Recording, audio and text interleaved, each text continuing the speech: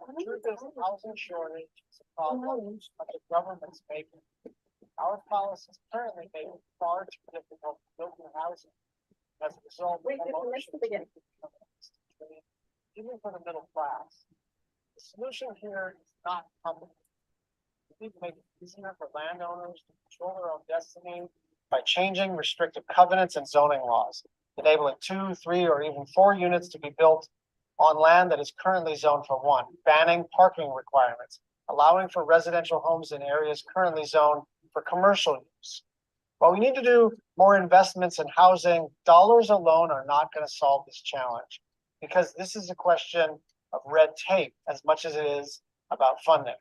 So we need better policymaking at every level of government to reduce barriers and unleash an era of housing development. I'm focused on doing everything I can at the federal level to incentivize development policies and resources so that we can get housing for regular people. And I'm glad to see Senator Chang and others are leading on this issue in Hawaii. But solving a challenge of this scale will take everyone getting involved. So thank you so much for all of your work. It's vital that we get this right. Aloha and mahalo.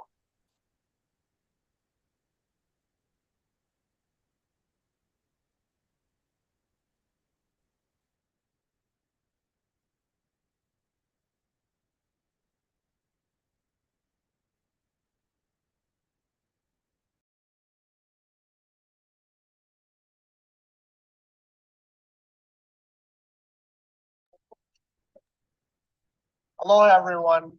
I want to first thank Senator Stanley Chang for having me here and for his leadership on this critically important issue.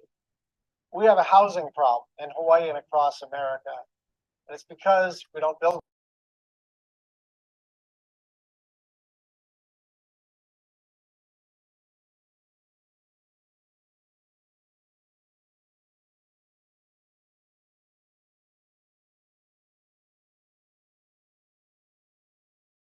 Complicated. We need to make it easier for landowners to control their own destiny by changing restrictive covenants and zoning laws, enabling 2, 3, or even 4 units to be built on land that is currently zoned for 1, banning parking requirements, allowing for residential homes in areas currently zoned for commercial use. While we need to do more investments in housing, dollars alone are not going to solve this challenge, because this is a question of red tape as much as it is about funding.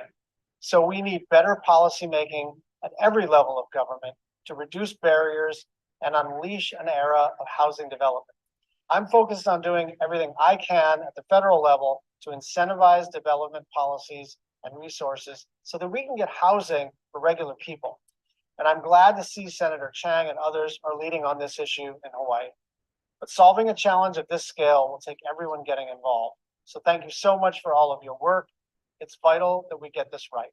Aloha and mahalo.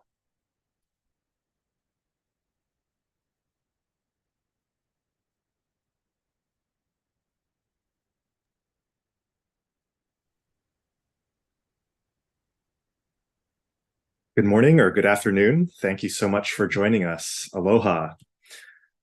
My name is Stanley Chang. I'm the chair of the Hawaii State Senate's Housing Committee, and I'm proud to be hosting today's event. A special thank you to U.S. Senator Brian Schatz, one of Congress's housing champions, who was kind enough to deliver the remarks that you just heard. And thanks to all of you for your patience with our technical issues earlier, and for joining us from around the country and around the world for this special event. We're delighted to have had such a large turnout. We're here to talk about how real places around this country are building low-cost housing through an innovative model known as social housing. Some of you might be wondering what we mean by social housing. As far as I can tell, it's a way to refer to public or government housing in a way without the stigma associated with those terms. But it's more than just expanding existing policies. It's a new direction, developing low-cost housing without relying on large taxpayer subsidies. So let me give you my 3-part definition of social housing. It should be revenue neutral, income blind, and universal. In other words, it can pay for itself without large taxpayer subsidies. It will be available to all regardless of income, so it won't concentrate poverty. And finally, enough will be built to house everyone who wants it. Today, we'll be hearing from a variety of developers about projects fulfilling many, if not all, of these criteria that exist today or are underway today. While social housing may be considered innovative, many such projects have been hiding in plain sight in America for years. Some housekeeping announcements. This is the schedule of the presentations that you can all see. Each presentation will be followed by a Q&A period, so please enter questions into the Q&A function of Zoom for our moderators to see. In addition to the presentations, we'll have short video remarks from the Hawaii Department of Business, Economic Development, and Tourism Deputy Director Dane Wicker and Honolulu City Council Member Tyler Dos Santos Tam. I hope that each of you will gain a greater insight into the many variations and possibilities that social housing can bring as we all put all our real-life solutions that have worked and will work to end our housing shortage. Now, let's turn it over to Montgomery County, Maryland's presentation on 50 years of creative housing solutions. Hi, everyone. Welcome to the 50 Years of Creative Housing Solutions in Montgomery County, Maryland panel with Director Chelsea Andrews and Director Scott Bruden. My name is Francesca Mari, and I'm a contributing writer to the New York Times Magazine. My journalism there focuses on housing and equity. It is with great pleasure that I introduce our first two panelists for the Rise of Social Housing Conference, hosted by Hawaii State Senator Stanley Chang. Chelsea Andrews is the Executive Director of the Housing Opportunities Commission for Montgomery County. Director Andrews has led various large-scale operations, legal councils, and mission-based organizations, most recently serving as the Executive Director of Everyone Home, representing stakeholders in Alameda County and 14 other cities working to prevent and end homelessness for nearly 10,000 individuals. Director Andrews attended Florida A&M University, where she earned both a bachelor's and master's degree, and George Washington University, obtaining a degree in business administration and a Juris Doctorate. Scott Bruden is the director of the Department of Housing and Community Affairs for Montgomery County. Prior to his role as director, Dr. Bruden spent 7 years as senior vice president for housing policy, research, and development for the Coalition for Nonprofit Housing and Economic Development in Washington, D.C. In that role, he was able to secure increases of nearly $2 billion in local funding for affordable housing and homelessness prevention programs. Dr. Bruden has also led the Preservation Network, working with various government agencies, developers, lawyers, and tenants to preserve the affordability of publicly assisted housing. Director Bruden joins us with a wealth of knowledge in housing policy across America. Now, one quick logistical note before we get started. Please feel free to ask questions in the chat Q&A, and we'll try our best to answer as many as we can after the presentation. Thank you, and I'll hand it over to our presenters. Thank you so much, moderator Francisca Mari. My co-panelist, Scott Bruden, I believe is running a few moments late, and so I will get started. I want to give great appreciation to Senator Stanley Chang for the invitation and the opportunity to share with you what we are doing in Montgomery County, Maryland. And so I will start with sharing my screen. Give me one moment.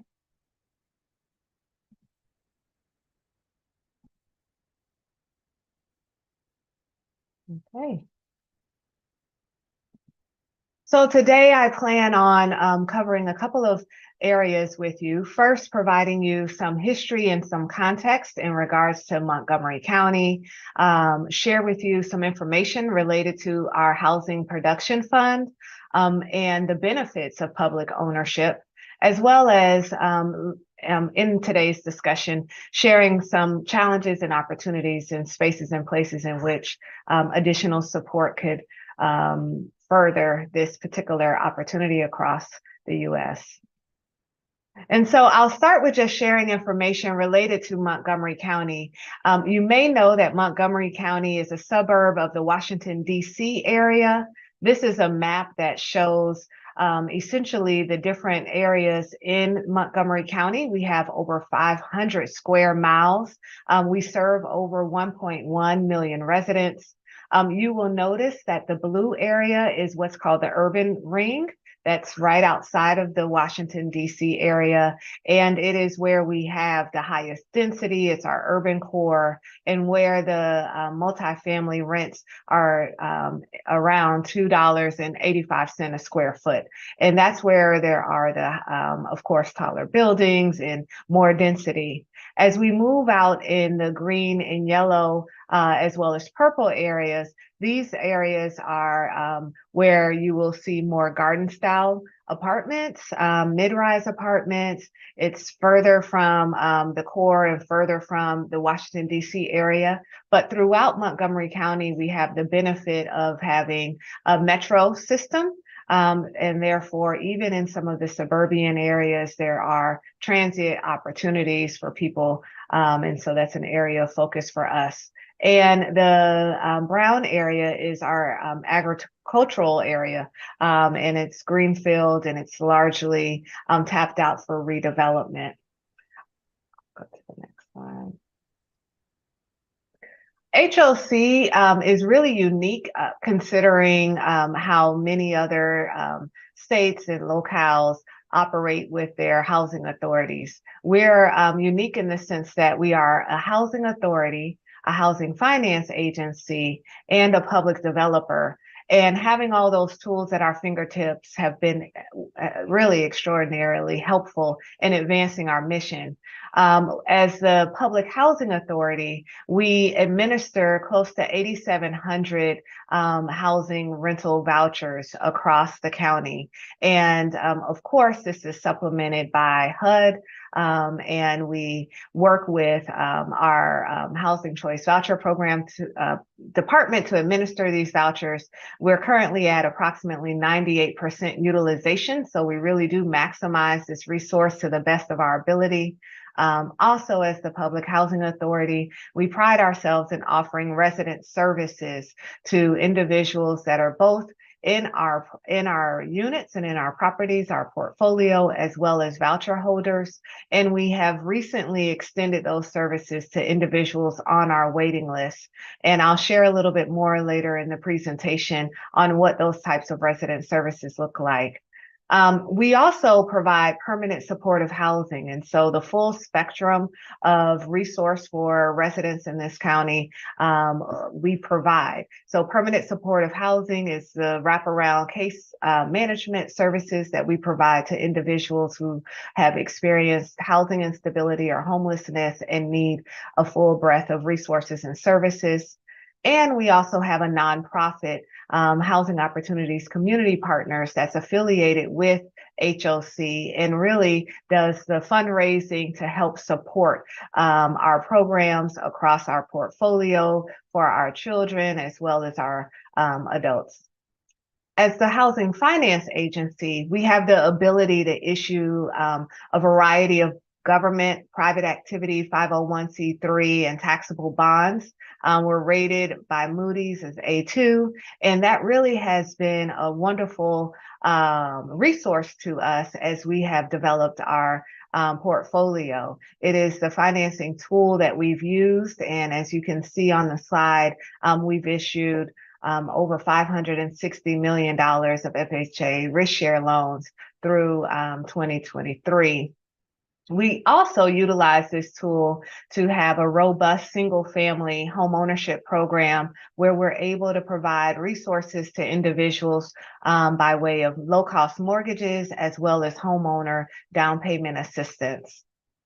As a public developer, we own over 9,400 rental units that is really over 53 multifamily and senior properties across the county, as well as scattered sites, which are both townhomes and single family homes that are located all across the county.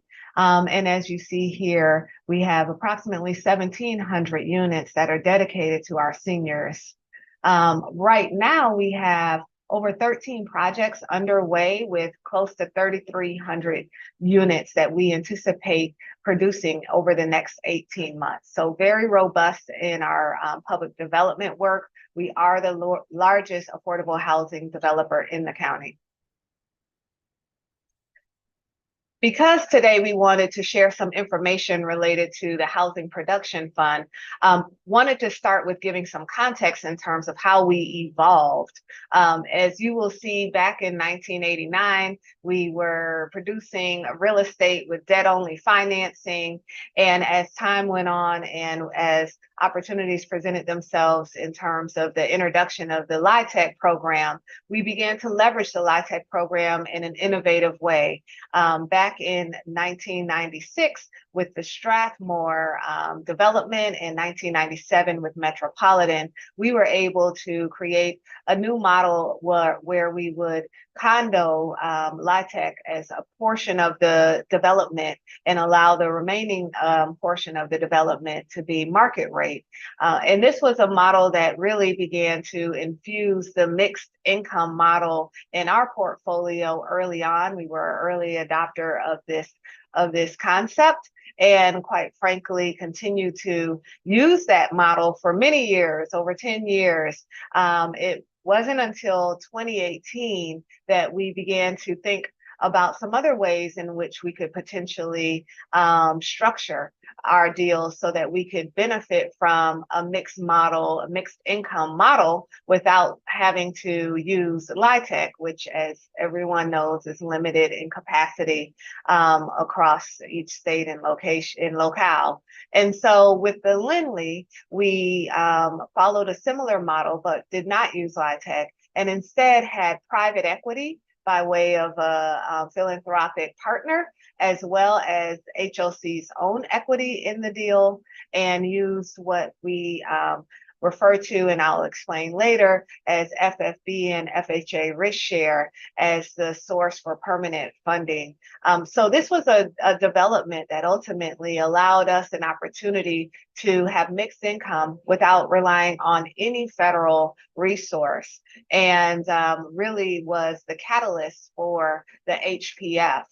I've been told by many of my colleagues prior to my arrival that in 2019, a group of delegates from the Vienna area came and met with our council members, and there was an opportunity to think through how could we potentially create a model similar to what Vienna has been successful in, and the Lindley was looked at as the potential way to do that. And so, of course, our county council asked how could they support us in that endeavor, and we had an answer. It was give us some money, give us $100 million, and we can show you what we can do with it. And so I'll share with you how we leveraged that position in the creation of the HPF.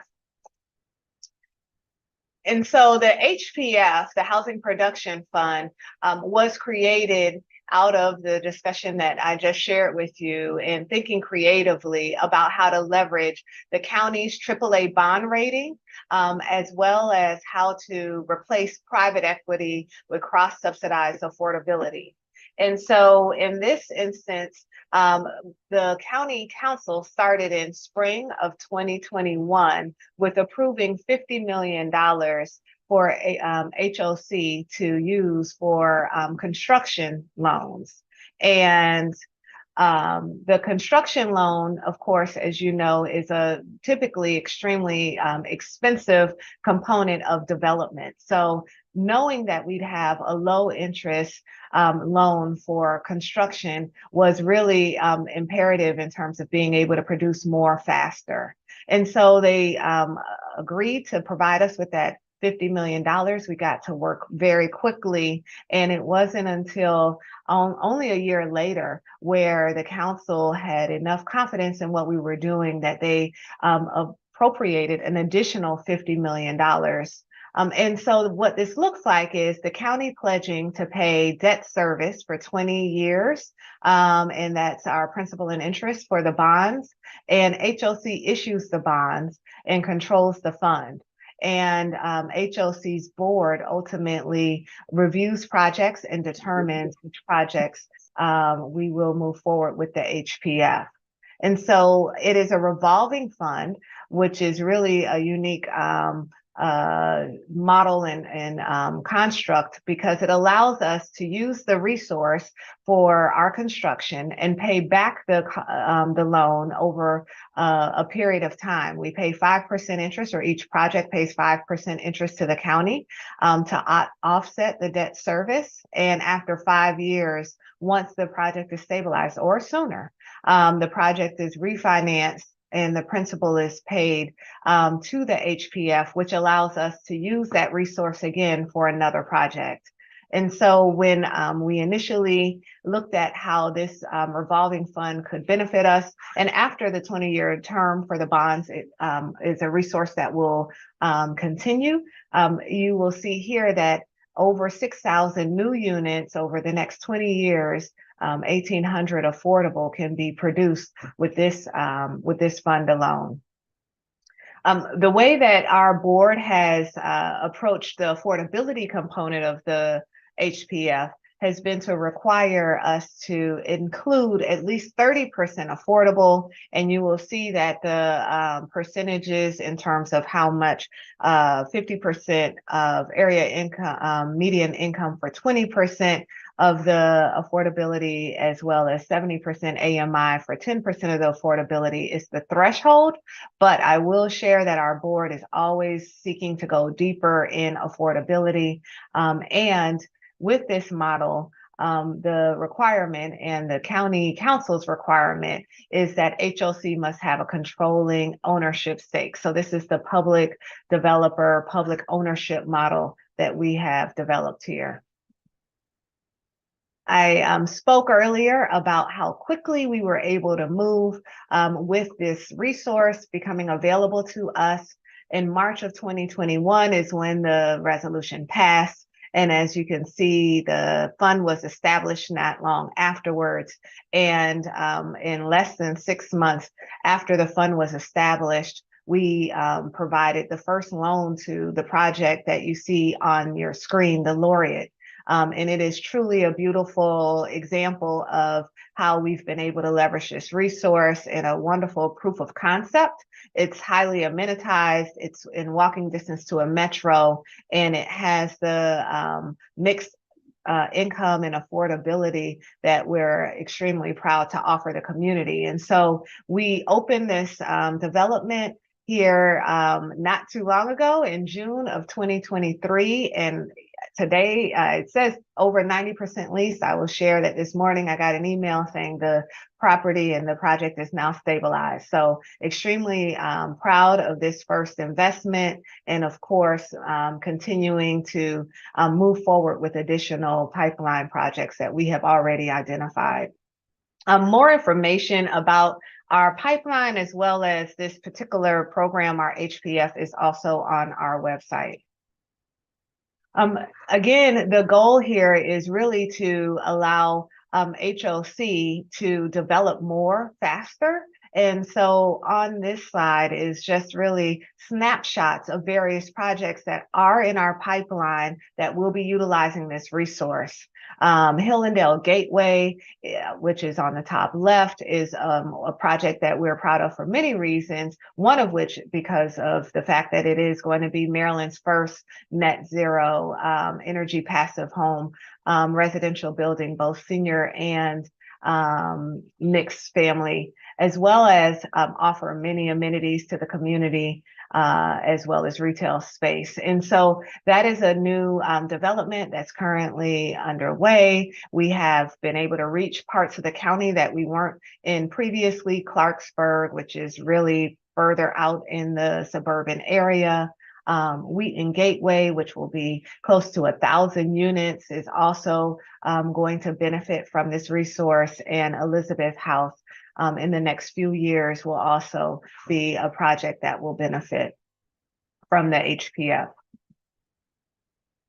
This slide is here to really just demonstrate the fact that while this model, the HPF model, has 30% affordability, and one might argue does not allow for the same amount of affordable units as LIHTC, actually, when thinking about the fact that one, it does not touch or take from our local community in terms of access to LIHTC or other federal resources, it actually produces the same amount, if not more, of affordable units. And so again, it's not an either or proposition. We really do need all of these resources available. And what we were thinking about is how can we accelerate and have yet another resource that will allow us to leverage the ability to build more faster. And that's what this slide demonstrates. And just getting into the benefits of public ownership for us, you know, building the affordable housing units or even issuing vouchers is really one part of the bigger picture. The big picture really is to really improve the lives of those that we touch and our residents. And so when we have a long-term stake in the development, meaning it will forever be affordable, that means we also have the opportunity and ability to touch those lives and to provide resources to help them reach their fullest potential. And so once a property is in public ownership, it provides stability for residents. We own the building, so income restrictions never expire. We subscribe to the county's rental guidelines that allow us to ensure that we're not really trying to maximize rent, instead just stabilize the property and ensure that we're taking care of our families. It also is a lot, creates an opportunity for us to provide those resident services and again, provide support for those that are in our units. We also use this in our developments in a creative way where we can layer other resources. So the Housing Choice Voucher Program and or any other rent supplement program can layer into each of these developments, allowing us to get a deeper level of affordability and ultimately support the public goals. Where, again, you heard about Hillendale and the environmental components that we've included there. We have developments where we're co-locating public facilities. Right now, we're building an aquatic and recreational center in one of our larger downtown areas, as well as be thoughtful partners in each community that we develop in terms of what's needed with retail, public space, open spaces, childcare, et cetera. And so really wanting to ensure that we maintain long-term ownership, because it also, as we know, increases equity over time and allows us to leverage that equity for even more development in the future. So there are multiple benefits, and these are just a few of the public ownership model. We, of course, also like to highlight that in addition to the work that we do as it pertains to the development component and creating the additional units and providing the resources for our residents, we also have a positive economic impact on our county. And so within the last 15 years, because of the development that we've undertaken, we have created, as you can see, over $1.8 billion $3.1 billion of total economic input. And that is a 1.7 economic impact multiplier. And so ultimately really having a strong impact on the economy, raising resources for our county, but also having the ability to create job production in areas that may need additional resources for those residents and for the individuals across our county. And so we are proud of the fact that we've created over 19,000 jobs through the work that we've done with our developments. So some of the challenges and opportunities with our fund, and quite frankly, for many of us, in addition to what we already know, just there being limited resources and much more demand, includes the fact that the way that HOC has been able to really structure our transactions has been to leverage the HPF for the construction component of our deals, However, taking out the construction loan and transitioning to a permanent loan with using our FHA has been the way that we have been able to ensure low interest rate and long-term affordability. Because of our status as the HFA, we've also been able to use what's called the FFB, Federal Financing Bank guarantee with our HFA to get even lower interest rates. And so this is a program, as you can see in the slide before you, that really is one where President Obama's administration had allowed the Federal Financing Bank to purchase risk share loans, essentially as a stopgap. And the Trump administration closed it, but the Biden administration opened it again. And it's a component of the Treasury Department, and it allows us to have a lower interest rate than the interest rate that we can obtain with our HFA status. However, the program is currently set to sunset in 2027 and will stop accepting applications here in 2024. So a part of our legislative priorities and, quite frankly, advocacy has been to encourage HUD to consider extending the time for this program. It allows us to guarantee low cost funding for permanent loans for our developments. And of course, with the program expiring, it will result in higher ultimate costs for us. But and so we're sharing the word with all of our colleagues and friends in terms of ways to potentially advocate for the extension of this program. And so I am going to pause for questions, but also do a pulse check with the host to see if my colleague Scott Burton has arrived.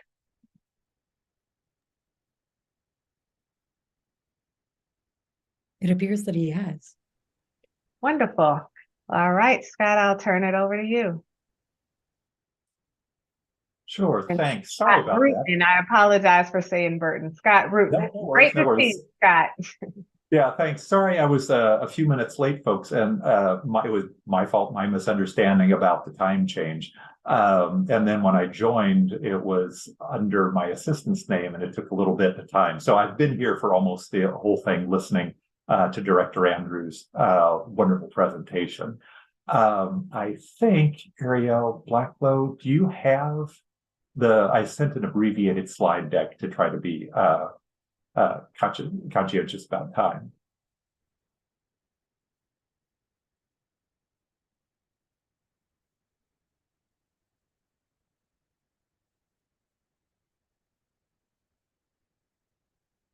No?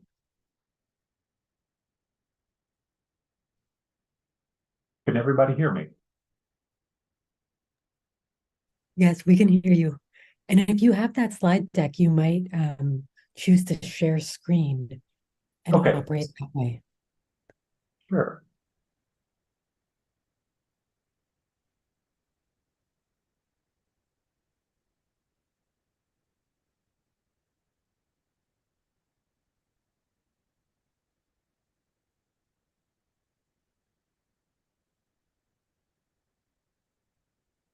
Okay.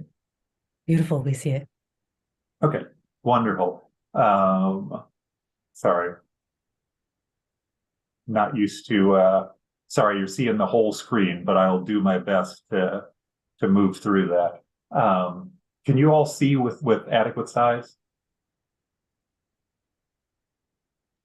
Yes, and if you want, you can choose presentation view, perhaps. Sorry, I don't usually do for myself. Where's presentation view? Let's see. And I'm not familiar with PCs.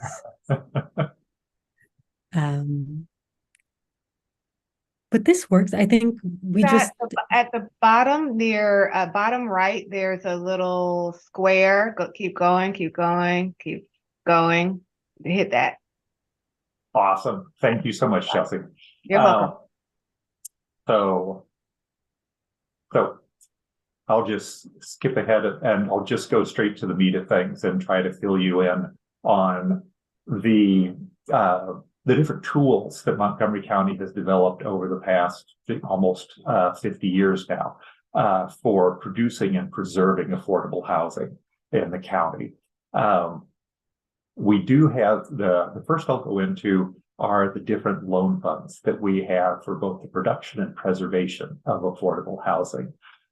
We have the longest standing loan fund that we have in the county is called our Housing Initiative Fund, and it is both for the production and preservation of affordable housing.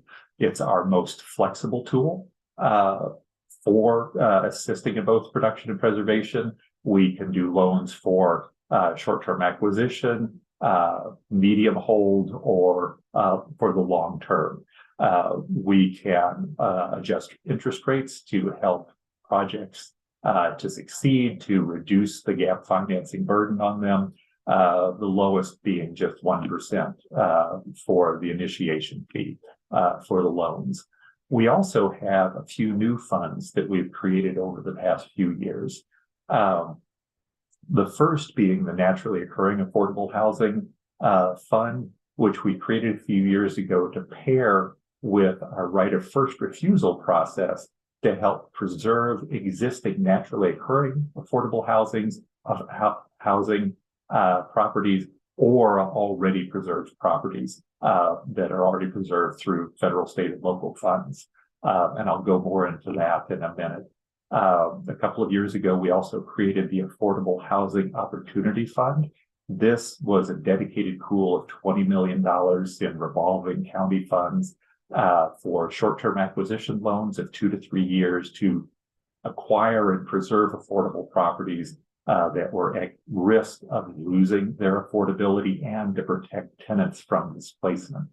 And just last year, we created a new fund which we are working on with the Housing Opportunities Commission to create a midterm loan fund, so 7 to 10 years, that would be limited to existing properties, generally existing affordable housing properties, and also limited to nonprofit developers. And we're still working on the terms and conditions of this fund, but both the Affordable Housing Opportunity Fund and the Nonprofit Preservation Fund, which the former, which we administer in conjunction with the National Housing Trust, and the latter, which we would have a similar relationship with the Housing Opportunities Commission. The goal is to bring in impact investors to combine with the low-cost county funds in order to bring down the costs of the financing for the projects. I'll move on. We also have a range of tax abatements, mostly payment in lieu of taxes or pilots, that we use both for the production or preservation of affordable housing.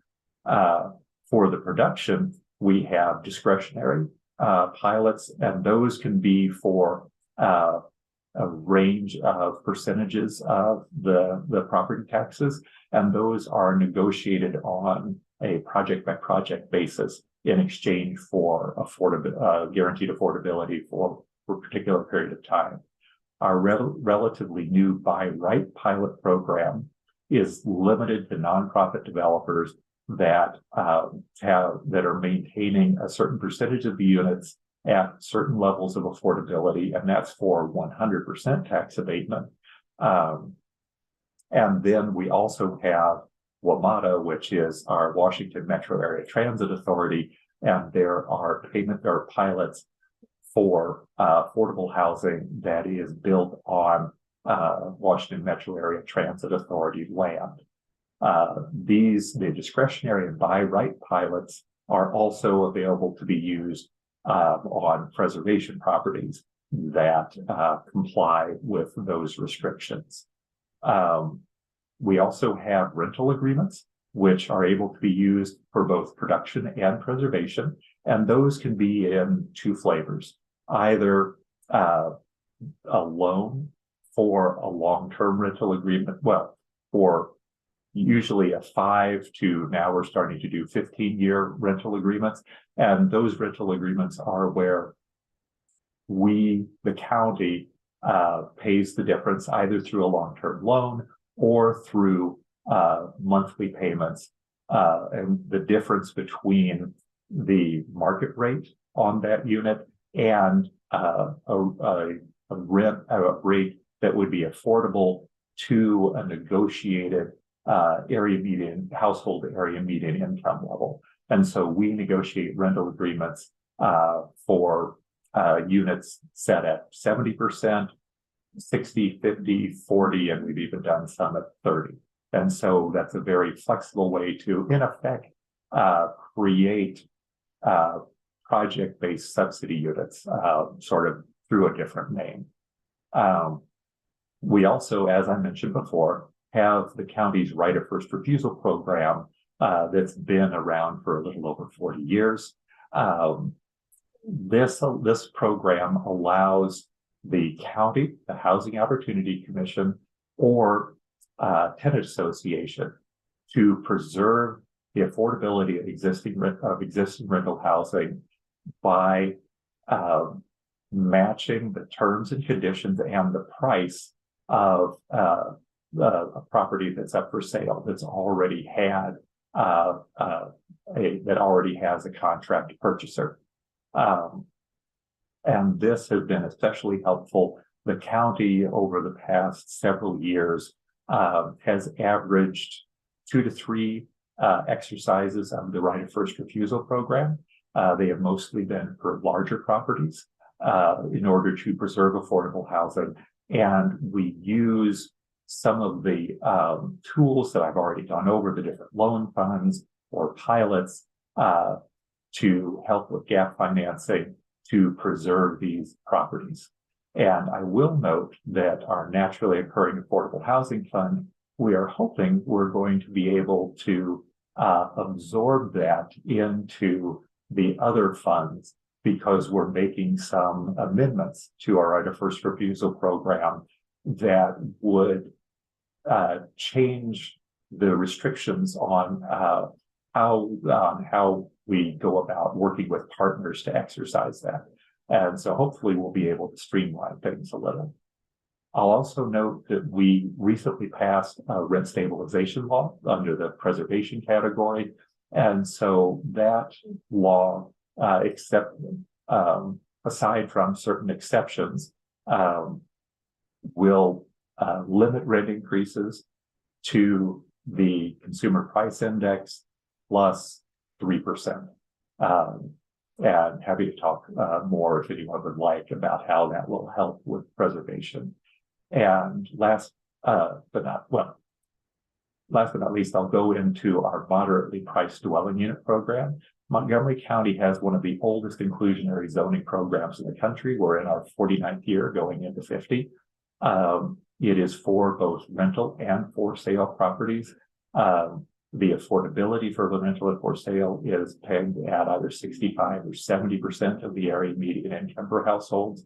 And depending on which part of the county, the number of units that need to be provided by a project by the developer is either 12 or 15% in exchange for a density bonus. 15% are in higher density areas of the county that have greater access to transit. And so that's the rationale for those. We also have a smaller workforce housing program, which is for households between 70 and 120% of AMI.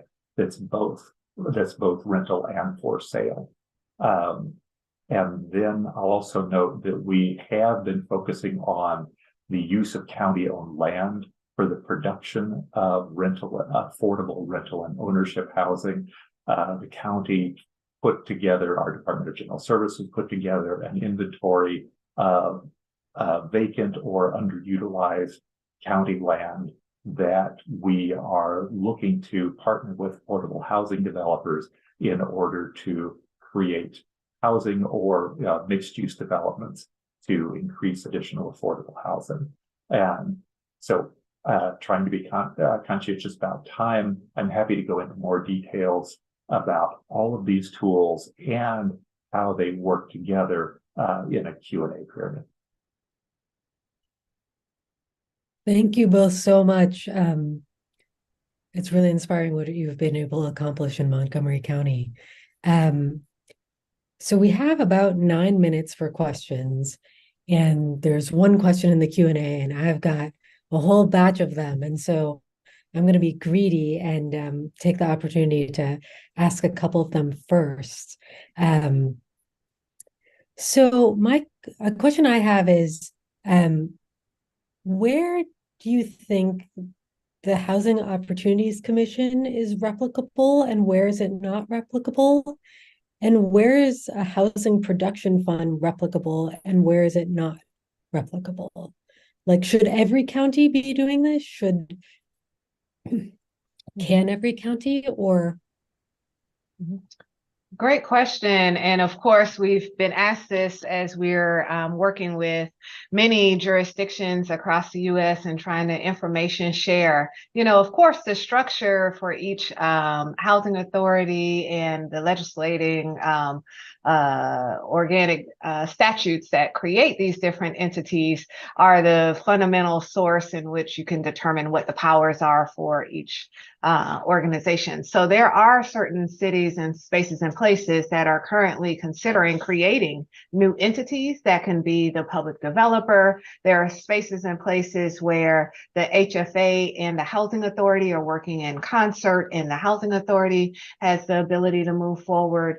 It really is not a situation where this partnership or leveraging county resource as well as the issuance of bonds and developing with a model like HPF cannot be replicated anywhere. I think that there are no limitations. It truly is a matter of what structure works best based on the constructs in that particular area.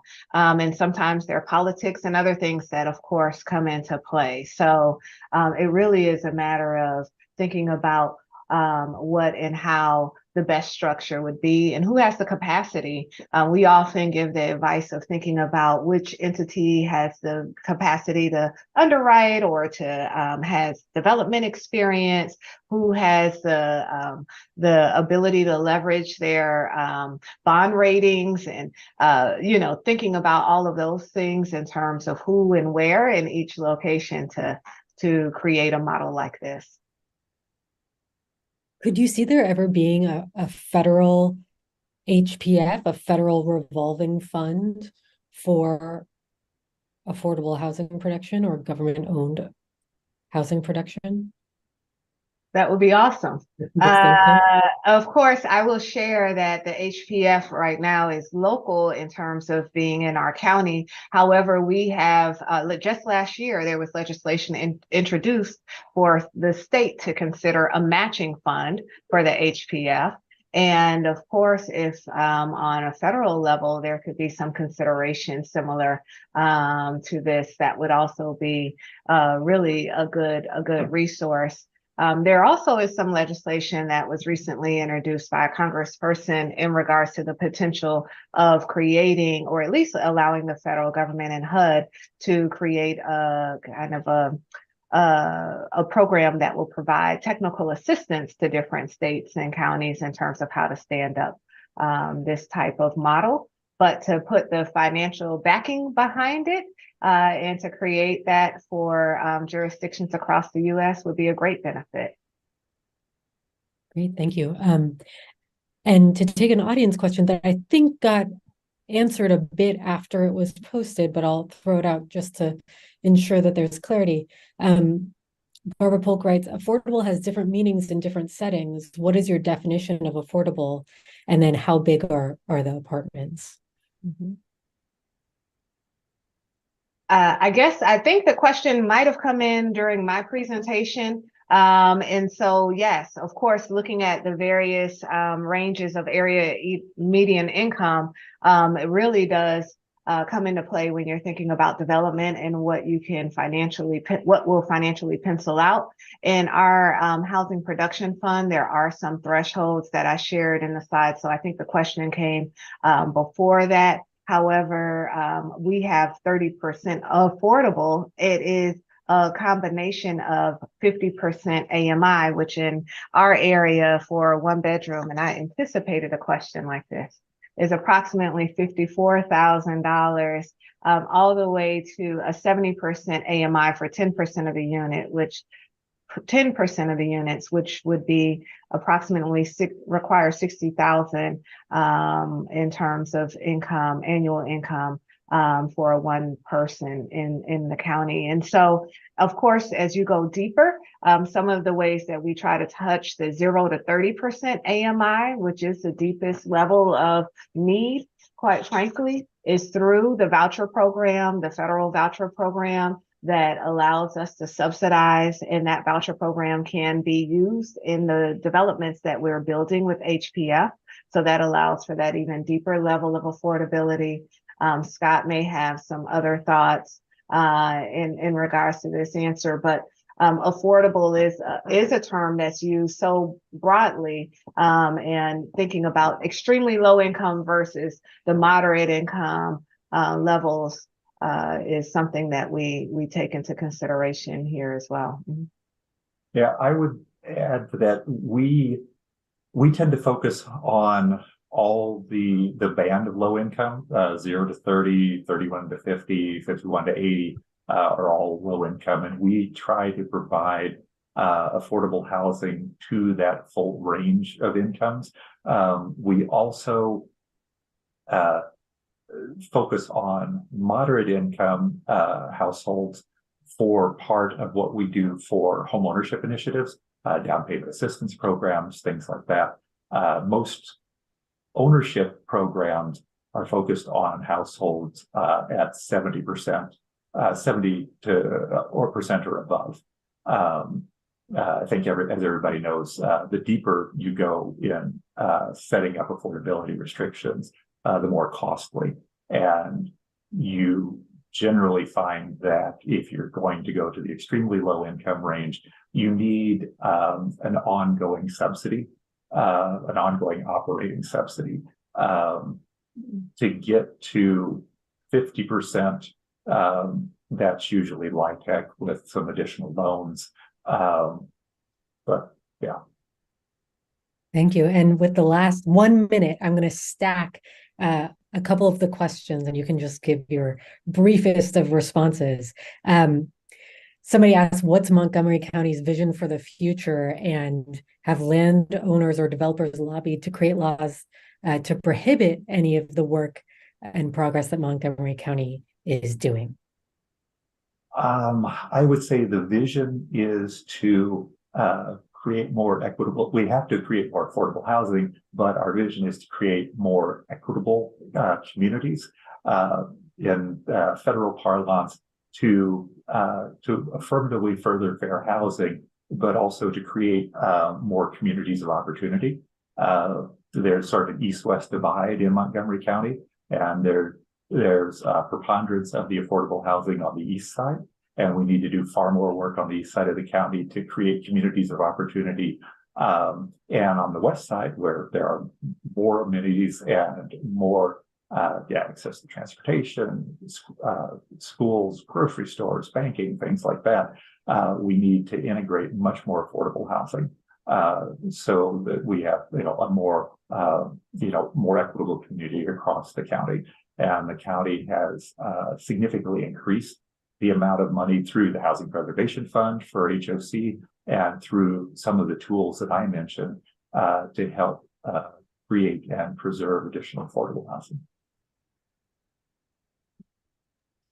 Great. Well, organizers of this event, let me know if we have time for anything else. But otherwise, I think that marks the end of this session. And thank you so much for sharing your insights and wisdom and proven successes with us.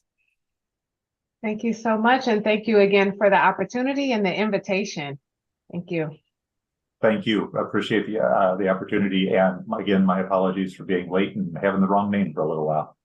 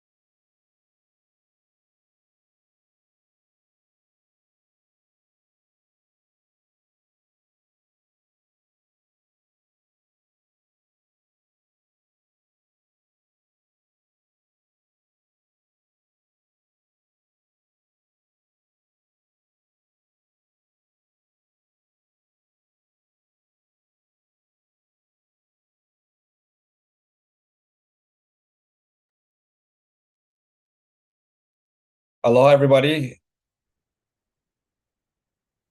Aloha and welcome to the best of both worlds, why combining the best of public and private housing will end the housing shortage, with Senator Stanley Chang. I'm Luke Evslin, and I represent Kauai's District 16 in the Hawaii State House of Representatives, and I'm a member of the Housing Committee in the State House. It's my pleasure to introduce Senator Stanley Chang and to moderate this panel. A lifelong resident of Waialae Kahala, Stanley Chang represents East Honolulu in the Hawaii State Senate. Stanley attended Kahala Preschool, Kahala Elementary School, and Iolani School before attending college and law school at Harvard University.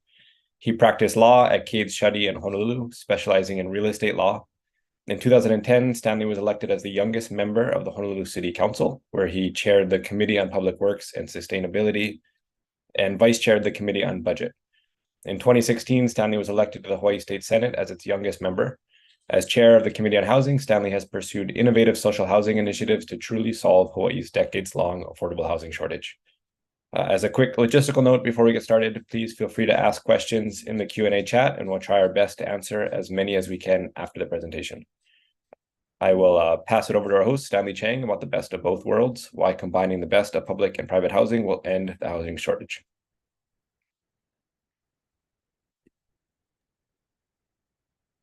Thank you so much, Luke. And thank you again, everyone, for participating in today's conference.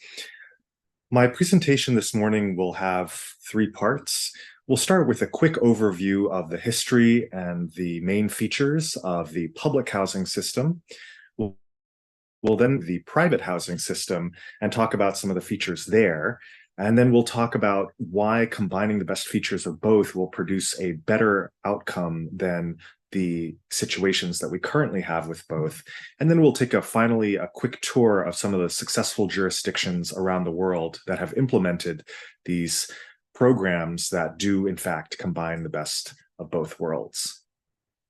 So let's start with the beginning of federal public housing involvement during the Great Depression, the New Deal era under President Roosevelt. And I want to note that this is a period when we have overwhelming Democratic majorities in the Congress, in both the House and the Senate.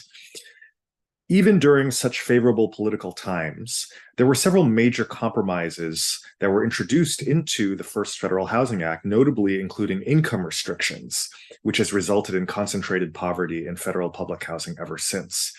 It also created low construction costs, which contributed to the operations and maintenance problems that have plagued federal public housing ever since. And it eliminated nonprofit and limited profit housing based on the Vienna model, which we'll hear about later. And finally, one of the other main issues that it did was that it created net zero construction. So any new housing that had to be built, you had to demolish one unit of equivalent existing housing. So it didn't actually expand the housing supply. So right from the beginning, federal public housing is coming out of the gate with some really gaping flaws, and many, if not most of those flaws have persisted to the current day. We'll now fast forward to the 1960s, where under President Johnson, another period of large Democratic majorities in the House and the Senate, we have the peak of public housing. This is an era where the federal government gets deeply involved. This is the era that most of us think about when we think about federal public housing. The projects probably refers to developments during this era. One interesting fact that I learned recently was that during the Great Society era, the housing and urban development budget was actually second only to the Defense Department as having the second largest departmental budget in the entire federal government. Unfortunately, times changed quickly. And as we can see with the election of Republican presidents in the future, the federal budget for housing assistance really crashed after that period of the 1970s and has not recovered to the levels since, with the exception of a very short period after the Great Recession of 2008. And that wasn't primarily directed at federal public housing in any case. One of the drip erosions of the federal public housing system was Section 8, signed by Republican President Gerald Ford in 1974, which essentially diverted federal housing funding to private landlords.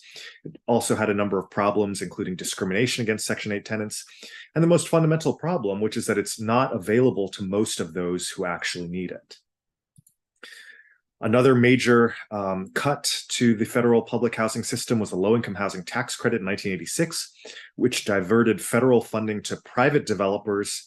Developers not only get paid a fee to produce the buildings, but they get to own the building as well, which is a really surprising turn of events because these are taxpayer dollars that are being used. And this has been described as essentially a transfer program to multifamily builders. Really, the death knell now comes to federal public housing with a Fair Cloth Amendment of 1998, which caps the number of federal public housing units. At this point, we've placed all our eggs into the market solutions basket. We're relying entirely on the private developers and private landlords to expand federal public housing assistance into the future. And that's under a Democratic president as well. And so we have both parties coming together.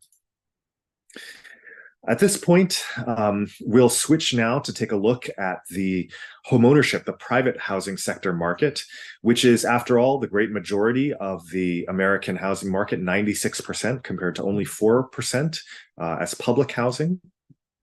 During the post-war era, we see a large boom in the suburbs, the suburban sprawl model. And this is the model that to this day houses most of the American population.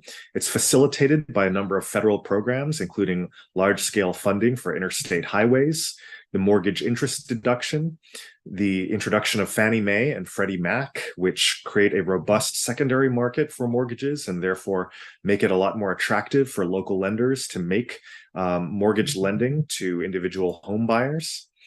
But unfortunately, this great expansion runs into a number of problems. And I've included this slide, which is just of one protest, the Kalama Valley protests in Hawaii Kai in 1971, to protest the conversion of an agricultural valley into a suburban subdivision. And as you can see, thousands of people turned out to the state capitol because they opposed the increasing encroachment of suburban sprawl into undeveloped areas.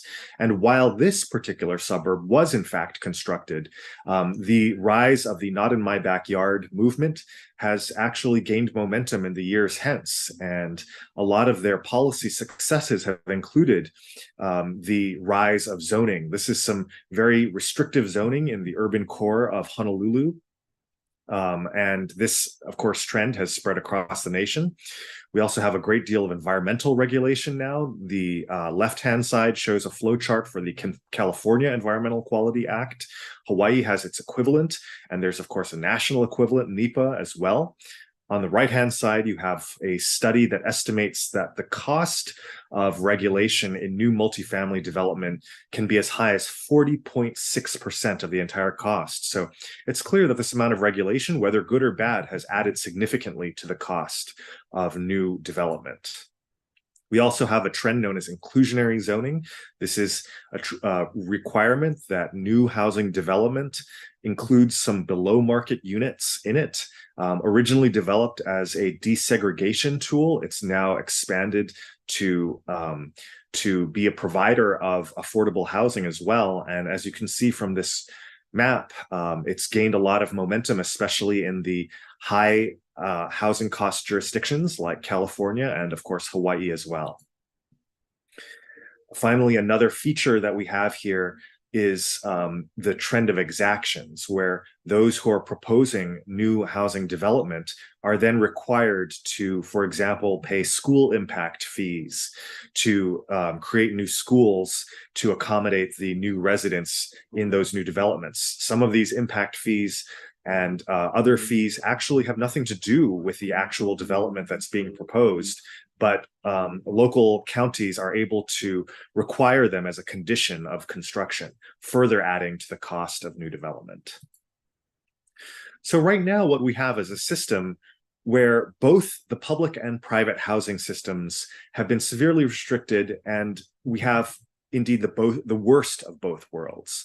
With respect to the federally funded, the publicly funded housing system, we've successfully actually diverted a lot of the funding that would otherwise go into the creation of new housing into the subsidies of existing private sector housing and the creation of new private sector housing, which is, of course, very expensive. And the profits go to private sector entities rather than being recycled and recaptured by public entities. On the private sector side, local jurisdictions have really successfully managed to throttle new private development in these housing shortage jurisdictions through programs that are insufficient to meet demand, that reduce housing construction, and then the housing that is created is not truly affordable, which is why we see the situation that we're in today, where states like Hawaii have record high housing prices, and Hawaii in particular has now experienced 7 straight years of population decline due to a severe undersupply of the housing market for decades, for generations now. So here's where we get kind of to the heart of the issue. The issue is not that public housing is so great or that private housing is so great, but that both have certain pros and have certain cons. So with respect to the public sector has a lot of land. A lot of this land does not, most of it is not in existing residential neighborhoods, so it doesn't need to displace any existing tenants. The public sector, of course, is not a private profit-seeking entity, so it can charge low prices and it doesn't have to increase prices. It has no profit motive. It also has access to low-cost capital. We heard some of the low-cost capital that Montgomery County, for example, has access to with its AAA bond rating. It can also do large-scale development because the state of Hawaii, for example, is by far the largest developer or developer entity in the state.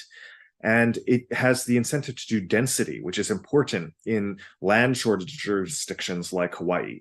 It's also able to layer on incentives for low-income residents, such as Section 8 vouchers. We heard a little bit about that earlier in this conference. And as Montgomery County also noted, they're able to produce a steady amount of housing rather than being subject to the boom-bust cycle, even in periods like today when we have a high interest rate environment that constricts the private sector's ability to produce new housing. On the con side, there can be a lot of political resistance. We've seen that through the restrictions placed on public housing in the post-Great Society era. There can be a pressure to do exclusively focused low-income developments, like the LIHTC developments that we heard earlier, which concentrate poverty. One of the really big ones is that they require federal and state taxpayer appropriations, which are really only available in good economic times with budget surpluses, but which are unavailable during periods of economic difficulty and uncertainty. And finally, they run the risk of running into the big government scenario where a lot of people object to the expansion and scope of government. On the private sector side, we also have a number of pros and a number of cons. On the pro side, they can scale because they do not rely on large governmental appropriations year on year. There's the perception that they produce high quality housing. The buyers of private sector housing are able to realize an appreciation on their investment, which after all is the largest investment that most of them will make. And they can keep the scope of government relatively small. But on the con side, we have a number of problems as well. Private sector housing is, after all, usually high priced. It's usually low density and doesn't maximize the amount of density that's available on a parcel of land. It runs into the problem of NIMBYism, where existing neighborhoods or when existing neighborhoods and undeveloped land are being redeveloped, that there's a lot of resistance to that. There's also a lot of public resistance to the idea that these developments are being made available and sold to wealthy overseas investors. And finally, they're of course subject to the boom-bust financial economic cycle, the business cycle, that doesn't necessarily comport with periods when the housing need is the greatest. So that's why what I'm proposing today is not expanding the public sector, nor expanding the private sector per se, but actually combining the best into the best of both worlds, where the three key principles will be that these new developments are revenue neutral, like private sector developments. They are income blind, like private sector developments. They're also available to all. They're non-rationed, they're universal, like private sector or the history of private sector developments. And they would, of course, be developed by the public sector, which would entail a long list of benefits that are listed here on the right-hand side. I don't want to get into the individual details, but suffice to say that by combining the best of public sector development as well as the best of private sector development, we're able to avoid some of the pitfalls and the restrictions that both sides have encountered during the post-war era. And so I want to just walk through a very simple timeline of what such development would look like. So first, we would start with a state-owned parcel near a rail station. And of course, the state of Hawaii is the largest owner of land near the rail stations that are currently being built, several of which are operational today. The state would then issue a request for proposals to the private sector developers to specify the parameters of the development, including the sales or rental prices, the number of the units, the size of the units, the density, and so on. So it would really dictate the type of development that's being built. The winning developer would then have access and use low-cost state credit, such as state guaranteed loans or state bonds, which are much cheaper than existing private sector loans, especially in a rising interest rate environment. The developer is able to use those funds to build the building and then sell it for the prices that are required in the RFP, such as a 99-year leasehold term. The developer would then pay back the loan with the proceeds from the sales of those leasehold units. And because no taxpayer money was ever implicated, we could repeat this process indefinitely with an indefinite number of new units. And so that would really be the best of both worlds, a scalable model to create low-cost housing at the scale that is needed to satisfy the amount of housing supply without necessarily having to grow up, to build up the public sector's employee count or really capacity to a very large extent. We've already heard about the really high quality housing in Montgomery County, Maryland. Later today, we'll be hearing about additional projects in jurisdictions like Kauai County and as well as the University of Hawaii, both of which are using subsidy light models. But I really want to show everyone a tour around the world of some of the large scale models where this hybrid model has been deployed successfully. And we'll start in the city of Singapore, where they've been able to do really large scale housing construction. They've been able to do revenue neutrality, and they've been able to allow the buyers of their public sector housing to realize an appreciation in their investment. So first of all, we'll take a look at the HDB development by decade. So Housing and Development Board is the public developer of Singapore. As you can see, they've been developing housing since the 1960s. And during their peak decade of development during the 1980s, they were building as many as 30,000 units per year on average. More recently, they've been producing about 20,000 units per year on average. That's a really remarkable amount, especially when you consider that all developers in Hawaii combined are producing only about 2,000 units per year. So in Singapore, you have just one developer building about 10 times as many units per year as all the developers of Hawaii combined. And indeed, because the public sector housing has been so active, over 80% of the population of Singapore lives in these units, and over 90% of the entire population are homeowners, including those living in private sector housing.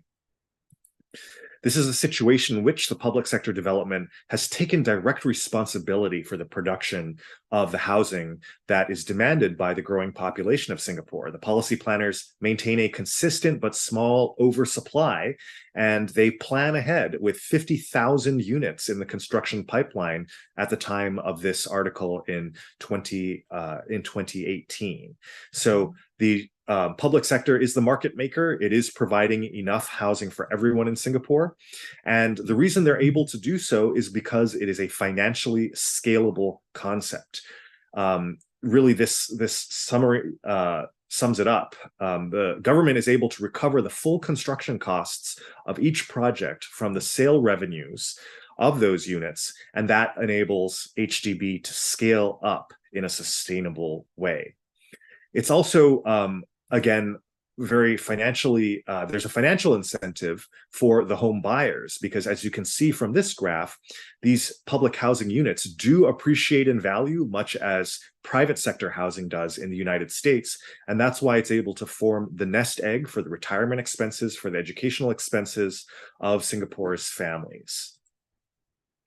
They're also able to integrate a lot of innovative new concepts into their housing development, which makes it just as high quality, if not higher quality, than the private sector development.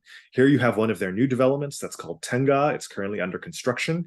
If you look at the photograph of the rendering on your left-hand side, you'll notice something interesting, which is that the ground level, there are no cars. They've buried all the roadways for cars so that the ground level is exclusively reserved for public transportation and pedestrians and bikes and other pedestrian-friendly mobility. It has a long list of other features, which I think we'll all agree are just an absolutely spectacular, innovative set of features that even private sector housing in the United States does not have. Let's move now on our world tour to the city of Hong Kong, where I want to show the successes of their revenue generation model, as well as their walkable urbanism, which has produced a highly walkable, car-free model of living. So when I talk about Hong Kong, a lot of people are curious, because Hong Kong is usually, when people talk about Hong Kong, it's not in the context of their large public sector, but rather in the context of their extraordinarily free market orientation. And indeed, the Heritage Foundation, a free market right-wing think tank in the United States, ranked it for 25 straight years as the clearly #1 jurisdiction for economic freedom in the entire world. In 2020, they actually dropped Hong Kong from the rankings, but that was due to restrictions on the political climate and not necessarily on the economic free market laissez-faire model. And that laissez-faire model is no accident. From the post-war era, there were very influential members of the Hong Kong government who were resolutely opposed to deficit spending, to increasing the size of the public sector as a matter of principle. And that's why the architects of the Hong Kong model required the agencies of Hong Kong to earn the money that they used to build, for example, new housing, but also other interesting and innovative projects, such as their award-winning and record-setting transit system. So MTR Corporation is a prominent example of the government's revenue positive services. The government sold land on a greenfield price, a very low price, to MTR, MTR then built transit lines to those lands and then was able to develop the residential and commercial developments around those stations, which they then sold at a profit. And this has enabled MTR to be the world's only transit system that has never taken a single dime from taxpayers, even to build the capital costs of their new transit lines. It is a profit-making institution, and it's not just MTR, it's also the public housing program, which has not taken a subsidy since 1994. It's also the airport program, which runs, the Hong Kong International Airport runs at a 50% profit margin. And that's how the Hong Kong government has really become a business. It truly is run like a business that runs profits in many, if not most of its divisions. And it's been able to redistribute those profits in these programs that we have here. The scheme $6,000 in 2011 gave 6,000 Hong Kong dollars to every resident of Hong Kong. In 2018, they repeated that, giving $4,000 to every resident in Hong Kong. And in 2020, they were able to give 10,000 Hong Kong dollars to every resident. That was actually even before the pandemic. Because the government has run up such huge cash surpluses that it's able to provide these public payments similar to the Alaska oil dividends, or what we might consider in America universal basic income, or UBI. And here's an example of one of the developments that MTR has built around one of their new train stations. This is called Kowloon Station. And really, if you're living in one of these condominiums, you have an incredibly convenient car-free lifestyle because you're able to take the elevator from your condo into the mall. This is the mall that's attached to Kowloon Station. And this diagram shows you that you're able to take elevators and escalators, not just to the mall, but even to basement levels where you're able to access a bus and taxi terminal. On the basement 1 level, the airport express line, where you can take the train, the high-speed rail to the airport. And on the basement 2 level, to access the subway system that connects you to the rest of urban Hong Kong. And what's really interesting is that you're able to access really anywhere in Hong Kong without touching the outside world, because you're within this climate-controlled bubble. And here's another diagram of Central Station, which is another one of these highly developed stations where the pink and the green passageways show you just how easy it is to get from your office building, your hotel, your condo, to your transit hubs without ever having to cross a street, without ever having to carry an umbrella, because you're in a lot of these most of these passageways are climate controlled and therefore highly convenient for pedestrians. You really never need a car in Hong Kong. And that type of a lifestyle, I think, is one that we can all embrace as we're all becoming more conscious of the impact that cars have on climate change. And our final stop on our Around the World tour is the city of Vienna, Austria, where I want to highlight the success of their public-private partnership model, the efficient financing model that they're able to deploy, and how they're able to use those efficiencies to give rent subsidies to everyone who needs them. And so we start with actually, when people talk about Vienna, it's often in the context of being the most livable city in the world. And what people might not realize that in addition to the really great lifestyle, the coffee houses and so on, this is also a jurisdiction that has solved homelessness, that is able to extend low-cost rental housing to everyone who needs it. And what they do is they build their new housing through this innovative model called the Limited Profit Housing Association. It's, of course, not that innovative. In America, we banned it back in the 1930s, so it's nothing new. But these are private sector entities that are allowed to make a profit that's capped at 3.5%, but their rents are limited by the recovery of the cost of construction. So they cannot raise the rent to make a profit beyond the cost of construction, except to, if you look at the third bullet point here, they are able to raise additional equity capital to build future buildings for future generations. So those are the only two things that they're able to charge rent for, is to recover their costs and to create new capital to create more buildings as well in the future. And that's what they're required to do. Their construction obligation is to reinvest their surplus capital in the future. into building new housing specifically. And that's why this model has been able to churn out thousands of units a year on an average of a 26% discount to existing private sector landlord prices. And this is how they're able to do so at a cheaper rate. Now, this is a really interesting slide that I wanted to show you, because if you look carefully at the red bubble on the left and the black bubble on the right, the LPHA housing, their building costs are no cheaper than the private sector housing that you see on the right-hand side. The only reason that the LPHA housing is cheaper is because they're paying a lower interest rate of 2.5% compared to the market interest rate that the private sector landlords are charging. And just by that one difference, they're able to charge rents that are significantly cheaper than the private sector landlords. And that's why through their financing model, they're able to bring down costs for their residents in a really dramatic way. And that really shows the power of their financing model. And because they're able to generate so much so much low-cost public sector housing, the rent subsidies that they do extend are able to cover pretty much everyone who needs them. And that's why there's really not a lot of homelessness in Vienna at a lower cost to the taxpayer than the American model. So in Vienna, they spend only about $66.54 per capita on their rental subsidies, whereas in America, the Section 8 budget is $91.29 per capita for all Americans, and yet that only covers a small fraction of all those who need it in the United States.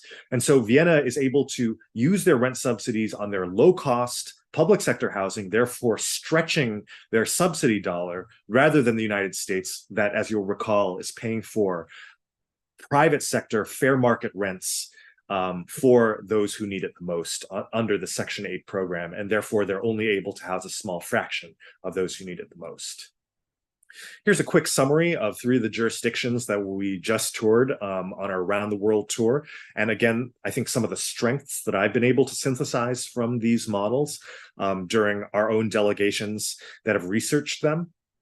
And what I really want to emphasize here is that if it exists, it must be possible. This hybrid model that we're talking about that envelops both the best of the public and private sectors is not some pie in the sky idea. It's been implemented to a great extent in each of these 3 jurisdictions. It's been implemented in very different ways and customized to their local needs, but they've done so successfully. And as we're seeing here in the United States, it is possible to do so as well through the presentations that we'll be hearing from today.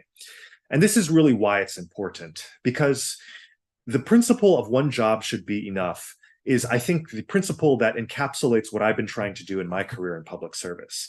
We already have universal free public education. We already have 90+% of our population in Hawaii covered by our healthcare system if you have a medical emergency. But what we're missing, the primary barrier to the ability of local people to live a good life, to raise a family, to have the spare time to engage in hobbies and spend time with your family, is our housing costs that have skyrocketed out of control. One job should be enough. If we are contributing to the economy, if we are being, working people, we should be able to have that good life. And if we're able to do so through our, if we're able to buy low-cost housing or rent low-cost housing through an innovative public-private type of model, then really we're going to be able to guarantee to all of our future generations a great life. And that is what I believe that the mission of the state of Hawaii, of the counties of Hawaii, of the federal government, all should be aligned to deliver to our constituents. And again, here's a quick summary of the benefits that we can deliver with this hybrid best of both worlds model. And I'll leave this slide up maybe during the Q&A. So we have a touchstone to get to, but Representative, I'd be happy to, at this time, open the floor for questions. Awesome. Thank you, Senator Chang, for the really informative presentation here. So just a reminder for the audience, if you guys have questions, you can input it into the Q&A. I do have a couple myself, and then we'll launch to, there's already a question in the Q&A here. But for my own question, So when you're saying that you're advocating for essentially income blind housing development, so no income restrictions on the purchasers. If you could walk us through really, how that would work to ensure that the most needy households are getting access to these units. And just for my own clarification, I think what you're saying is we're not using market rate units to subsidize essentially below market units with income restrictions. You're saying no income restrictions across the board, and just selling cheaper units, correct? And if you could just walk us through then mechanisms to ensure that needy households get access to housing. Yeah, thanks, Representative. So there are a few ways that we can do that. Because the public sector is developing these buildings, it can, for example, place low-income Section 8 voucher holders into these buildings. And one statistic that you might not be familiar with is actually that over half of all Section 8 recipients in Hawaii are unable to find a landlord that is willing to rent to them and therefore have to return their vouchers back to the entities that granted them. So that problem would be solved if the public sector developer controlled a number of these units, because the public sector developer, of course, should not and cannot discriminate on the basis of holding a Section 8 voucher. Another way that the public sector can do it is if we look at the Vienna model. The housing in Vienna that the public sector, that the LPHAs are building, are significantly cheaper than the private sector housing. And therefore, their voucher holders are paying much lower rent than private sector landlords would be charging. And that's why each voucher in Vienna is essentially able to house a family at a much lower cost than a Section 8 voucher, which is required to pay fair market rent to a private sector landlord.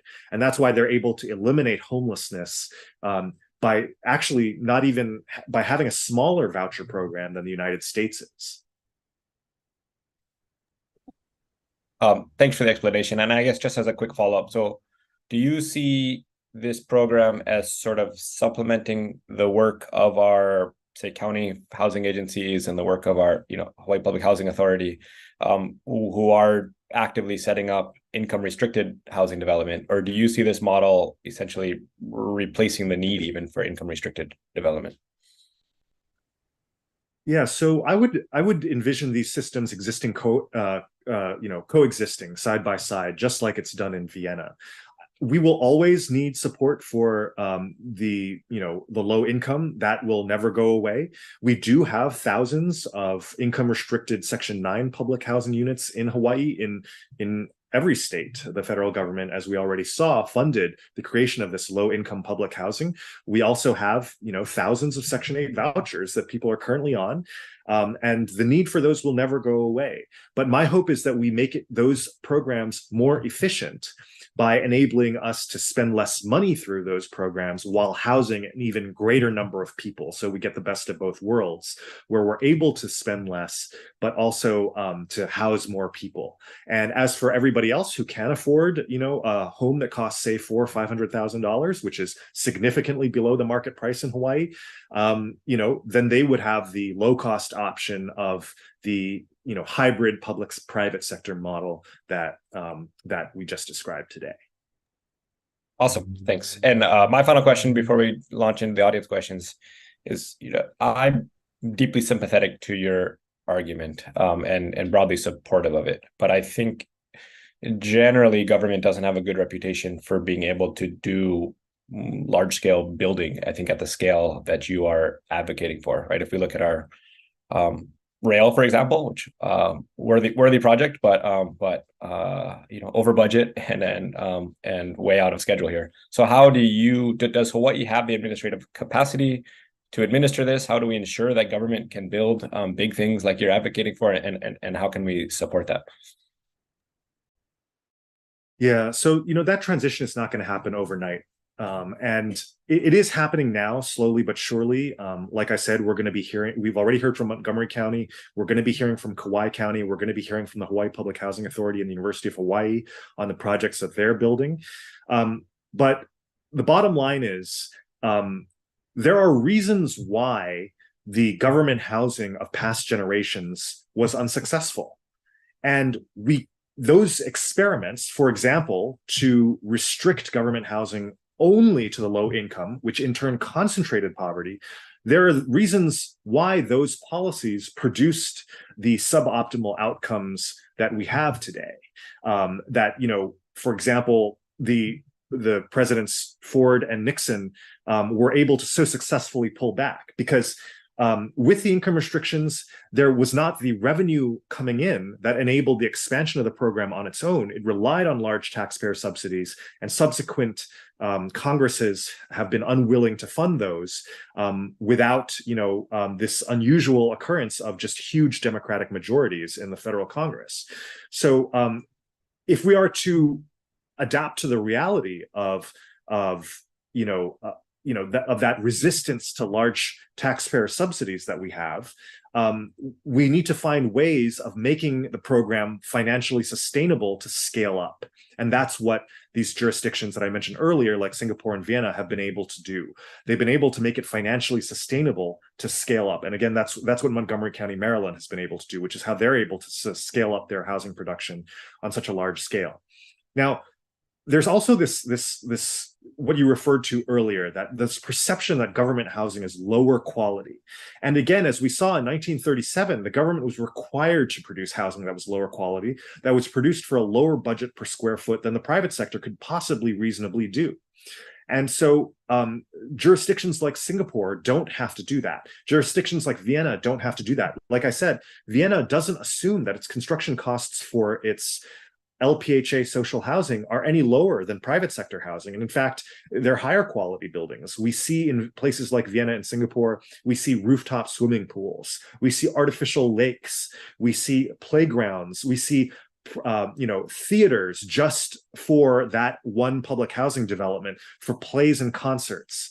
And I think that really shows that when we learn from the mistakes of government housing in the past in America, we'll be able to produce higher quality housing that will, over time, shift the perceptions that people have of government housing. And I think another big way that perceptions will shift is when these hybrid apartments and condos can appreciate in value over time, therefore becoming, nest eggs for wealth generation, for the retirement savings of our families, just as people view the private sector housing, the American dream housing, as we say, in America today. So if you're able to buy one of these public sector apartments, if you're able to see it appreciate in value, and if you're able to tap that value for your retirement or your kids' education like they do in Singapore, then I think you will see it as a desirable place to live as well. And so, there's not one single magic bullet, but if we are able to learn from our mistakes in a number of different categories, if we're able to again, bring the best of the private sector into this public sector-led developed housing, we're going to be able to create a new model of housing that will not fall into the pitfalls that we've had with previous government housing projects. Great, thanks. We're going to go to the audience questions. So from John, he said the state legislature recently passed bills that increase the capacity of the state to move towards your vision. Could you highlight some of these advancements and talk about what more is needed? Yeah, so the good news is after 5 or 6 years of fighting for these principles, we have a number of legislative successes to show for them. Now we have 3 agencies, actually 4 agencies statewide that through statutory changes are now able to build projects of this nature. The Hawaii Public Housing Authority, the Hawaii Housing Finance and Development Corporation, the Hawaii Community Development Authority, as well as the Department of Hawaiian Homelands, which has actually had this ability for a long time. And indeed, 2 of these agencies are now planning projects along these lines. And so the Hawaii Public Housing Authority is developing a leasehold tower at the Mayor Wright site. We'll be hearing about that a little bit later. HCDA is developing a site in Kaka'ako potentially that is in a somewhat earlier stage of development that we may also be hearing about in the future. And I think that what we'll really need at this point is to scale up. And so HPHA has already really in a historic move issued a 10,000 unit RFQ, probably the most ambitious public housing agency development proposal in years, if not generations, potentially even nationwide. Many of those units are going to be revenue neutral and income blind along the lines that we've already discussed today. But wouldn't it be great if HHFDC and HCDA were then also going to create 10,000 unit RFQs based on this model? The state, I think, would be willing to fund at least some of the startup costs, just as Montgomery County, Maryland seeded the funds that they described earlier and provided the capacity for these county agencies to administer these funds. And I think if we're able to do that, we're going to start to be able to develop thousands, if not tens of thousands of units in the future. And so that's what I would be focusing my efforts on future years in the state legislature, is to continue to scale up these projects with funding, with personnel, with infrastructure, and with innovative uses of the funding, like we've already seen in Montgomery County, like they do in Vienna, and so on. Great, thank you. Question from Jack from the audience, and I'm going to summarize briefly here. He said that one of the purposes of Section 8 vouchers is to move low-income folks into higher-income neighborhoods for all the benefits that provides families living in these neighborhoods. So when implementing public housing, how can we diversify the housing units and neighborhoods with tenants from across the socioeconomic spectrum to ensure those similar lifelong benefits? Yeah, that's a really critical issue, because we all know that just the accident of the living in of the zip code that one lives in can produce lifelong effects on income, on education, on life expectancy, on public health, and all of these benefits that I think need to be available to all of our people, rich and poor alike.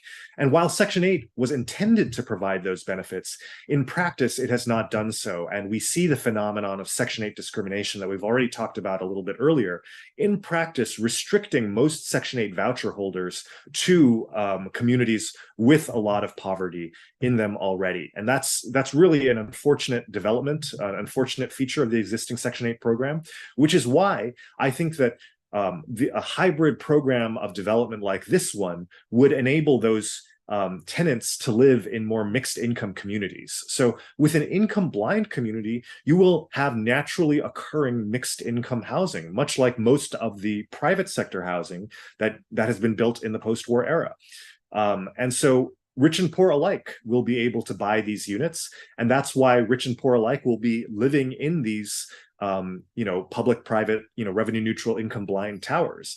And that's why voucher holders will be able to live surrounded by neighbors of a variety of diversified incomes. In addition, the Section 8 voucher holders in the broader community, I think, need to be served by stronger protections against Section 8 discrimination. Your former colleague in the State House, Representative Hashimoto, championed last year a ban on Section 8 income discrimination. And that only recently passed, so we haven't necessarily been able to evaluate the effects of that ban. But I think we'll be able to see the effects in coming years, and if necessary, put more teeth into that law to make it clear to private sector landlords that they will no longer be able to find excuses to reject Section 8 voucher holders. We've got 1 more minute here, so I'm going to try and ask a quick one, the last one from the audience, which is, how does value increase with leasehold, a declining asset?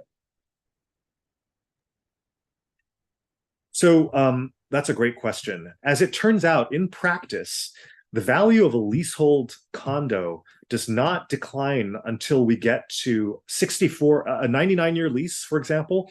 The value does not really decline until we get to year 64, when there are only about 35 years left on the lease. And the reason for the 35 years is because Fannie and Freddie will only buy mortgages on leasehold condos that have 30 years, the standard mortgage period, plus an additional 5 years on their term. So the first 64 years of a leasehold project, really, it's not affected by the declining term of the lease. But there's an actually even broader issue at play here. And this is a really common question that we get in the United States, because we don't see a lot of this leasehold housing. But in Singapore, you see it very clearly. New public housing in Singapore is built far away. in the boonies. And so that Tenga New Town project that we saw is quite a distance from the urban center. They're in what's called non-mature estates that don't necessarily have all the amenities like public education, like retail centers fully built out. They do have their public transportation already built out, and that's why they're sold at a relatively lower price compared to projects that are developed in the city center and the urban core. So a development like Tenga, over time, those schools will get built, those retail centers will get built, more and more towers will get built. So there's that liveliness of the commercial sector in those areas, of those mixed income buildings. And naturally, those non-mature estates over time become mature estates. They become much more desirable places to live. So even putting aside the leasehold issue, units that were developed a long time ago tend to appreciate in value over time, even in markets where there is no housing scarcity, by simple virtue of the fact that those neighborhoods become much more convenient over time. And I think we've all seen that in our local communities, whether it's, the Eva Plain here on Oahu, those units that were developed in Kapolei and Eva Beach that started as quite affordable units. I remember as a child, you could get units in Kapolei for, $100-something, $200-something $1,000. They're now trading at many times that amount. Even the district that I represent was considered very, very far away from the city center when it was first developed, and therefore was sold at affordable prices for first-time home buyers. And today, those property prices have appreciated dramatically. And so that's a feature of private housing that has been very prominent in the United States. And it will also be true of public sector leasehold housing in Hawaii. And we can be confident of that because that has certainly happened in Singapore, which is why in Singapore, there are many public housing units that are trading now over 1 million Singapore dollars, in fact, over 1 million US dollars in the resale market. That just demonstrates how desirable they are and how, how lucrative it is, how we can take people who are in the middle class or even the working lower middle class and give them the benefit of the wealth that they can accrue through private sector housing, through the so-called American dream. I want that American dream to be available to us as wide a swath of the population as possible, just as Singapore has done. Awesome. Thank you, Senator Chang, again, for the presentation and all the work that you do on this front. That's all the time that we have for this discussion. And I believe we're going to have a 15-minute break now. Then we'll go into some remarks from Deputy Director Wicker from the Department of Business, Economic Development, and Tourism. And then our next presentation, which is Social Housing in the California Legislature, presented by Assemblymember Alex Lee. Thank you.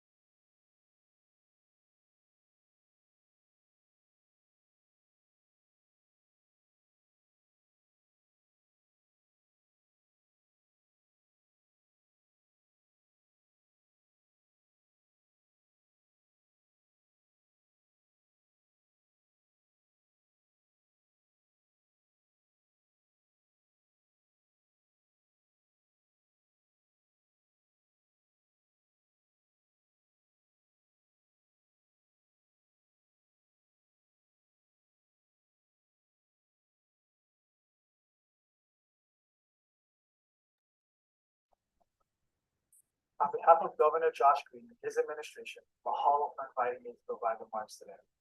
Hawaii has had a severe housing shortage for decades, and since the beginning of the Green administration, we've been taking bold, unprecedented steps to address it.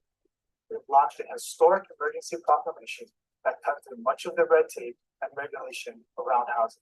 It has been revised multiple times, and the third draft is currently in effect. More importantly, we plunged headfirst into the social housing space. Hawaii Community Development Authority and the Hawaii Public Housing Authority are both launching pilot projects of unsubsidized or lightly subsidized leasehold housing on state lands. The University of Hawaii has built a dorm, the RISE dorm, that is both revenue neutral and income line. Hawaii Public Housing Authority has launched a 10,000 unit request for qualifications, one of the largest of any public housing authority nationwide in years, if not decades. And we anticipate a significant number of those units to be revenue neutral social housing. You'll hear more about these innovative projects over the course of this conference. Green administration is using every tool at our disposal to end Hawaii's housing shortage and will continue to do so until it is over, and every local resident can afford a home here. On behalf of the Green administration, I would like to thank and express my gratitude to the conference organizers and speakers for all of your hard work in creating this forum so information and best practices can be shared. Mahalo and aloha.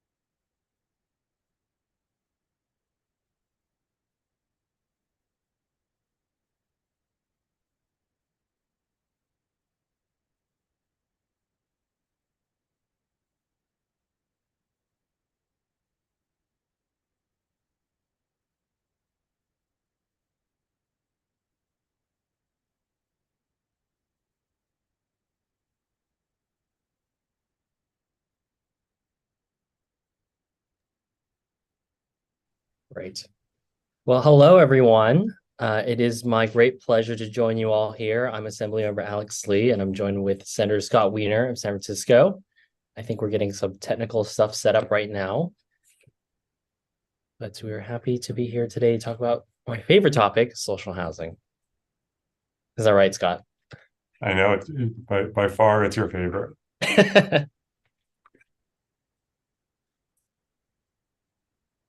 Okay.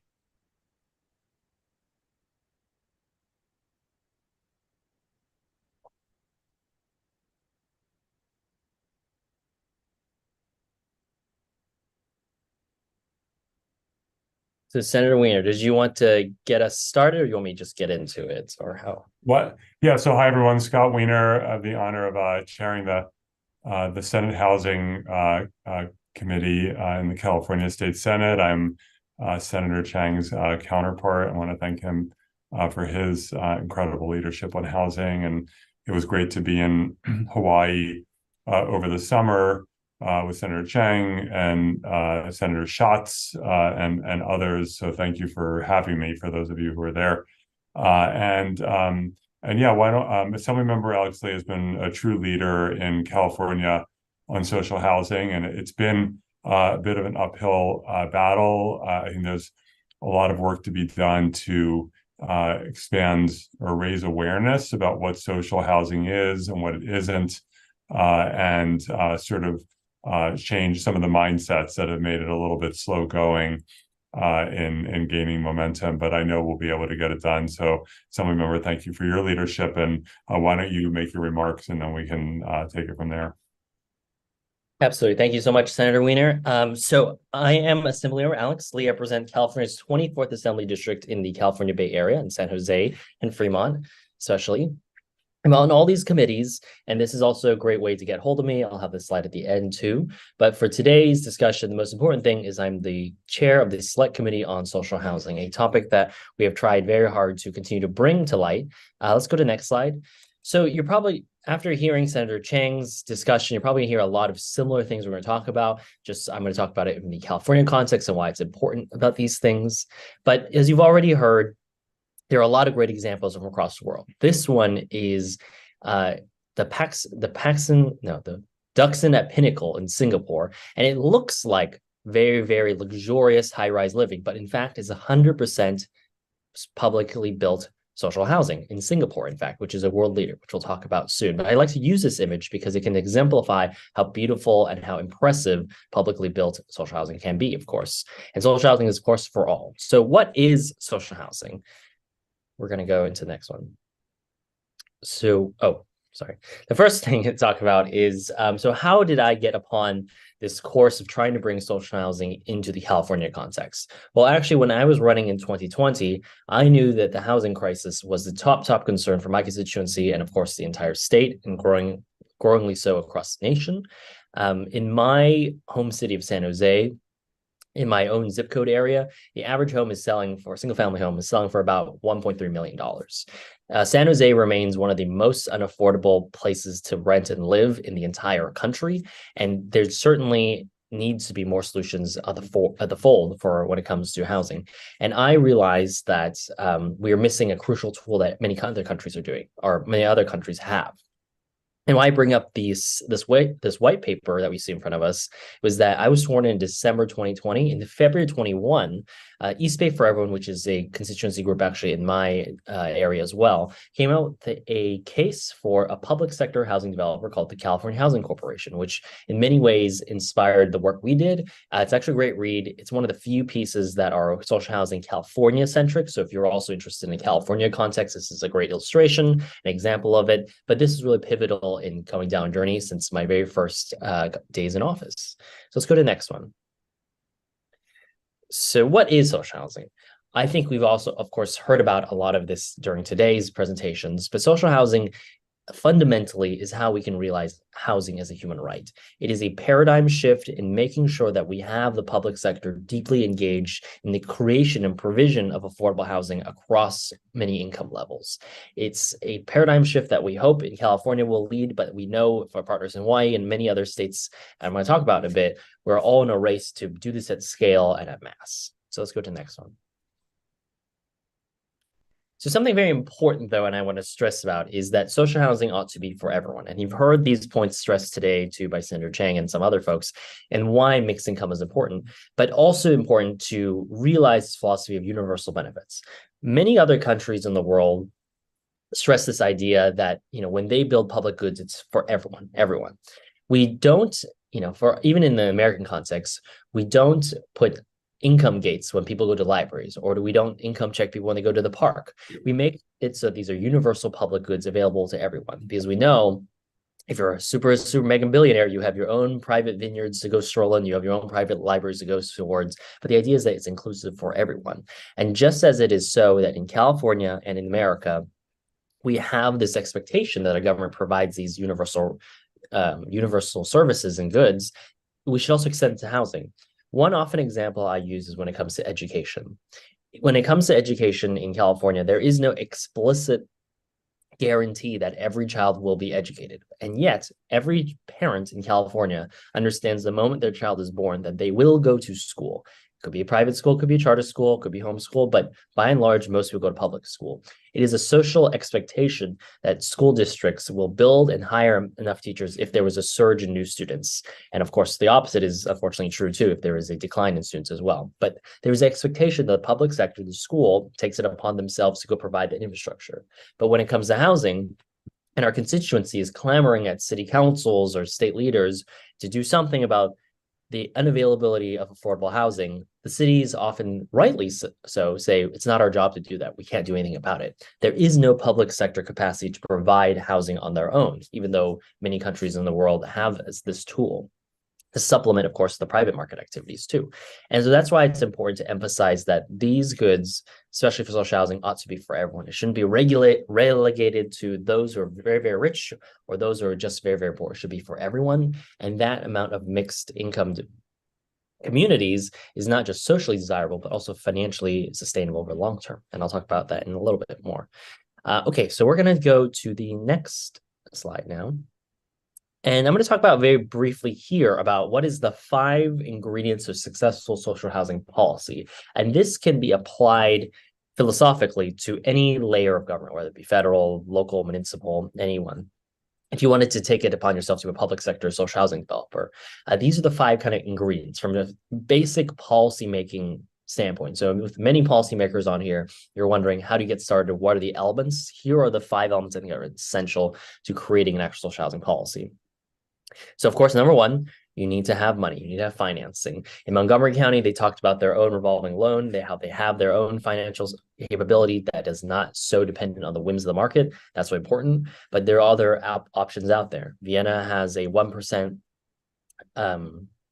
employee 1% income/employer tax that they combine for their housing needs. Although it's a caveat, it's been 100 years old and it's not enough to build for everything. But they have there's lots of different methods out there. You could also use property transfer taxes, anything like that, or just your regular general fund financing. Just got to have some money.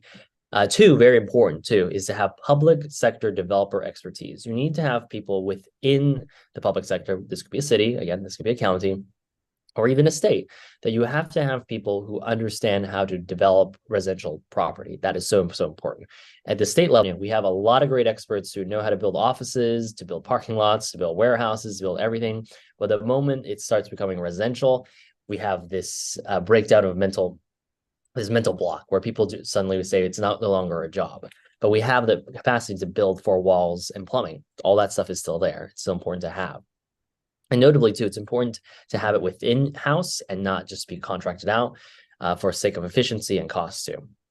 You need to have policies that, of course, also input residents, people that will live in social housing, and people, of course, in the community, too, because that's really important to make sure that residents have a voice in what they say. And this happens even in the Singaporean model, where people who live in social housing in Singapore have what's called basically town councils, and they participate in the maintenance, upkeep, and all the event planning that happens. And then, of course, and fourthly, you need land banking. You need the ability to cobble together parcels of property in order to build on, because you can't build it in the middle of the air. You have to build it on land. And lastly, the most important one that I would say almost every American government has these 4 already in some fashion, probably completely independent from one another, but put together all 4 of them with the 5th element, which is the philosophy, you have the ingredients for social housing successful policy and program. You need to have the philosophy that is the government's role to ensure that everyone has a home. It is the government's role to be part of that. It might not be the sole party responsible for that, but it has to have a strong role. For the most part in the American system, we have relegated the entire provision of housing to the private market. For better, for worse, that is the model we have. That is not the model for many other countries, but we need to make sure that the government has a strong role in that and it has that philosophy. When you mix these 5 ingredients together, you get your social housing program. And you can do that as, again, a city, county, even state level. You just need to have these 5. Of course, everything layered on top that we're going to talk about later that has the extra flavors basically is important too, but these are the essential core parts that every social housing program successful in the world and our own country has. So let's go to the next one. So now I'm going to talk about 2 of the very famous examples internationally, which we already heard a bit about, but I'm going to give you some context of why it's important in the California context. So in Vienna, a very famous European example, they started their social housing era during what's called the Red Vienna period, which is when right after the conclusion of World War I, where the Austrian-Hungarian Empire was defeated and the entire empire was broken up, Vienna, which was formerly the imperial capital, had to take it upon themselves to figure out, 1, how to create a republican form of government and democracy, and also provide for very basic human needs. One of those very central needs was housing. At the start of the Red Vienna period, nearly a quarter of the population were housing insecure. So bad that of course, people are living on the streets, but also renting bed space from one another in almost phases. It is so bad that actually, can you go back real quick? I haven't finished on it. It was so bad that the Social Democrats who came into power, the left-wing party, made it a central provision of their government to provide housing. This is one of my favorite political posters of all time. And it basically says, the red man says, and there are 3 piles of housing. If you can see it here, the smallest pile all the way to the left, it says, this is what I promised. The middle pile, slightly larger, is this is what I delivered. And the larger pile that he's still pointing to is this is what I am yet to accomplish. So the provision and supply of housing was crucial to their governing rule. And they were actually able to accomplish that too. This is why today in 2023, Vienna ranks amongst the most livable city in the world, and this is by The Economist too. And New York Times recently did an expose on what Vienna's social housing program is like, and they call it the Renters Utopia for a really good reason. Okay, let's go to the next one. It's called Renters Utopia for a really strong reason, is because 62% of its residents of the entire state live in social housing, and 75% of all people qualify. And why is it a utopia in so many regards too? Is that in Vienna, in the Viennese system, you only get eligibility checked one time, and that's upon signing your lease. So as long as you can pay for your lease and live in that location, you can graduate in wealth, you can graduate in social status, but that's something that is accepted, and you have a really strong stability too. They also have what's called an indefinite lease, meaning you only sign your lease ever once. There's no year-to-year term. There's not those things. This is, of course, now in the modern world, there are limited length duration leases that exist in the world, in the city, because that exists nowadays. So anyways, just to give you a context of social housing in Vienna, that so many people live in social housing. And in contrast too, now is a different example you've also heard about. If we go next slide. In contrast to a different political end of the spectrum is Singapore. Singapore consistently ranks #1 on the World Heritage Foundation as for its economic freedom index from a very conservative think tank. It is a very capitalist system, and in many ways, if we look at it socially, it is a very more right-leaning system. But it was the founding principle and dream of the founding prime minister that they would go from mud flats, which is basically imagine hovels, to a true metropolis. And let's go to the next slide. And in less than 100 years, they were able to accomplish many of the things that Senator Chang was talking about. Now, some of the things you already heard about, 80% of all its 5.5 million people live in social housing. 90% of those people are homeowners. They're homeowners within the social housing scheme, and they have built 1.2 million units across 24 towns. And now why they call them towns is because they're self-contained towns almost, but vertically. This picture here you see is actually one of the first kinds of housing where it's integrated senior housing with a medical facility. So the senior housing is those flats looking up there. The black windows, glass, is a medical center, hospital. And below that, you have food court. Below that, you have shops. And there's transportation integration too. So it's very important to them to also have this robust social ecosystem. But yes, 2 contrasting examples of international really high standards. So let's go next one. And here's some examples across the United States. You heard today earlier from Montgomery County, which is doing some amazing work for the Housing Opportunities Commission, so I won't belabor that point. But we are in a race right now to achieve social housing in scale across many states. And let's go to the next one, just so we illustrate some of the examples. Again, you heard about the great successes of Montgomery County, and they're providing a lot of affordable housing with their model. But in California, more locally, we have what's called the Capital Area Development Authority. In Sunrisa, this 57-unit complex that is 100% affordable for people who are formerly unhoused, sits minutes away from walking distance from the Capitol. In fact, it uses what's called the ground lease program, a ground lease program from the state. So this is state property, but a different entity comes in and develops at it with a virtually low to no costs for the land. CADA, C-A-D-A, in this context, though, is another public entity, but oftentimes the ground lease scheme can be used by other private entities as well. And of course, great shout out to Seattle is that voters approved for the first time in American history a social housing developer in February 2023. The folks behind initiative I-135 are actually in the midst of right now putting together the social housing developer. So we're going to be watched with a lot of excitement to see how they go through this. But in many ways, their work has similarities to bills that I've worked on in the past too. So now we're going to talk about some of the bills, some of the efforts in California. So we have notably, of course, the Select Committee on Social Housing, which informs public and legislators about social housing in general. But two bills I want to point your attention to is in 2022, we had AB 2053, which would have created the California Housing Authority. Now, this has a lot more similarities with the Seattle model because it created a whole new public sector developer that could have produced and acquired social housing, and it was able to issue bonds for its own financing needs. This bill, unfortunately, made it quite far into the Senate with a lot of help and leadership from Senator Wiener in both of these efforts, but it unfortunately did not pass out of that second house in 22. But in 2023, we came back with second version. Just to note, we did start with the California Housing Authority type bill in 23, but in the end, through compromise, we created what's we call a demonstration project using what's called the excess sites program.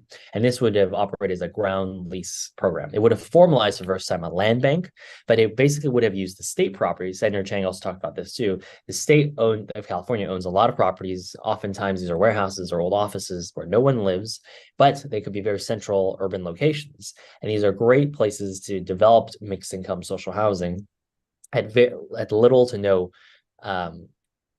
to no displacement risk and also little to no costs when it comes to the ground. And this program envisioned that we would take 3 parcels of state property and ground lease them to another entity. Now that, of course, it could be like CADA, another public entity, or sometimes universities are doing this, or it could be another private entity, say a nonprofit developer or even a complete private developer typically, and they could develop social housing on those sites. This bill got all the way out of the state legislature, but unfortunately was vetoed at the very last weekend. So we continue to work on this, but it made it a lot of ways through. But to give heart to our efforts is that AB 309 this last year passed both houses legislature 2/3 majorities and was really well received. And again, I have to thank a lot of partnership with a lot of our co-leads and co-authors, including Senator Wiener. So that's the only reason we got as far. And then I think we have one more slide. Yes, and this is just to highlight, and you've heard ad nauseum a lot of the reasons why, but I want to point to you why it's important. 2 reasons. That mixed income social housing is really important for its long-term financial health as well. We want to make sure that residents there are not completely cordoned off and warehoused to be poor or completely income segregated too, but making sure that folks using different levels of incomes are able to maintain those properties and pay off the property too in a more holistic fashion. But we also need more tools in the toolbox when it comes to addressing our housing crisis. Right now, to meet our housing goals by the next decade, 2030, we would need to build annually 310,000 housing units a year. Right now, in the 2018-22 period, annually, we're only building 85,000 units. This is in better conditions. It's not a great ideal conditions, but this is also in the modern era where California has taken more active lead in passing pro-housing policies. We still have a huge gap, a huge delta to fill, and we need all the solutions possible to fill that gap. And if we were to do that, we need to also have social housing developer, a public sector developer on the table as well to produce housing. And we know that we have resources and advantages in our capacity. We have the state land, which we already know there are suitable developable parcels in California. We have scalable, cheap financing that's possible for us. We can also cobble together the public sector developer expertise to get this done. So without all of these tools, we could not hopefully might not be able to reach these goals. And that's why it's so important. And that's why I show this big gap right here. Okay, I think that is it. Okay, just to reiterate one more time, social housing is for everyone. We need to make sure that for political reasons, for financial reasons, and social reasons, that social housing is allowed to be for everyone of all walks of life to live together. And so they're making sure that any excess profits or any excess revenue that comes in can be reinvested back into the community rather than private interest or a private landlord.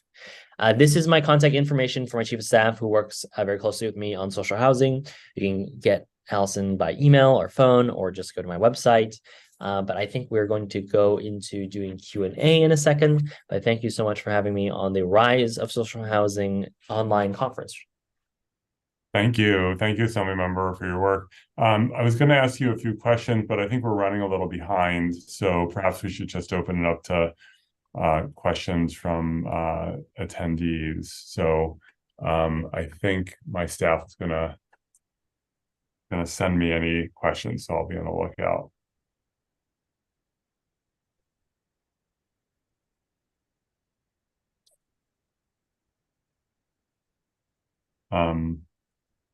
If there are not, okay, here's a question. So, and this was going to be one of the questions I was going to ask. So great minds think alike. So how would you respond to critics who cite previous failures in public housing in the US as reasons why we shouldn't support social housing? I know you've talked about some of this with this is more mixed income, et cetera, but if you could respond to that specific issue that we know that people sometimes raise. Yeah, absolutely. I think people have a lot of validity to being skeptical about public housing because of our track record in this country. Senator Chang talked about how over time it was disinvested in, defunded, and really sabotaged over time. But I would say that a lot of the failures and people have such vivid memories of is because the government actively did not make it successful. But also at the same time, it was always reliant on extra subsidy from outside. The social housing model, which has also been successful for almost a century in many different contexts. In Vienna's case, over 100 years. In Singapore's case, getting close to 100 years. It can work in so many other places, and that's why it's important I illustrate with examples from across the world I've been doing for a long time. But we can also learn from their successes, but also learn from our mistakes in this own country, and we can make a really great public sector developer social housing program in this country. And that's what I would say about that is like we have the capacity to learn from successes and the capacity to learn from mistakes of our own.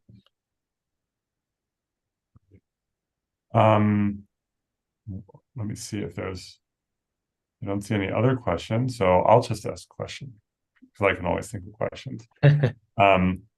So one second, I wrote it down here. And you touch on this a little bit, but in terms of like, I've noticed in our process. By the way, my shirt is very shimmery on the video, so I apologize for that. I shouldn't wear pattern shirts, I guess. It does look good in person. I promise you that. I'm sure so in terms of, there is some tension with the sort of more traditional affordable housing community and the folks who, obviously who could view this as a competition for resources and so forth. What's your approach to trying to navigate that tension? Yeah, understandably, there's this natural idea that people might be fearful that there is a displacement in the sense of work, but to show how dire the need of our housing supply really is, and that's why I use that graph saying we're only building 85,000 units a year, and we need to be doing really 310,000 units a year. 310,000 units a year, is that we really need everyone rowing together as fast as possible. And having more tools at our disposal with the social housing developer can complement a lot of the work that nonprofit developers do. To be clear, I don't foresee in any sense that nonprofit developers in their pivotal and crucial role to disappear anytime soon. They still have an immense amount of work we have to all do together, and especially with specialized communities and those in need of especially supportive housing. I think there's a lot of great need there, and I think we still have a long time to go together. When it comes to the resources part, I think there's a lot of resources, frankly, to go around if we were ever successful. Senator Wicker in passing a more dedicated funding stream for housing overall, I think we would readily say there should be housing money for everyone altogether, and not just pick, say, hey, this person gets all the money. We'd probably do all that together, but I think that's also on the horizon. So I think really that having more people fulfilling the same mission is a good thing, because at the end of the day, there is way more work than any one sector can do on its own. Great. So another question. Do you have any advice for individuals or grassroots organizations who want to persuade local governments to implement social housing? Yeah, absolutely. I think there actually are some cities that are trying to actually create their own public sector developer. Of course, Montgomery County being one of the most successful examples in America's county, of course. So I would point them to examples like Montgomery County or other places. I think they're very smart about how to do things, and you can show the successes. But I think one thing that's really important is to always illustrate this point as the intention with local electeds, and sometimes often they don't realize this too, is that truthfully, a lot of local electeds, when people complain to them that they need more housing, they say, I don't build housing. It's true. So why should we not change that equation so that they have the ability to produce some housing? I think that's very integral to that. And if a county wants more tools at its immediate disposal to actually have the ability to produce housing, this is one of those great things. But I would say using that philosophy idea is saying, hey, you should have the power to actually build more supply is incredible. But the second time, pointing to some successes, even in this country, are actually probably really illustrative. And, something that could also be done at the local level too, is to ask your council or your whatever body is the staff there to actually just look at these examples and say, hey, is this something to study? How can we apply it to our local context too? I think it's important. Okay, great. I'm being told that will be our last question. So thank you so much, Assemblymember, for your work. And thank you to Senator Chang as well for his incredible work in Hawaii, for always working to build and cultivate these interstate collaborations. So the next presentation is today at 11:30 a.m. Hawaii time, because it's not 11:35 in California, but it is in Hawaii. And that presentation is entitled "A Rural County Builds Social Housing," with Director Adam Riverside and Senator Troy Hashimoto. Hi, Senator. Good to see you again. And thank you to everyone for being here and for having us Californians today. Thank you. Thank you. Bye, Thank you. Good to see you, Senator and Assembly Member. I'm Senator Troy Hashimoto from Hawaii, and I'm happy to host this next segment of the program today with my good friend Adam Riverside from the island of Kauai. And he has done a tremendous amount of work on the housing front. And I'm really excited to see what he'll have in store for you today. Our session today is "A Rural County Builds Social Housing." And, I think he has really figured out a way, and it's a very long project that they've been figuring out for many years, but they've really figured out a way on Kauai to really lay the hard part of housing down. The county does it, and then they ask private developers to just build. So I think this will be a great presentation that he will share with you. I think it's a model that many governments can use throughout the nation to build housing in a more affordable way. But just a little bit about Adam. He is the director of the housing agency in Kauai County, and his goal has been to create permanent long-term housing for as many folks on Kauai as possible. Before serving as the director of housing, he was a deputy county attorney and taught legal writing at the Richardson School of Law at UH Manoa. And he's also the coach for the Hanalei Canoe Club and serves as the vice chair of the Kauai Bar Association and vice chair of the board of the Ho'ike Community Television, and regularly volunteers at the Fifth Circuit's Self-Help Center. So we are really thrilled to have Director Riverside here today to share his knowledge. And a quick logistical note before we get started, please feel free to ask questions in the Q&A chat. And we will try our best to answer as many questions as we can following Director Riverside's presentation. So without further ado, I'll turn it over to you, Director Riverside. Thank you so much, Senator, and congratulations on your recent appointment. If everyone bears with me while I share my screen.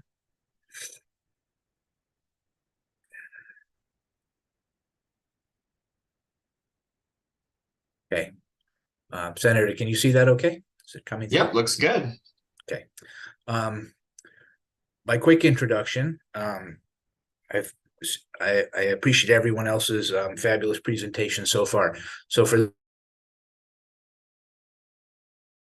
a rural island, with none of the type of high-rise developments that have been highlighted in a lot of our other projects. We've got kind of a rule of thumb that you can't build anything on Kauai higher than the tallest coconut tree.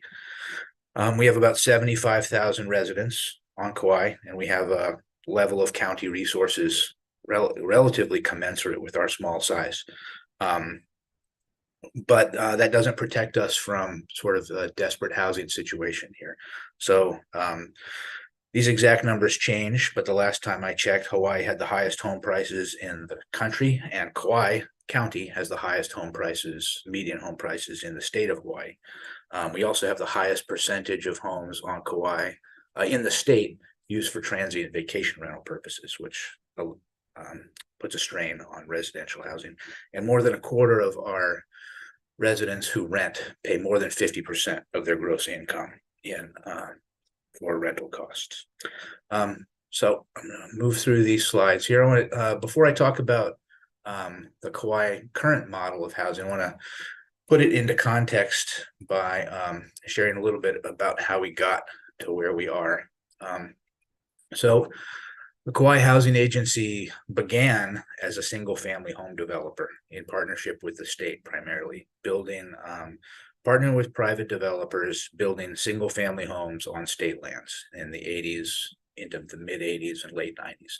And these homes were usually sold through a lottery system to residents at somewhat subsidized prices, but there were little or no long-term affordability requirements imposed on these. So while there was some government subsidy going into this single-family housing process, it was more or less captured, if you will, by the people who were the lucky lottery winners of the homes. And because the homes shortly after sale essentially became market rate homes, we were generating housing, but we weren't generating a pool of affordable housing stock in any meaningful way. Then with the advent of LIHTC tax credits and federal home and HTF grant programs, our development model shifted to multifamily rental projects, away from single family housing development. And but at least in the early years, our projects were largely dependent on inclusionary zoning exactions from private projects, requiring developers to provide a percentage of rental units when doing resort projects, for example. And while we got to a point of requiring up to 20 years of affordability, the county had no ownership interest generally in these projects. And at the end of affordability periods, these projects also flipped to market rate projects. And in those situations, the private developers were ultimately capturing any government subsidy that went into the projects. And we still weren't, like under the single family model, we weren't creating a growing pool of affordable housing. It's sort of a conveyor belt of unit production, but not really affordable housing production in the long term. So we have switched maybe in the last 10 years to a kind of to a new model. And that doesn't mean we've turned away from LIHTC projects or inclusionary zoning entirely, but we're looking to take our destiny into our own hands somewhat by being a more active developer of county-owned projects. So we're expanding the size of the projects that we're working on to large-scale subdivision development, and retaining county ownership of the project, typically through ground lease situations, so that we can ensure effectively the affordability of these projects in perpetuity and create a growing pool of housing, as opposed to a conveyor belt of unit production that flips to market rate after some arbitrary deadline. So some of the key elements of what we've moved into is that we're looking to acquire or identify existing county land, and then offering it to private partners under long-term ground leases. The county does all the pre-development studies to entitle properties, including environmental and historical review, which in Hawaii can take a very long time and adds a lot of unpredictability to projects that make it difficult often for private developers or make private developers unwilling to engage in housing projects. We deal with all the zoning requirements at both the state and the county level, and generally handle the installation of offsite infrastructure to make specific projects shovel ready. And then we continue to utilize our federal grant funds and a small pool of county housing development funds to package these properties that we've prepared for private developers to construct and operate projects. So typically in multifamily situations, we're looking for a development partner to build, run, and manage the property. And then at the lease agreement, the county becomes the owner of the entire project. So we maintain control of the project. And we do the same for single family home production as well, selling the homes under long-term lease agreements. But I'll say a little bit more about that in a future slide. So this is an image of our Kauai Makana multifamily rental project. This was the largest rental project that Kauai has produced in the last more than a decade. So it's 134 units built by a private partner on county-owned land under a 65-year ground lease agreement. At the end of that lease agreement, the project becomes county-owned. So this was a LIHTC project. So it is serving generally 60% and below households on Kauai. It's near the Poipu Resort area. And we acquired this property through a exaction on the Kukui'ula Resort, an inclusionary zoning exaction on the Kukui'ula Resort development. So this is not exactly the sort of large scale model that we're currently following, but it shows a little bit of our evolution in that we retained ownership of this property.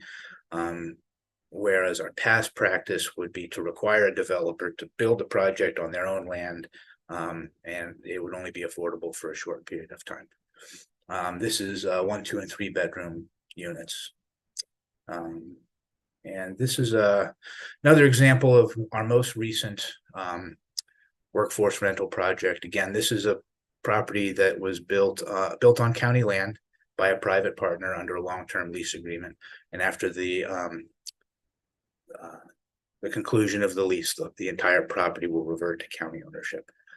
This also is a LIHTC project, workforce rentals serving primarily people at 60% and below area median income.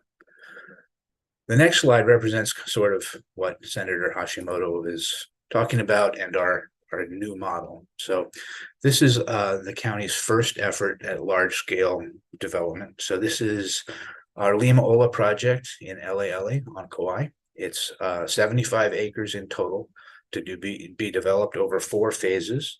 And at full build out, we expect to have about 600 homes, both multifamily rental projects and single family leasehold homes. Phase 1, which is at the bottom of this map, was completed in 2021. And all of the phase 1 multifamily projects are currently under construction. And we expect the first multifamily project, which will be a 32-unit supportive housing project for homeless families, to be ready for move-in in January of this year. This is just another representation of that same project. And phase 1 is the lower portion where you can see road construction already happening. And here's one of the projects that's currently under development. They're putting roof trusses up as we speak. This is a 40-unit rental project for seniors, all 1 story, but relatively high density for Kauai standards at least. Being built again on county land within phase 1 of the Limaola project by a private partner. Right across the street, wrong way. Right across the street, built by the same private partner, is a 45-unit workforce housing project. Again, this is also a LIHTC dependent project. At the heart of Limaola, the county is developing a community center that will serve the entire neighborhood with skate park, basketball courts, picnic gazebos, and a meeting room and commercial kitchen for the community's use. This next slide shows sort of the overall phases of the project. Phase 1, which is at the bottom, as I mentioned, is fully under construction with infrastructure complete. Phase 2, we expect to start infrastructure work in late 2024. We're currently developing all of the engineering and construction plans for phase 2. And lastly, this is an image of our single family home portion of phase 1 at Limaola. So we have 38 single family homes on relatively small lots from about 5,000 to 6,000 square feet. We're going to be building 2, 3, and 4 bedroom homes. And this is the county's first real venture into single family home construction since the 80s. And we will, as I mentioned before, be offering these homes to buyers with the county retaining ownership of the land. And we'll be offering the homes for sale as 99-year limited appreciation leaseholds, which can be sold, can be deeded to your heirs, and the 99-year lease is also subject to renewal. So a little bit about our 99-year limited appreciation leasehold model. So it's based on a National Community Land Trust lease template. It results in order to offer, and it's important to note that we're with Limaola and sort of this large scale development model. We are doing our best not to rely on LIHTC and have just a low income community, but we want to have a mixed income community. So our single family homes are going to be available to families earning up to 120% of area median income. We will offer some level of government subsidy to ensure that the initial purchase price serves that income range of folks. But given the relatively higher income of 120% families, we hope to be able to provide that the construction costs will be near the purchase prices and not require a great deal of subsidy. So we require owner occupancy, and we verify that annually. So once purchased, these homes can't be rented.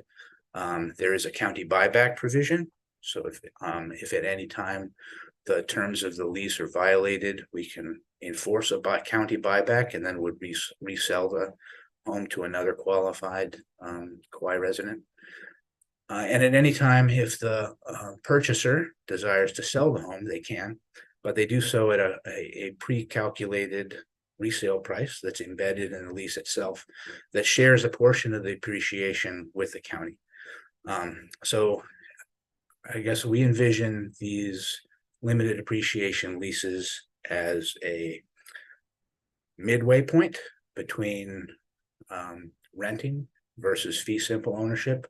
The buyer is able to realize, as the title says, limited appreciation, but some appreciation, to move on, to upgrade, to pay for college expenses, etc. But they don't realize appreciation to such a degree that these homes at resale effectively flip to market rate homes. And again, we're sort of taking the cost of the land out of this equation to keep the prices affordable. And our lease fees are nominal, $1,000 or so a year, broken out in monthly payments. So it doesn't make a large part of the equation. And again, the purpose of this model is really to create a growing pool of affordable housing rather than housing production that continually flips to market rate. So I want to talk a little bit about how we're paying for this. So this graph my staff put together represents, or quickly for context. So in our traditional model of housing development, we would package a piece of land, go through an RFP process, award the property to a private developer.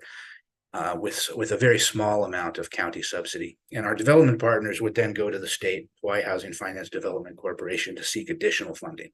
And sometimes they received funding and sometimes they didn't.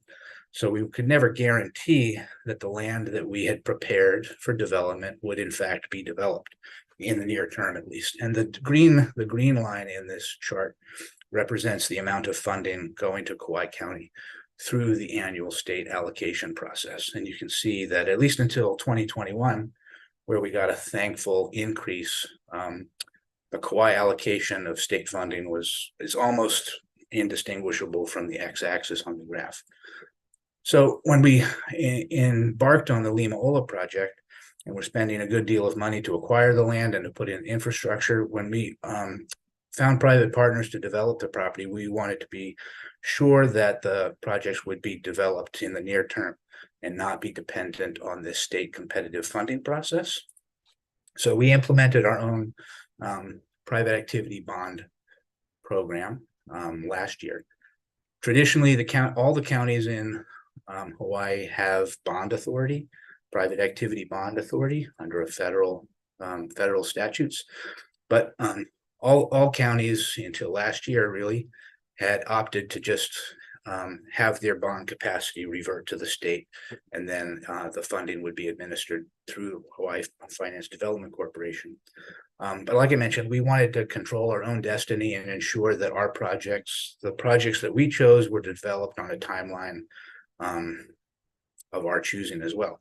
So we retained our bond cap, and last year did our first $25 million bond issuance to fund the multifamily projects at Limaola. So we hope to continue this. I think it was successful. We were the first county in Kauai, the first county in Hawaii to do this in some time. I know the city and county of Honolulu is doing the same, but I'm happy to say I think we beat them to the punch and got our bond issuance out first. Looking forward to other projects following the Limaola model. The center rectangle of land here is 400 acres in Waimea on the west side of Kauai that the county acquired about 3 years ago. Not exclusively, but largely for affordable housing. This next slide is a preliminary master plan that was developed by our planning department, sort of laying out the use of the entire property. And as you see from here, roughly 32 to 34 acres of the property has been designated for affordable housing, which is near the existing town core of Waimea. So we are moving into agricultural land, but preserving a great deal of this property as agriculture. We're following our model of focusing development in or adjacent to existing town cores and not creating sort of subdivision sprawl in rural areas. So we're beginning, as we speak, an additional master planning process to fine-tune the community's vision for the housing portion of this property and what mix of multifamily versus single family the community desires, along with other amenities. And then, so this is one of the current projects we're pursuing, and this is the third. So along with Limaola, this will be our third large-scale property development project that the county is taking the lead on. So the lot in green and the lot in red are added together, about 50 acres on the north shore of Kauai, adjacent to the existing plantation town of Kilauea. It's the largest non-resort residential area on the north shore of Kauai, which is also one of the most expensive areas to live. So we acquired the parcel in green in September, and to demonstrate the county's sort of high level of political will to do these large-scale developments, we're acquiring the parcel in green through a condemnation action. We were unable to reach a meeting of the minds with the owner, so our county council administration pressed ahead with condemnation, which the court ruled in our favor actually just last week. So we're moving on the final acquisition of this property.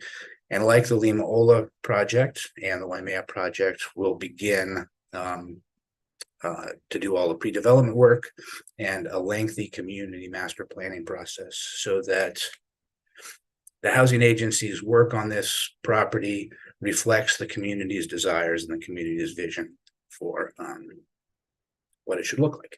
And like Lima Ola, we expect that there will be a mix in both Waimea and in this Kilauea property of both single family and multifamily properties, and as well as a mix of income levels. But we are statutorily required, at least currently, to develop only affordable housing. So we're constrained by our county ordinance from doing market rate housing in these projects. And we're potentially considering some ordinance changes to allow some percentage of market development in order to help subsidize our affordable housing work. But we can go up to 120% of area median income in these projects. And this is my last slide, but I wanted to just add a couple of challenges that we face. We haven't worked out all the kinks in sort of our model yet. So I'm excited to learn from everyone else here as well. So as you probably gathered from the discussion of the Lima Ola project, for the multifamily portions of that work, of that development, we have still largely been dependent on LIHTC funding.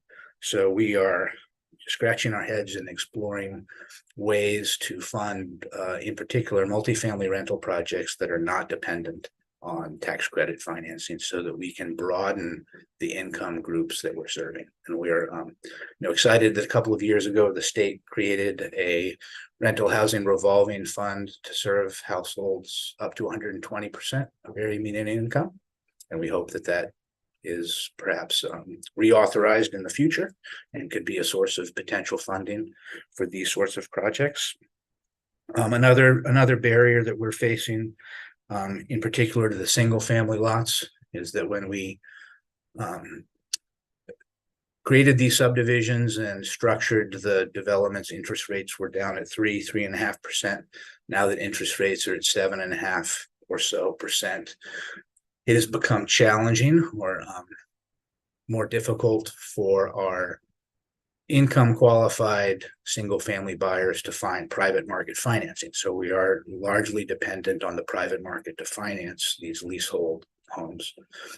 So we're working out the details of that as we speak for the first 38 single family homes at Lima Ola, and may need to offer some level of county subsidy through second mortgages or something along those lines in order to help our buyers qualify. And we're also, although this is expanding for these leasehold property sales, we do have a smaller pool of willing and ready lenders than if we were doing fee simple sales. So the options for our buyers are more restricted, but so far haven't been a dramatic impediment for sales. And that's the end of my presentation, but I'd be happy to obviously answer any questions. Stop sharing my screen. Well, thank you, Director. Very interesting and great presentation. Just a reminder to the audience, if you have any questions, please put them in the chat and we will get to them, as many as we can, as time permits. But I guess the first question, Director, is, I think you and I have talked a lot about this, but maybe you can highlight some of the challenges that, may have been before you, but I think you're fully aware of it, of getting to this point of being ready to build, right? I think there's probably a lot of hoops that you have to jump through, and probably a lot of things that you learned that that you're going to fix in these upcoming projects. Maybe you can highlight some of those things for us that, will possibly speed this process up, and maybe just give some folks some context of what they might have to watch out for. Sure. So in preparing Lima Ola for development, it took us, like I mentioned, we're getting ready to have the first people move in January of 2024. But the county purchased that property almost 10 years ago. So it was a lengthy process to get where we are today. And I think our impediments were probably threefold. One, one of the prior presenters mentioned the need for government experience in affordable housing production. So that Lima-Ola project had been the first time that the county housing agency had ever undertaken a large-scale subdivision development like that. So we needed to, it took us a while to generate the internal expertise in order to properly proceed. So we made some mistakes along the way, but I think we've gone some way to being better placed to do this more quickly in the future. Aside from that, we faced an impediment of funding. So the county, until just last year, had no regular or stable source of funding for our housing development fund. We've had a housing development fund for many years, but it has always been funded sort of as ad hoc budget item and had no reliable, steady stream of funding to allow for long-term planning of projects. But that was an ordinance that was created last year, which has created a percentage of real property tax that will automatically go to that fund. And the last impediment was the entitlement process in the state. We particularly had very lengthy processes to Lima-Ola was agricultural land, so it had to be redistricted through the land use commission process. And also rezoned on the county level. And at the land use commission, we faced community intervention to the redistricting of the property. And we also had a very lengthy process of SHPD, or State Historical Preservation Division review, as part of that entitlement process. So those two things, as well as the environmental review, probably added maybe a total of 3 years, 2.5 to 3 years to the approval and entitlement process. But I think we're going to be faster in the future. And some of the lessons learned, while we did have a community involvement and community planning process for Lima-Ola, I think we've learned to be even more robust in that community engagement process. So by the time we go to the land use commission or to the planning commission for entitlements, we are representing the community's vision and have full community buy-in on the process, so that we don't have, the not in my backyard problem of development.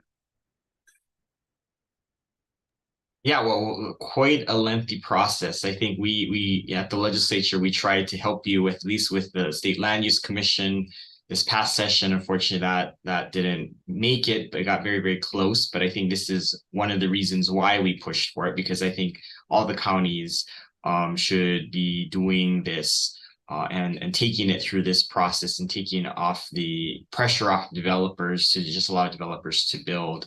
Now, I guess, Adam, there's a really good question in the chat that really asked, what do you think is your estimate in the cost reduction of having the county doing all this pre-work? What do you think is the net benefit or the cost that the end user is seeing? Or, possibly, do you think we would even get the units if you left it up to the private developers? Maybe you can talk a little bit about both of those things. Sure. Well, to the second part of your question first, the county housing agency is the largest developer of residential, non-resort residential housing on Kauai. So there has not been beyond a 4 or 5 unit project here or there has not been a large scale, was not counting about 10 years on Kauai. So I would offer that if the county wasn't doing this, the homes in the price point that we're developing, $400,000 to $500,000 for single family homes and affordable rentals, would not be being developed on Kauai. I don't believe. As far as the cost benefit, so using Lima-Ola as an example, land costs and infrastructure costs in phase 1 amount to about $110,000 per unit. So if we use the single family homes as a model, again, we're still we're working on we're going to pre-sell the homes, and our development partner will, through that pre-sale process, have construction to permanent loans for the buyers. So we're hoping that the construction costs and purchase price work out without needing additional county subsidy. But the county is not looking to recoup the land and infrastructure costs in that sale process. So you could say upfront, we're subsidizing the single family homes to the tune of $110,000 each upfront to hit the price points that we're seeking to hit for that 120% area median income group. But in a scheme of things, what can you give us an example of what other, like a LIHTC project? What do you think your average subsidy is there on Kauai? Probably double, right? For the LIHTC rental units, double or triple. Yeah. I would imagine. So you're getting a pretty good bang for your buck for with this concept, right? Yes, and we are as you know, as we mentioned, kind of with the evolution of our development model. I think it's important that we are creating effectively a permanent pool of affordable housing, which pays off in the long run. Now, do you have any concerns over the 99-year leaseholds? Like, how do you feel that you guys are going to be able to manage that over time, or making sure that the rentals are sustainable, right? In terms of, because I would assume a private manager is going to run the private rentals once it's starting to be rented out, or your rentals will be rented out, managed by a private company, right? Not the county, I would assume. Correct. So we have an existing, we've had our limited appreciation leasehold program for about 20 years now. And we have, so Limaola will be our first large scale development, but we have about 30 homes in that program currently that we've developed 1 or 2 a year over time. And we manage compliance for those projects ourselves. But we're required under the county code to, at some point in time, although it's not exactly determined, convey all of the county's leasehold properties into a community land trust. So at some point, we will look to stand up a community land trust that will take ownership and management of the county's leasehold properties. And they would then, that trust, which will be partly governed by the homeowners themselves, will be responsible for compliance and repurchase when necessary, buyback provisions, and so forth. Great. I think the other very interesting thing is, and maybe you can just explain, I know you explained the private activity bond sources, but my understanding is you also got some federal funding, right? That, direct appropriation federal funding from the previous Congress. And so maybe you can talk a little bit about that, because I think that is very unique, right? Because the county's developing it, you can tap into these resources, and you're not going to be able to get it on every project, but when you're lucky, you get it. And that's a huge amount of money. That's not a traditional pot that you typically see in housing development, right? Yeah, we're very appreciative of the federal funding that we've received for Limaola. And that, so you mentioned before about, how long did it take to get where we are now? And I think in the early stages of Limaola, when we were seeking additional funding from the state or the federal government, it was sort of, I think there was a level of skepticism that we would succeed in the development and get to where we are. But having successfully developed phase 1 and the infrastructure, and we now have something concrete to show. We've showed our capacity and our ability to largely self-fund with state assistance, phase 1. So when we bring our federal partners to this project and show them what we have successfully accomplished, success breeds more success, I guess. So it has our ability to get where we are has attracted almost $20 million for future in federal money for future phases of Limaola. So they've seen that we can produce the infrastructure and the subdivision development that we've pledged that we were going to produce, We produced it on budget and on time, which makes us a more attractive investment partner / recipient of additional federal assistance. But the beauty of that money is it's not AMI restricted, right? It has to be affordable, but it's not the 60% and below rates. It's more flexible funding that you can go up to your 120 that you're trying to aim for. Yes, exactly. Yeah. So that's, to me, that's the beauty of the whole thing, and the county leading the effort, because you can tap those funds that no private entity would be able to do. So I guess when thinking about how others should set this up, what do you think their first steps should be to replicate this model? Like, is it a personnel thing? Is it getting the mayor's buy-in, or is it finding the piece of property? What do you think are those elements that you need to put something like this together? So I think firstly is just political will. That's the first step, because what we are doing is not entirely uncontroversial. I mean, we have people within our government who still believe that housing development is not the government's job, that should be private developers who are doing this, and the market that is providing what we need. But I guess, as I mentioned, I think if we weren't doing it, the market wouldn't be.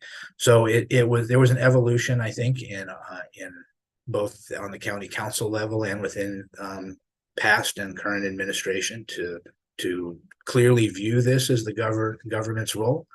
The second, and this was mentioned in one of your prior slides, was land banking, acquiring and controlling land so that we can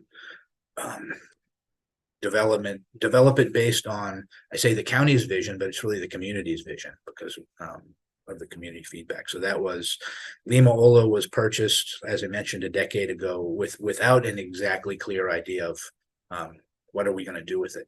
And we're continuing to, even beyond the Waimea property and the Kilauea property that we talked about, continuing to explore other opportunities to acquire land, even though we don't really have the capacity to develop it all at the same time.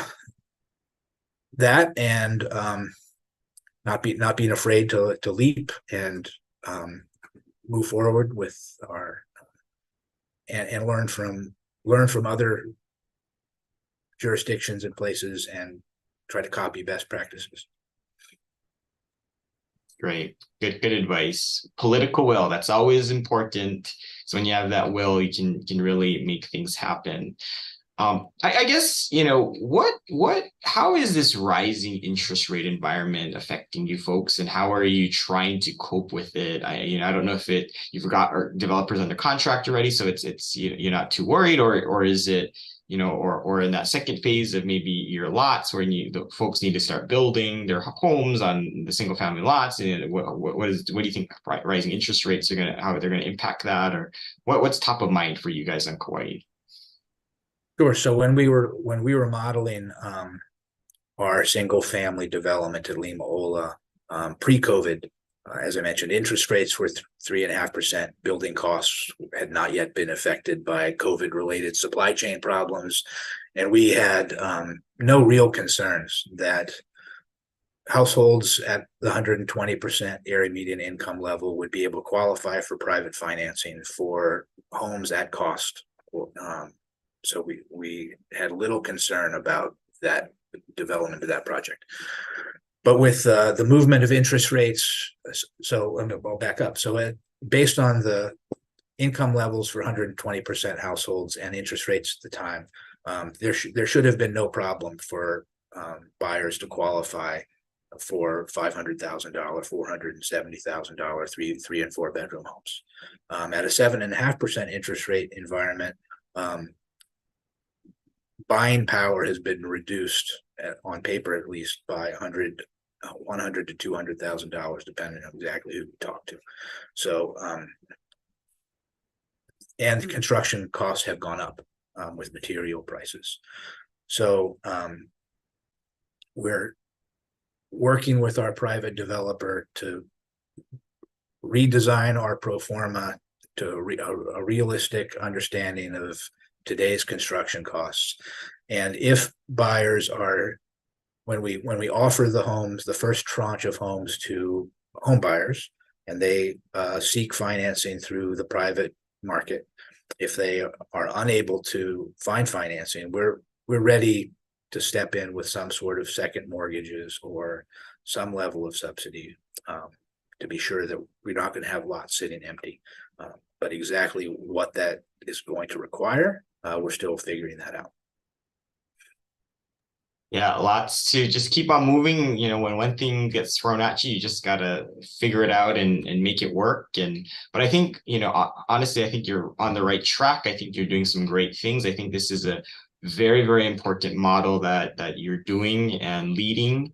And, you know, I told this to Senator Chang, we don't, you know, sometimes you don't have to fly all the way to Vienna or Hong Kong or Singapore to see some great things happening. You know, we have something that's happening right in our own backyard on Kauai. And so I think we need to figure out how to cultivate that. We need to figure out how to make that replicated on each of the neighbor islands, especially because we do have a lot of ag lands on the neighbor islands.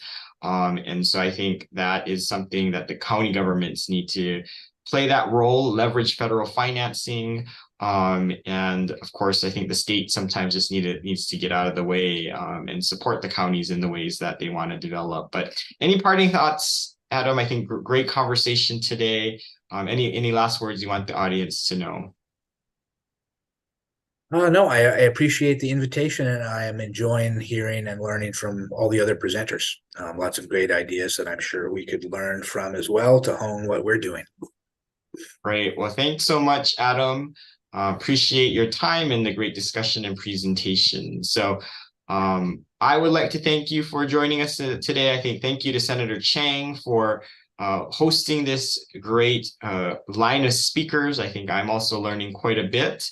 And so next you will hear from Honolulu City Councilmember Tyler Dos Santos Tam.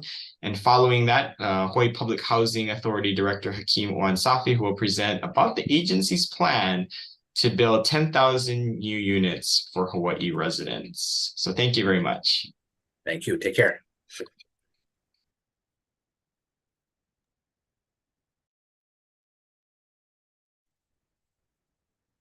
Hi, everyone. I'm City Councilmember Tyler Dos Santos Tam, and I have the honor of representing District 6 on the Honolulu City Council, which represents the neighborhoods from Kaka'ako to Kalihi Valley in urban Honolulu.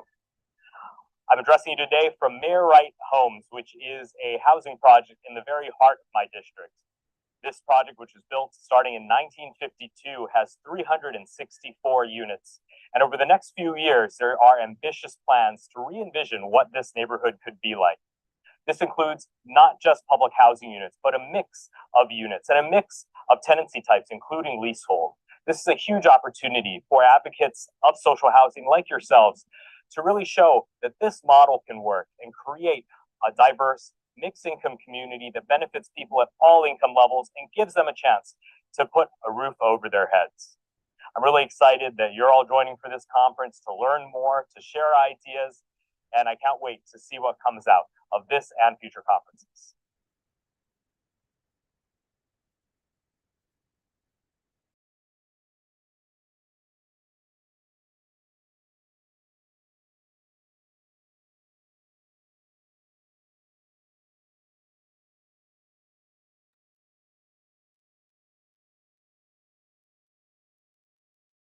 Senator Chang, do you want us to start or wait until 12:25? I think we can get started. Okay, Executive Director Oansafi, are you ready? Yes, I am. Aloha. Okay, fantastic. Aloha, everyone. Welcome to our next session on building 10,000 new government housing units in Hawaii. With Executive Director Hakeem Oansafi. I am Joseph Campos, Deputy Director for Department of Human Services, and am honored to be able to work closely with Executive Director Oansafi.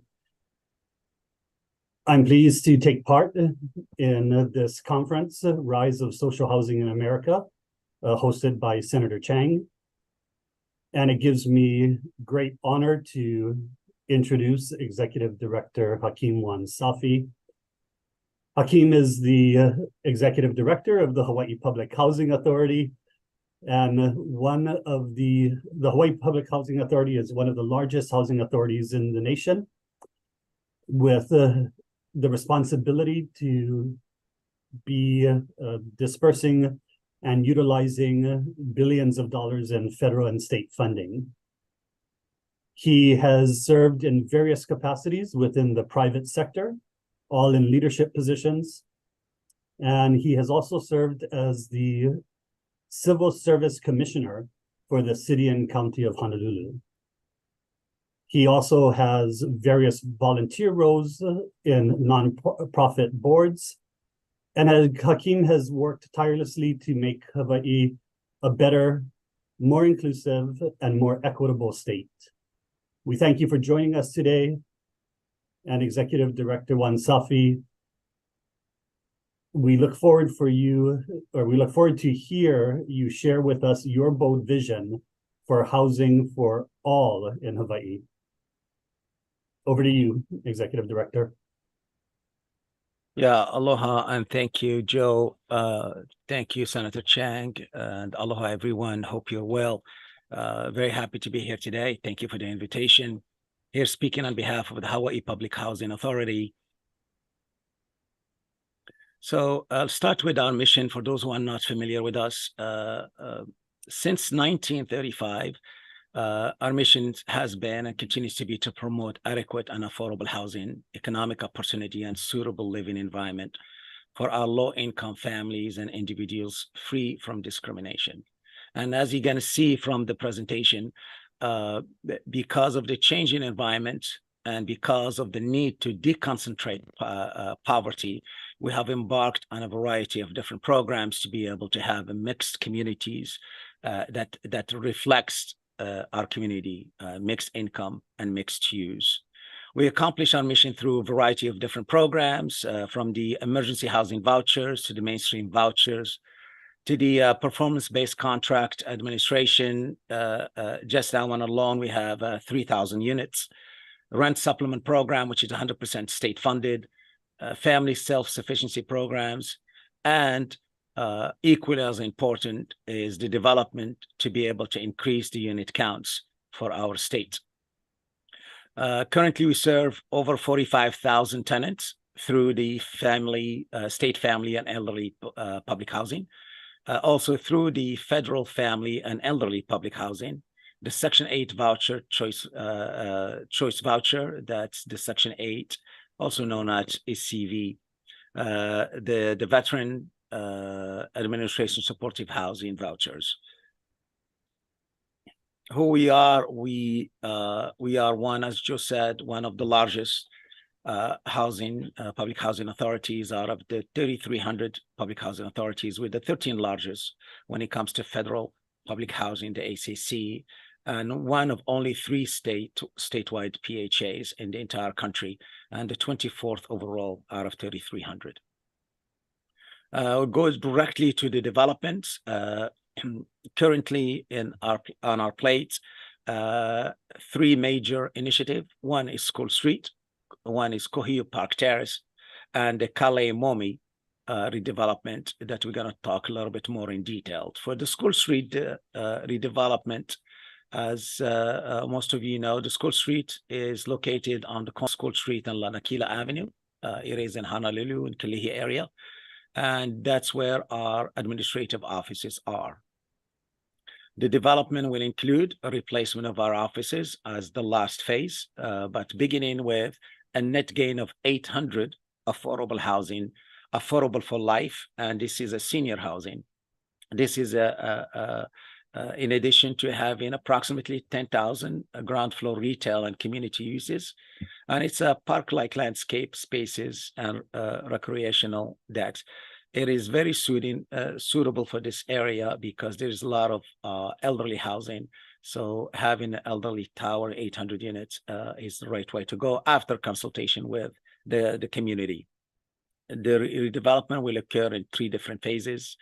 And the very first phase of 250 units starts next year, the actual shoveling the ground. The School Street We are preparing, we did partner with a nonprofit organization, the Retirement Housing Foundation. The environmental impact statement was completed and accepted in 2018, and the 21H application was approved in late 2020. As I mentioned, this is 250 units, phase one, 60% AMI or lower, and for the elderly. The phase one progress to date, we have applied and we're awarded HHFDC LIHTC and HMMF bond, as well as the RHRF in late 21. The final property subdivision was approved in September 22, and the design is complete and has been reviewed, and it continues to be reviewed by the city and county DPP. The School Street anticipation, and based on today's information that we have, we should be getting the permits on or before April 2024. With that, we'll do a financial closing in 24 May, and construction starts in May 2024. It takes about 2 years to complete the construction, so we should start having the families move in 2026. The Kohio Park Terrace development, which is the second large development that we're embarking on, is located adjacent to Linapuni and Ahunui Street. That's in Kalihi neighborhood of Honolulu. Currently, we have the tower, 555 units in two 16-story high-rise building that we renovated about 10 years ago. And the Kohio Park homes, they're the lower side of the development, built in 1953, and it has 134 1 to 5 bedroom units within 21 townhouses buildings. In addition, right adjacent to it, there is a KPT low-rise built in 1965, and it has 44 bedroom units. And to show you how this thing old, it was built 1 year after I was born. So we passed due for some redevelopment in these areas. This also is planned for 3 phases redevelopment, involve the Kohio homes and the KPT low-rise together. We call them KPT homes. And this will provide a 650 affordable housing units. You're going to notice that from all the developments, we're taking the land that and we go, instead of horizontal, we go in vertical. And that's why we are able to generate 1,000 more units in the same footprint. The HPHA partnered for this development with the Michaels Development Company. And we received a Choice Neighborhood Initiative grant that allowed us to communicate to the entire community, not just look at our housing, but look at the stores outside and everything to be able to build. And that is our new motto here is we don't just, we're not here to develop housing, but to develop an entire community to make sure that it reflects what Hawaii is all about. So the 21H approval entitlement zoning waivers were approved in 2022. And the NEPA, this is a federal property, and therefore we're required to have a NEPA.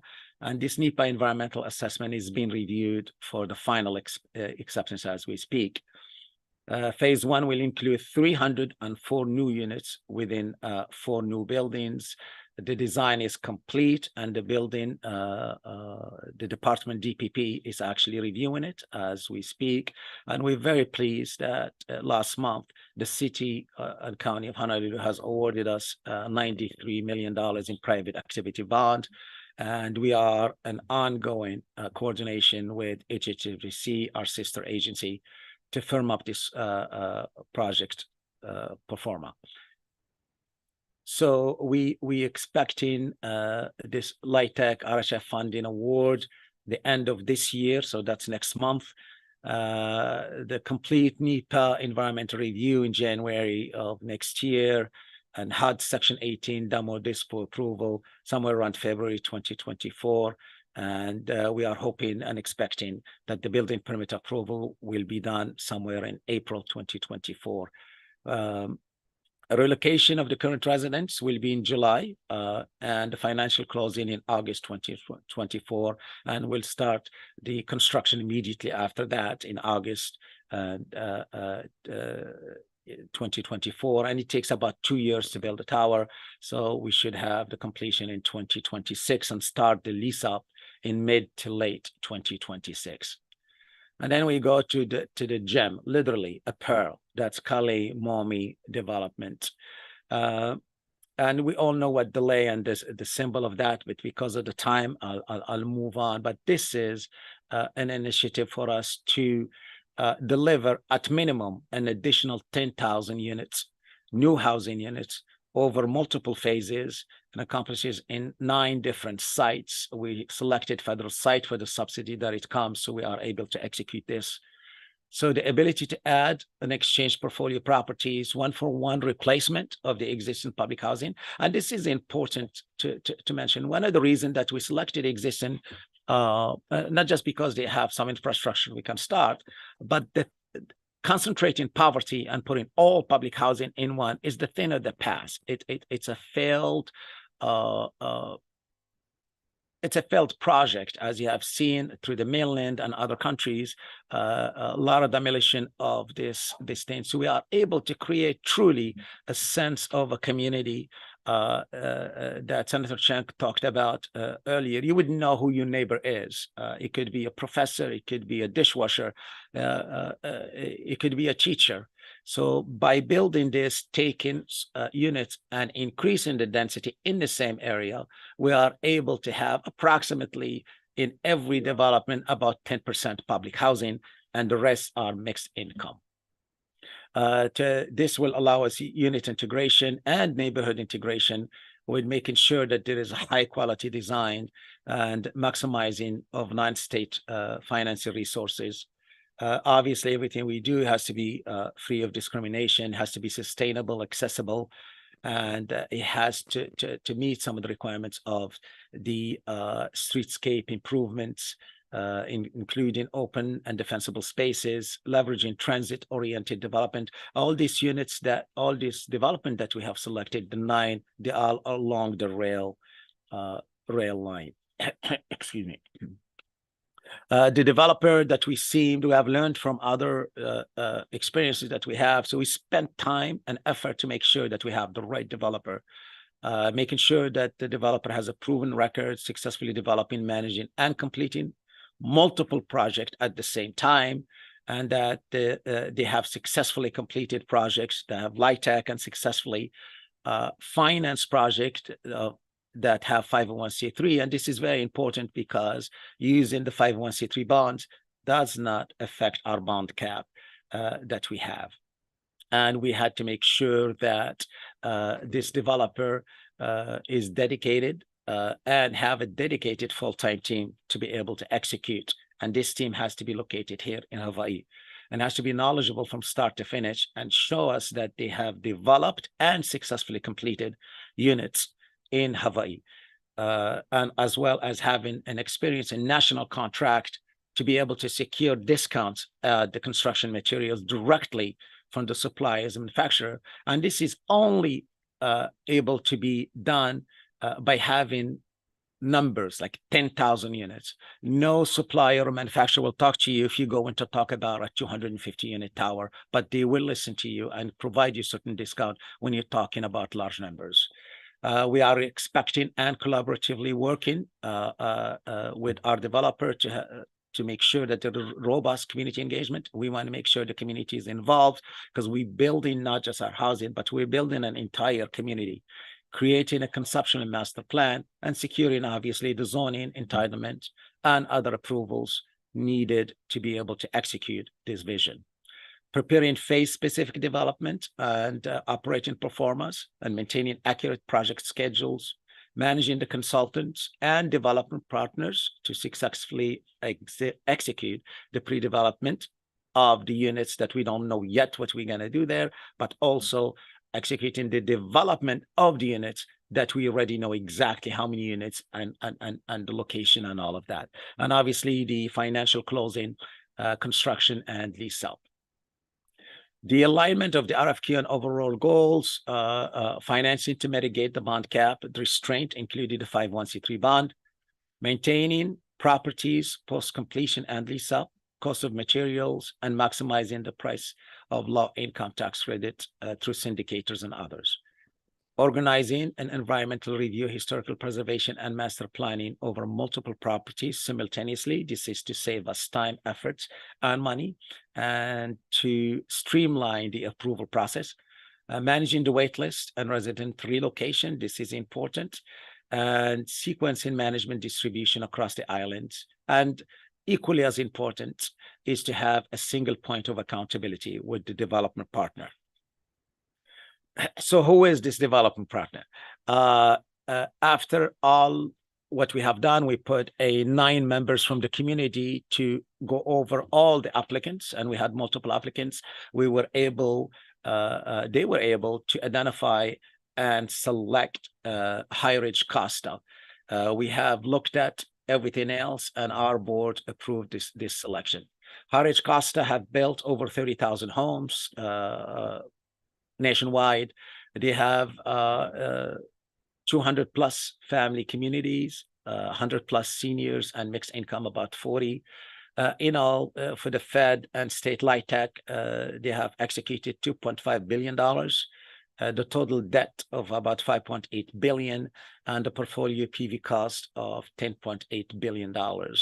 They are located across the nation, as you can see here from they have a very range of properties nationwide, and with that comes the expertise. Here in Hawaii, they have multiple projects that you can see in the slide, totaling about 2,829 units. And this is the Kale Momi that's been selected. As you can see, it's in Kapa'a, it's in Honolulu, in Maui, and in Hilo, Lanakila Homes. These are the 9 properties that we're starting with to make sure that we get the units that we need. And we also have put a selection of alternative properties in case if the studies or infrastructure comes up short and we're not able to do the 10,000, we can use the alternative site to get us to the minimum of 10,000 units. Let's start with Mayor Wright Homes. It was built in 1952. We've been engaged the community for a few years to make sure that we put a product that they are proud of and that we are proud of. And in support of this project, the state legislators has appropriated to us $10 million for phase 1 redevelopment costs. And that allowed us to move expeditiously to be able to be at where we are now, where we anticipate to put a 2-1-H application in next round of February 2024. So master plan for Mayor Wright was developed with extensive input of residents, community leaders, school officials, and many. We had multiple meetings, and we did onboard already skilled teams of architects and engineers, environmental engineers, planners, and other specialists.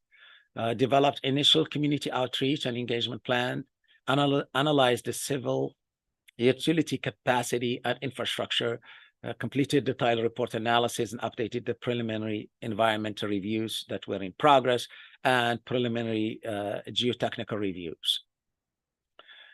Excuse me. The process to date for Mayor Wright: high-level market studies analysis, multiple design charrettes, developed initial architecture massing studies to determine density, building type, parking, open spaces, and amenities, developed a master plan for the entire site, and master plan schedule and budget are completed as well to be able to develop the initial phasing plan. Completed the first resident meetings and Mayor Wright this year. This is in addition to multiple residents and community meetings that we have done in the past few years.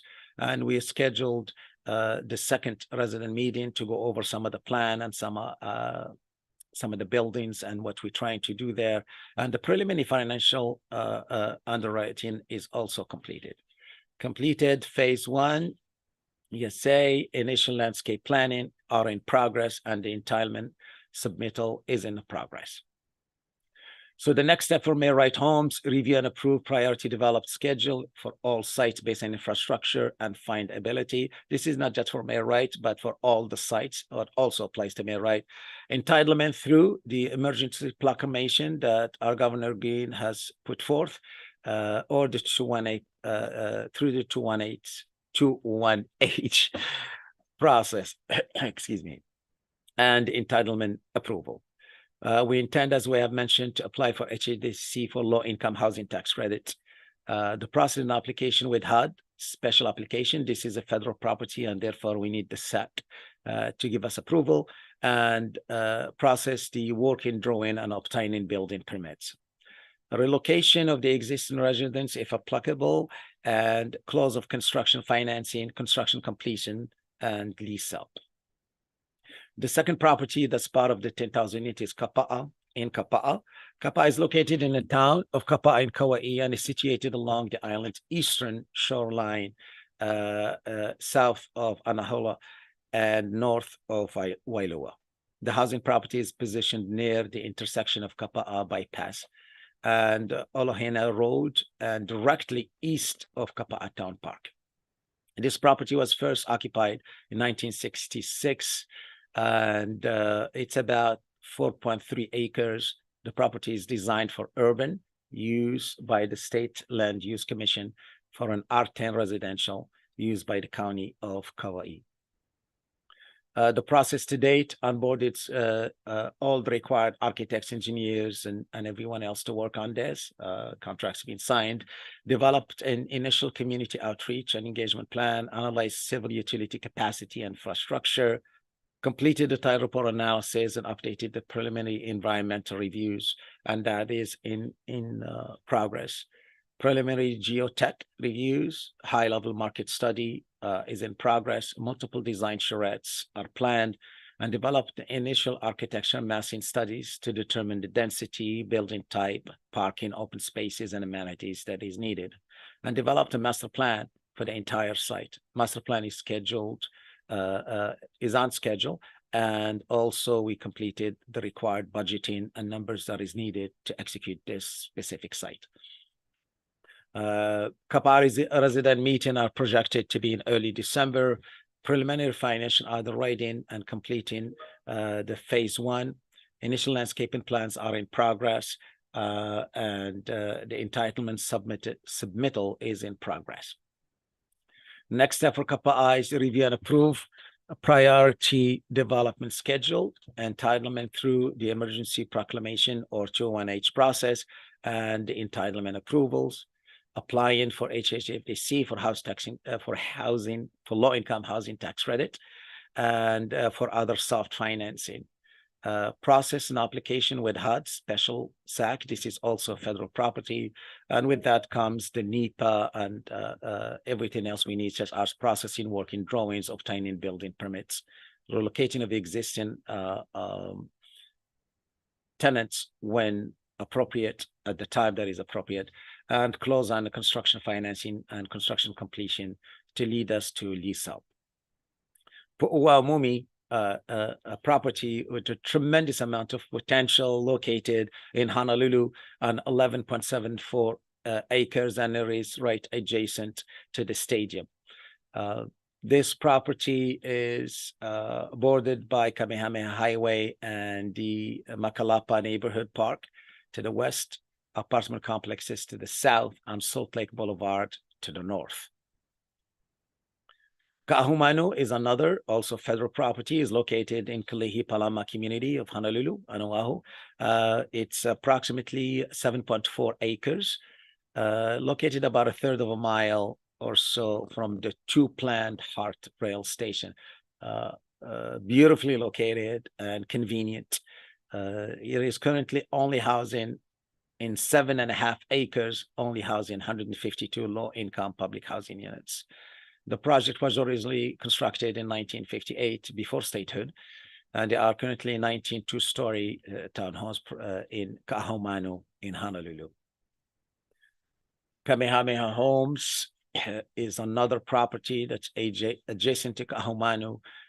It is located on North King, Kalihi Street, and Haka Drive, with approximately 16 acres of land. This property was renovated in 1997.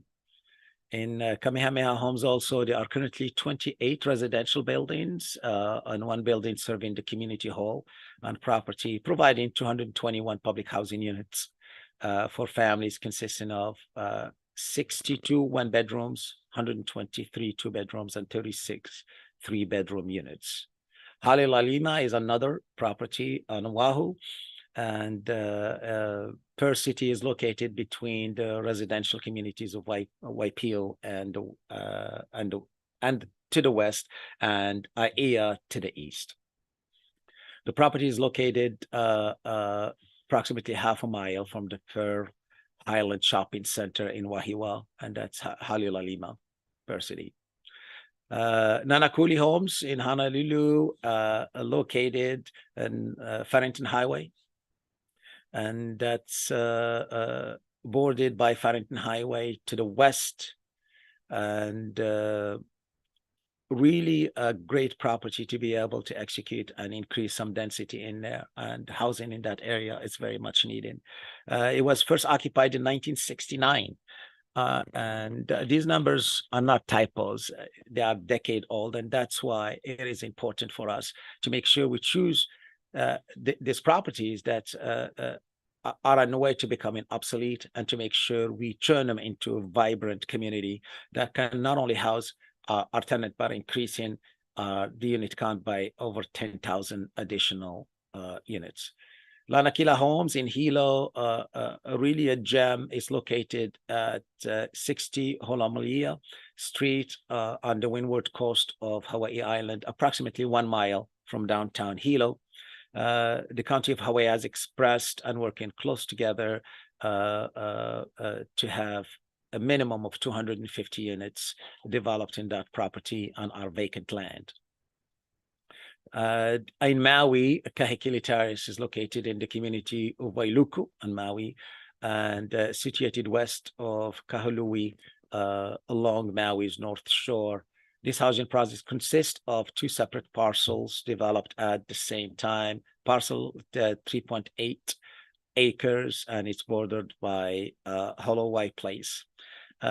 Because of the this property, we working together to see with many stakeholders as a result of the fires to identify another location that we can immediately start, so we don't have to displace and some of the tenants to be able to paint. The idea is to build something new, move some of the tenants, then do the development of this, and stay tuned on that.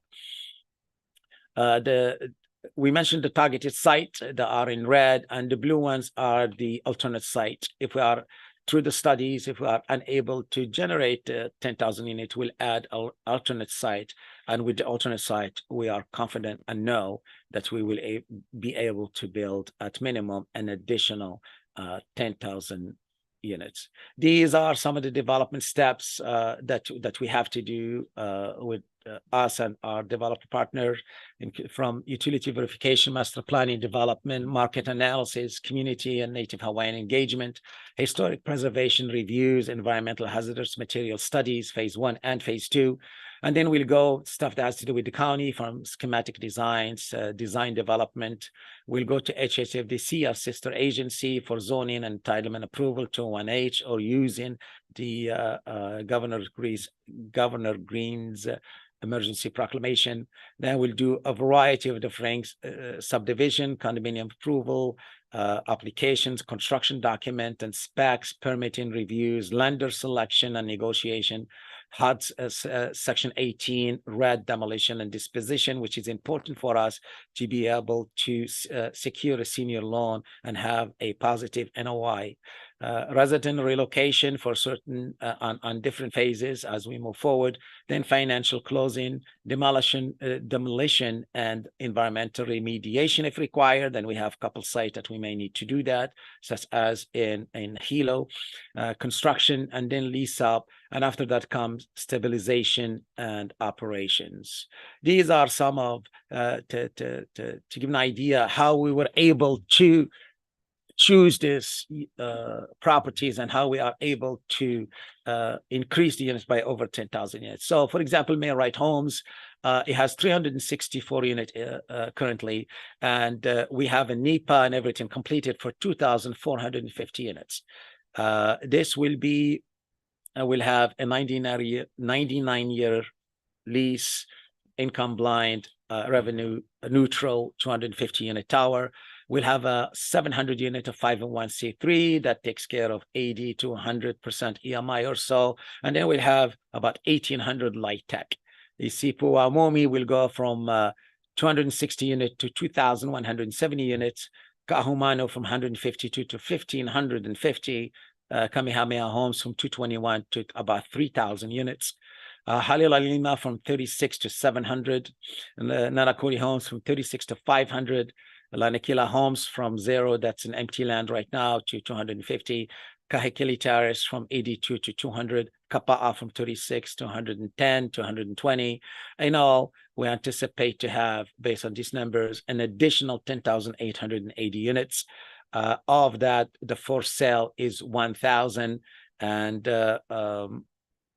I think I should probably move very fast now, because these are some of the phasing that we're going to do for each one that will take us through this process.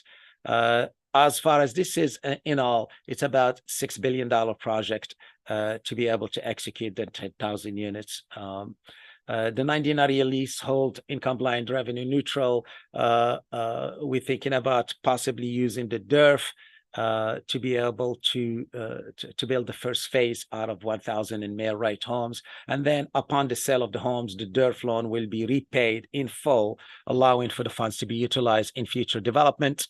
And obviously, because it's for sale, within 5 years, we'll be able to pay the DERF loan in full. And to be able to keep this affordability and to have an income blind model that Senator Chang has talked about. I will stop at that for now, and I'm happy to answer any questions that you may have. Thank you very much. Okay, thank you so much, Hakeem, for that extremely informative presentation on your bold vision to develop 10,000 units. There is one question in the public forum. So what I want to do is I'll go ahead and ask that question first, because it does fit with another question that we had previously. So the question is from the public that Assembly Member Alex Lee emphasized the importance of public developer expertise. What has been done to ensure that HPA has this expertise? And that goes along with a question that we had thought of ahead of time, in which what are some of your common misperceptions about your agency and its ability to accomplish such bold visions? That's great. Thank you.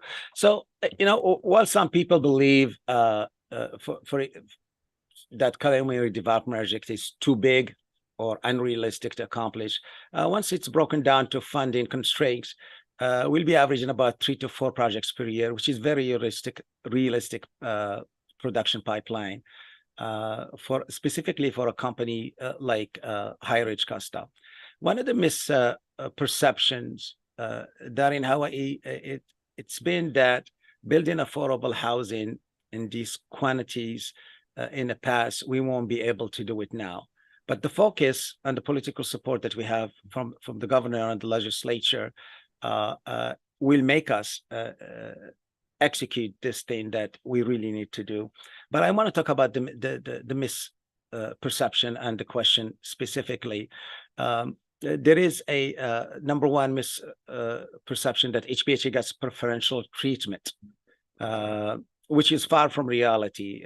Although we are a state agency, we apply for everything.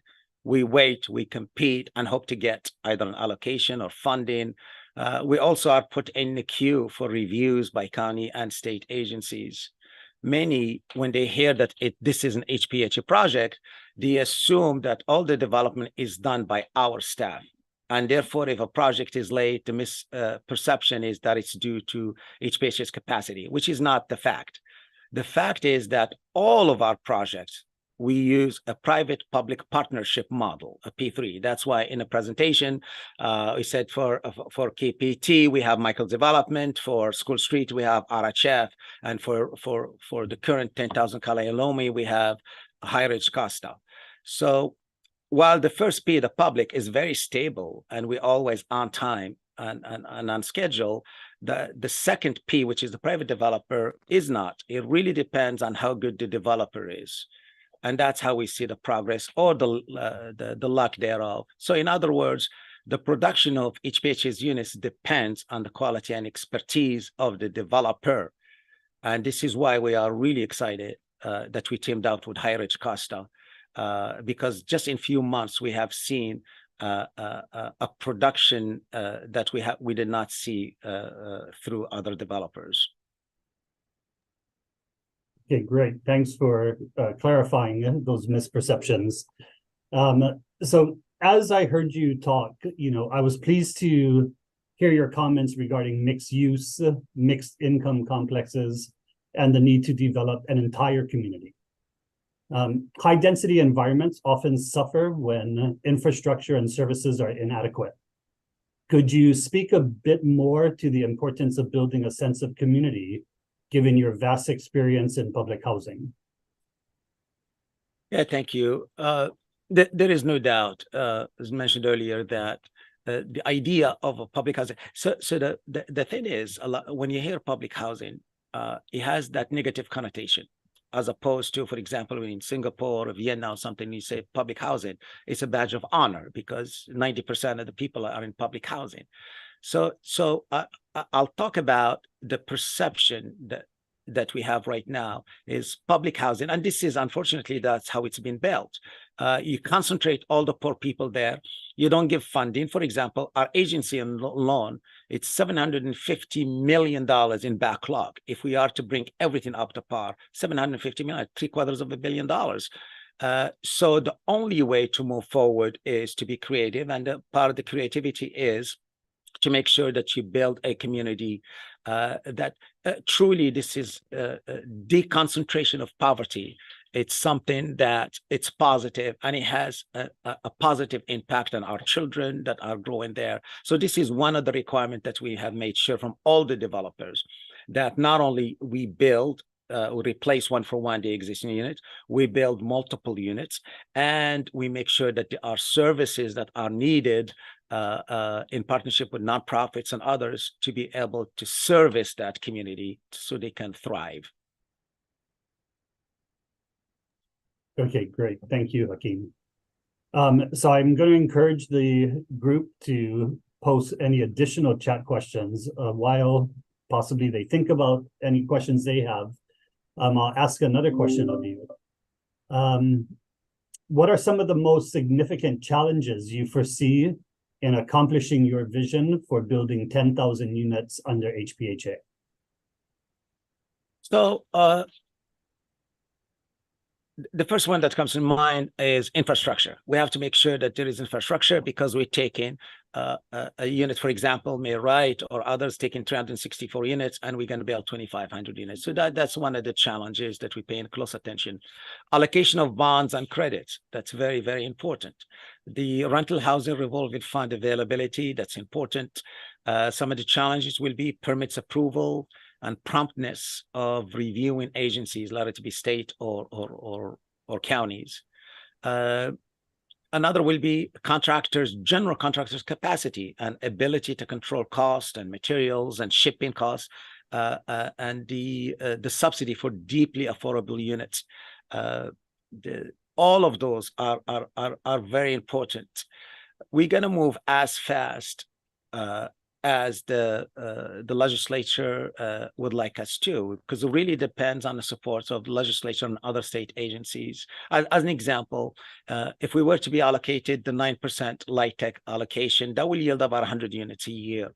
If we are able to use or obtain 75% of the federal tax credit exempt bond, that will be an additional 900 units.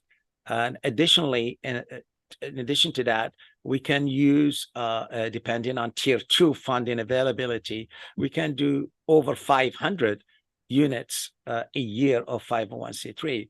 So the HPHA and the partner that we have selected, Higher Edge Costa, we can certainly produce, with the support of the legislature and other agencies, promptly over 1,000 units each year, if not more.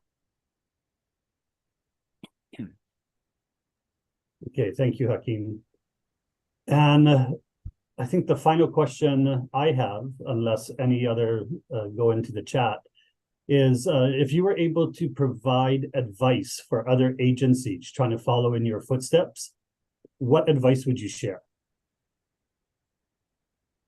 Well, first, don't lose all your hair, because it's very difficult to put back on once you build this housing. But for the agents looking to develop multiple projects, I would suggest that instead of producing individual requests for proposals for each site, 150 here, 250 there, you have to commit to a long-term planning solution by conducting a top-down analysis, which we did, to determine how you can reposition the potential to include mixed uses, mixed incomes, and to incorporate a commercial component to it to be able to pay for some of these things. That can contribute to really not only a vision, but also to be able to have savings, to have one point of contact, one developer taking care of 10,000 units will come with identical headaches that if you have 10 or 20 developers, you have 10 times the amount of headaches. Also to be able to negotiate better pricing with contractors and with construction and shipping. They will not look at you if you're just going to do 100 units, but they will pay attention if you're talking about 10,000 units. This will create really efficiencies in development by streamlining the planning efforts. And work closely with the community. The community brings value. Work closely with the community. Work closely with your legislators, and with your government officials, county and state, because that is also important. I think the whole state, not just the agency itself, the whole state has to be in sync. So all those stars are lined up to be able to produce, because after all, we are here to produce for the same people that we serve. And as the legislature, same thing, the governor, the counties, and everyone, we all have the same goal, an identical goal. How can we stop here in Hawaii the exit of 14,000 families each year? And how can we provide enough housing so we are able to attract nurses, police officers, and others that cannot afford it? So this is a win-win situation. It starts with housing, and then for our agency, this is our goal. We do know the importance of housing. We do know the importance of working with our partners, and we do know the importance of making sure that we create communities and not just housing. So that will be my advice to anybody else. Okay, well, great. I like my full set of hair that I have, so I'll leave public housing to the experts like you. However, your response, I guess, got people interested in expanding to what sort of advice would you have for individuals or grassroots organizations to persuade their local governments to implement leasehold housing? You know, the leasehold housing is something that really misunderstood.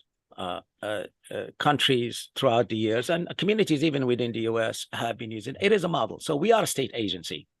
We can afford to give a 99-year lease for $1 a year to be able to we are also a state agency that by law we don't operate at profit. We operate at a break even. So it is important that we talk to the folks, and it's going to be price lower. And if you have 99-year lease, it's really a couple generations there. So my advice is to work with our legislatures like we do to make sure that we communicate the importance of this, but equally as important, to be ready to apply for it, to be able to support it by buy-in when we produce this. And we are going to be with the help of the legislature, we are going to be able to build the first tower. We do expect, from talking to a lot of folks already, there is going to be a huge wait list to be able to get in. And I think once we see that, the sense of this model is not going to work is going to change. It has worked. Most of the condos in Waikiki are leasehold, except a lot of them now have 20 years left or 30 years left. This will be a 99-year lease. The idea is, how can we build quickly? And for those who've seen the presentation Senator Chang did earlier, it really speaks a volume as to not only the importance, but the ability to thrive and to make some profit for those who end up buying it. Okay, and another one that came in, and we have about 2 more minutes, so I'll just go ahead and ask this question. One of the members says, "Thank you for your courage and creativity to break the mold to advance the vision of social housing for all Hawaii residents." So I guess that's more of a thank you rather than a question. And so with that, I'll say thank you, Hakeem, for your wisdom over the many years that you've worked within public housing and for sharing that with us. We appreciate your time and resolve to find housing options for Hawaii residents. Up next, we have the final presentation of the conference. And in the final presentation, you will be hearing from Michael Lamb, Lance Wilhelm, and Jared Everett about 2 new dorms, 0 taxpayer dollars, the University of Hawaii's RISE and NOAA projects. So with that said, thank you, Senator Chang, and thank you, Executive Director Hakeem Wansafi. Thank you very much.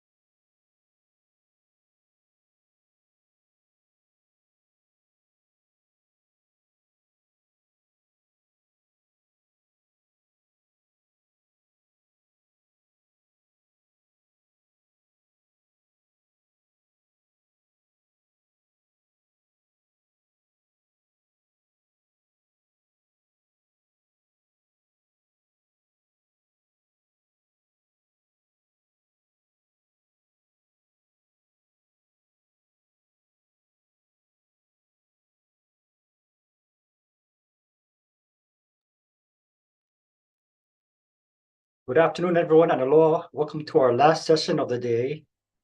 2 new dorms, 0 taxpayer dollars, University of Hawaii RISE and NOAA projects. And during this session, we'll be talking about 2 new dorms constructed for the University of Hawaii with no taxpayer dollars.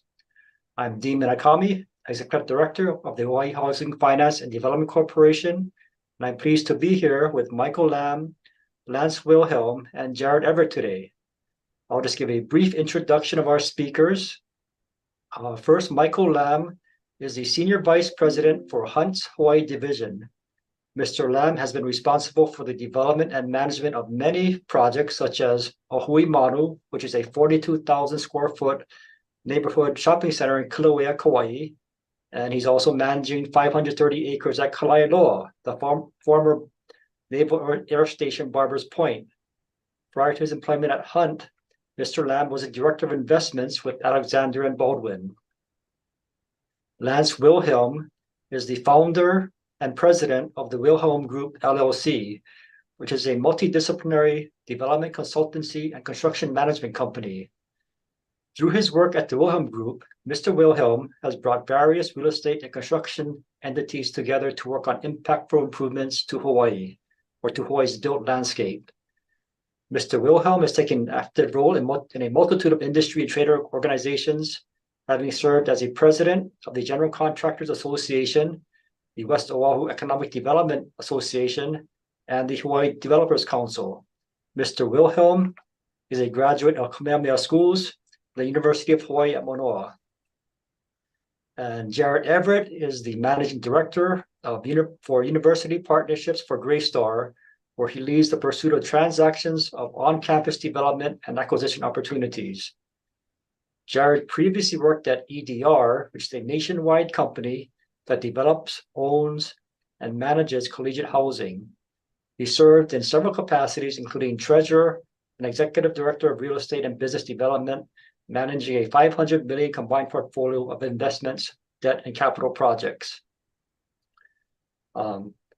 Please join me in welcoming Mr. Lamb, Mr. Wilhelm, and Mr. Everett as they discuss these 2 new dorm projects which were built without any direct government spending. So first up, we will have the RISE project presented by Mr. Lamb and Mr. Wilhelm. So Mike and Lance. Sure. Thank you, Dean. And thank you, Senator Chang and your office for putting together today's event. My name is Mike Lamb. I'm with Hunt Development Group, and I'm based here in our Honolulu office and was also the project manager for the RISE project, which is now named the Walter Dodds Junior RISE Center. I'm also joined today by Lance Wilhelm, and his firm acted in various capacities throughout the project, even before construction, advising both ourselves and the UH Foundation on the project. RISE was brought to market via a public-private partnership between ourselves as a private partner and our public partners, the UH Foundation, who owns the land, as well as the University of Hawaii. We've put together a few slides today that we thought would be helpful for the audience to understand the project, describe the public-private partnership, and share with you the project timeline. RISE is a 120,000 square foot mixed-use live, learn, work facility consisting of a newly constructed 6-story student life building that you see here in gray that wraps around the pink building, which is a repurposed 1931 3-story building that will house the UH Foundation offices on the upper floors, with the ground floor serving as a projects lobby and home to the 4th location of local coffee shop Island Brew. The project is anchored on the 2nd floor with a 12,000 square foot academic classroom space that houses the university's Pacific Asian Center for Entrepreneurship, more commonly known as PACE. The space is both teaching classrooms, conference rooms, recording studios, and maker spaces, and was designed and programmed to further PACE's goal of educating entrepreneurial thinkers and problem solvers for the 21st century. The project is modeled after the successful Lasan studio at the University of Utah, where classroom spaces and student residences are combined in one building and provide students not only the opportunity to easily access classrooms, labs, and lectures and guest speakers, but also provide housing for like-minded individuals who could take advantage of being in close proximity to each other spark discussions about different opportunities that they see in the marketplace or they see as students, or just general opportunities to kind of further the college experience. On the upper 4.5 floors are the 222 student residences that provide housing for 374 students. On each floor, there's a mix of singles and doubles. There's 14 singles and 34 doubles on each floor. The project has a combination of 65 singles and 154 doubles and singles that range from 120 to 125 square feet for the singles, and then for the doubles, between 140 and 195 square feet. On each floor, there's 2 kitchens, 18 bathrooms, and laundry facilities, as well as public and private spaces for students to take advantage of.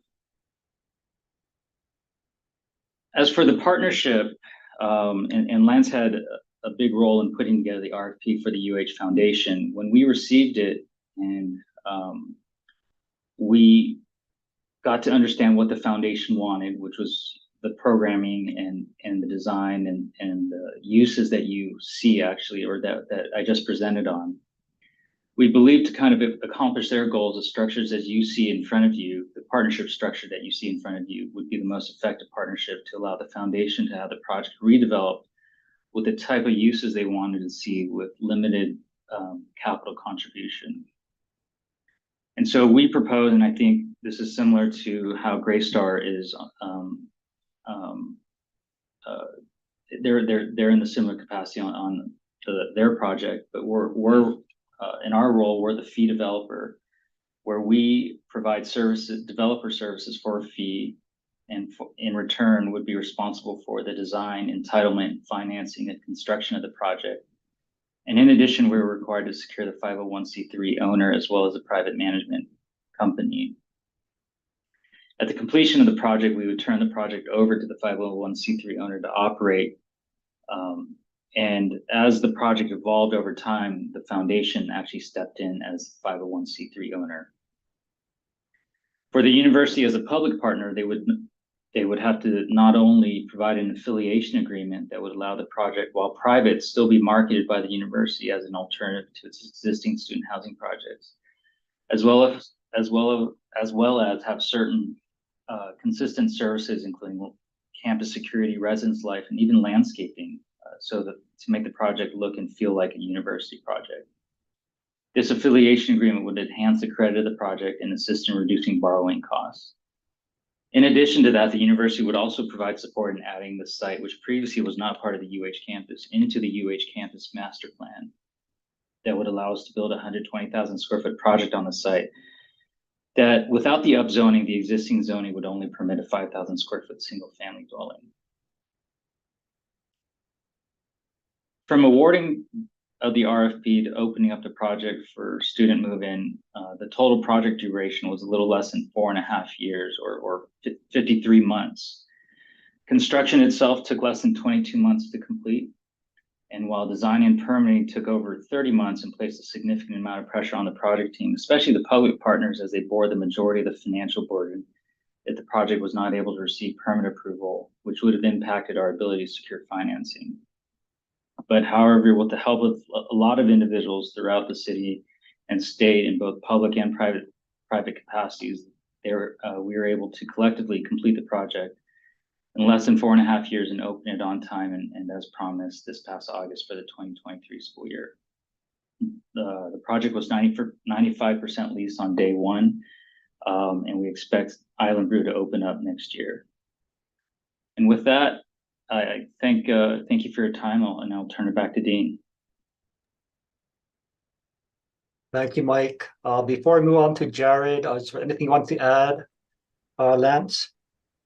No, I think Mike did a great job of putting that together. Appreciate that. A lot of emphasis here on the the tri-party way that this project came together.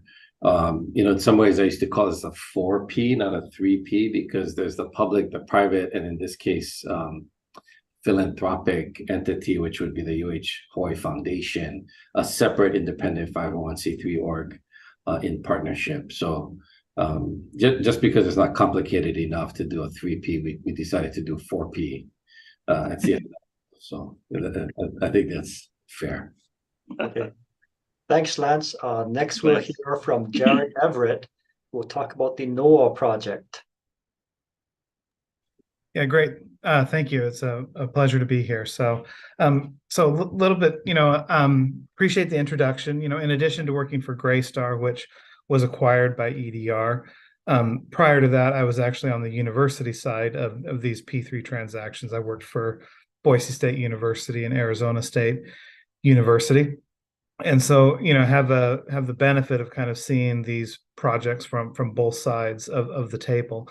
But a little bit about Greystar, you might not know us. We've been working in Hawaii for several years, mostly as a property manager with several thousand apartments under management. But beyond that, we're a global company in 241 markets, about 35 different countries. We have, almost 900,000 units of housing in our portfolio, and about 10% of that is student housing. And of that student housing, I would say about 50%, generally speaking, about 50% of that housing is done on campus in partnerships with universities. And the other 50% of that housing is off campus, fully privatized student housing. But we're really excited about this partnership that we have with the University of Hawaii.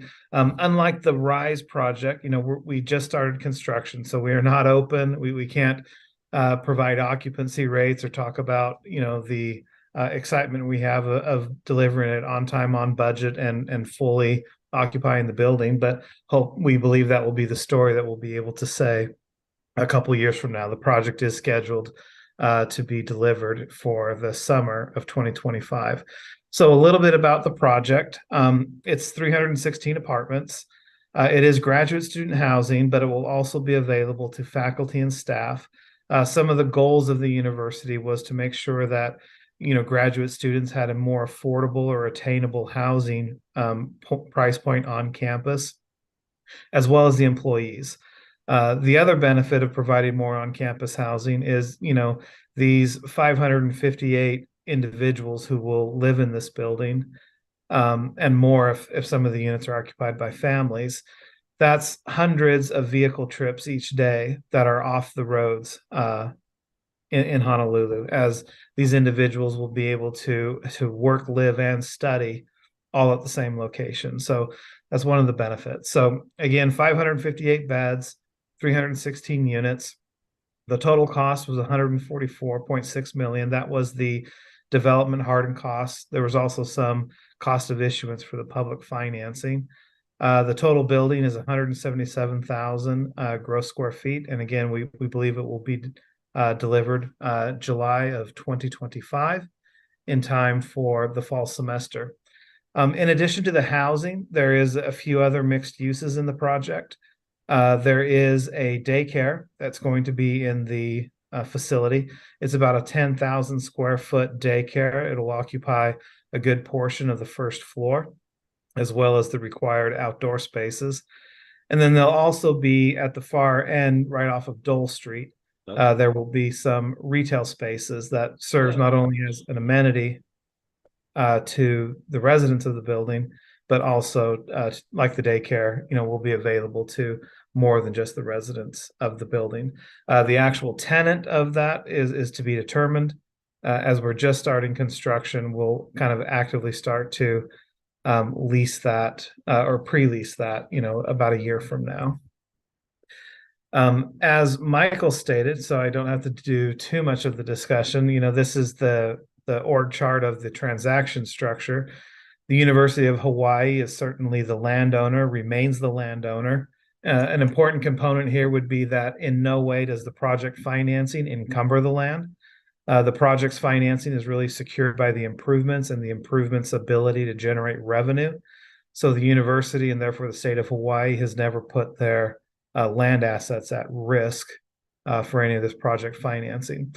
So as the developer, like Michael stated, we're not the owners of the asset, so we're functioning as a third-party development. So we have a development we have a pre-development agreement with the university, but part of that pre-development agreement is that we will bring a foundation, a nonprofit foundation, who will be the borrower of record and own the assets for the duration of the ground lease. And then working with that foundation, we will ensure that the project financing occurs. And the foundation, as the owner, is ultimately responsible for the development and operations of the asset. But through our agreements with them, those responsibilities are a pass-through to Greystar as the developer. So we take on the responsibility to develop the project on behalf of the nonprofit. And once the building is delivered, we take on the responsibility to manage the property.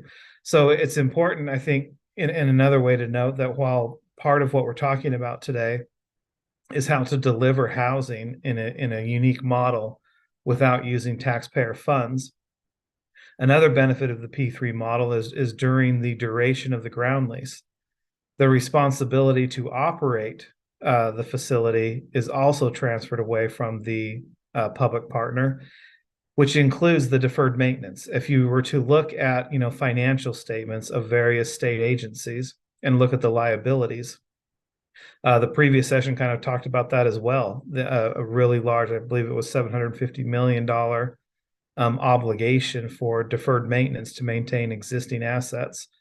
Under this model, during the duration of the ground lease, it's the responsibility of third parties to properly maintain and renew these facilities. And oftentimes these ground leases come with, at the termination, when the asset is returned to the university, it's not uncommon for those agreements to have some condition or standard in which the property is delivered back to the public entity so that the public entity enjoys additional useful life of the asset and receives it in a good operating standard. I think Michael kind of touched on this as well, but one of the ways that our structure differed a little bit from Hunt's was the university's foundation elected to be the 501c3 nonprofit owner of RISE, whereas in this transaction we brought an independent 501c3. In this instance, it was the Collegiate Housing Foundation, but there are a number of foundations that what we call traveling foundations, which in exchange for some fee to participate in the process, they are willing to take on the liability of the debt and be the owner. And there are many of these traveling foundations that, these ones, some are focused exclusively on student housing. Others have broader mandates for affordable housing or any type of government facility, such as courthouses, police stations, etc. But I won't go down that too much, as it's not the point of this discussion. But it is, I think, a unique point worth identifying, that if there are public entities out there that don't have an existing affiliation with the foundation, there are some traveling foundations that are willing to participate and facilitate these transactions. This one in particular that we used was from Alabama. I think that concludes my expected comments, but I look forward to the Q&A and participating further. All right, thank you, Jared. We do have one question so far that was submitted, and this is from John Kawamoto. And the question is, it relates to the governor's housing proclamation, which, as you probably are aware, suspended a number of laws, including those relating to land use commission, environmental impact statements, SHPD approvals. So the question is, how much would your project did not use the proclamation because it was not in place at the time, but how much would it have expedited your projects?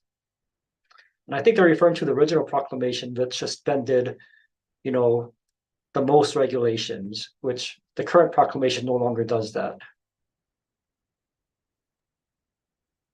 I'll take a stab, and Michael Lamb can correct me, but one of the more challenging aspects of the RISE project was around the refurbishment and reuse of the older Atherton historic building, and it also involved the demolition of an adjacent structure that was also over 50 years old. And so our Part of our processes for permit application, et cetera, involve a fairly extensive historic review of the building and doing HABs type studies and other kinds of historic architectural work.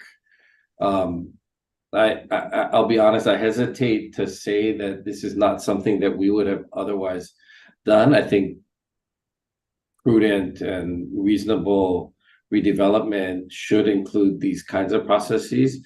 And so even with the proclamation in place, I'm not sure we wouldn't have done them anyway, because it's the appropriate thing to do.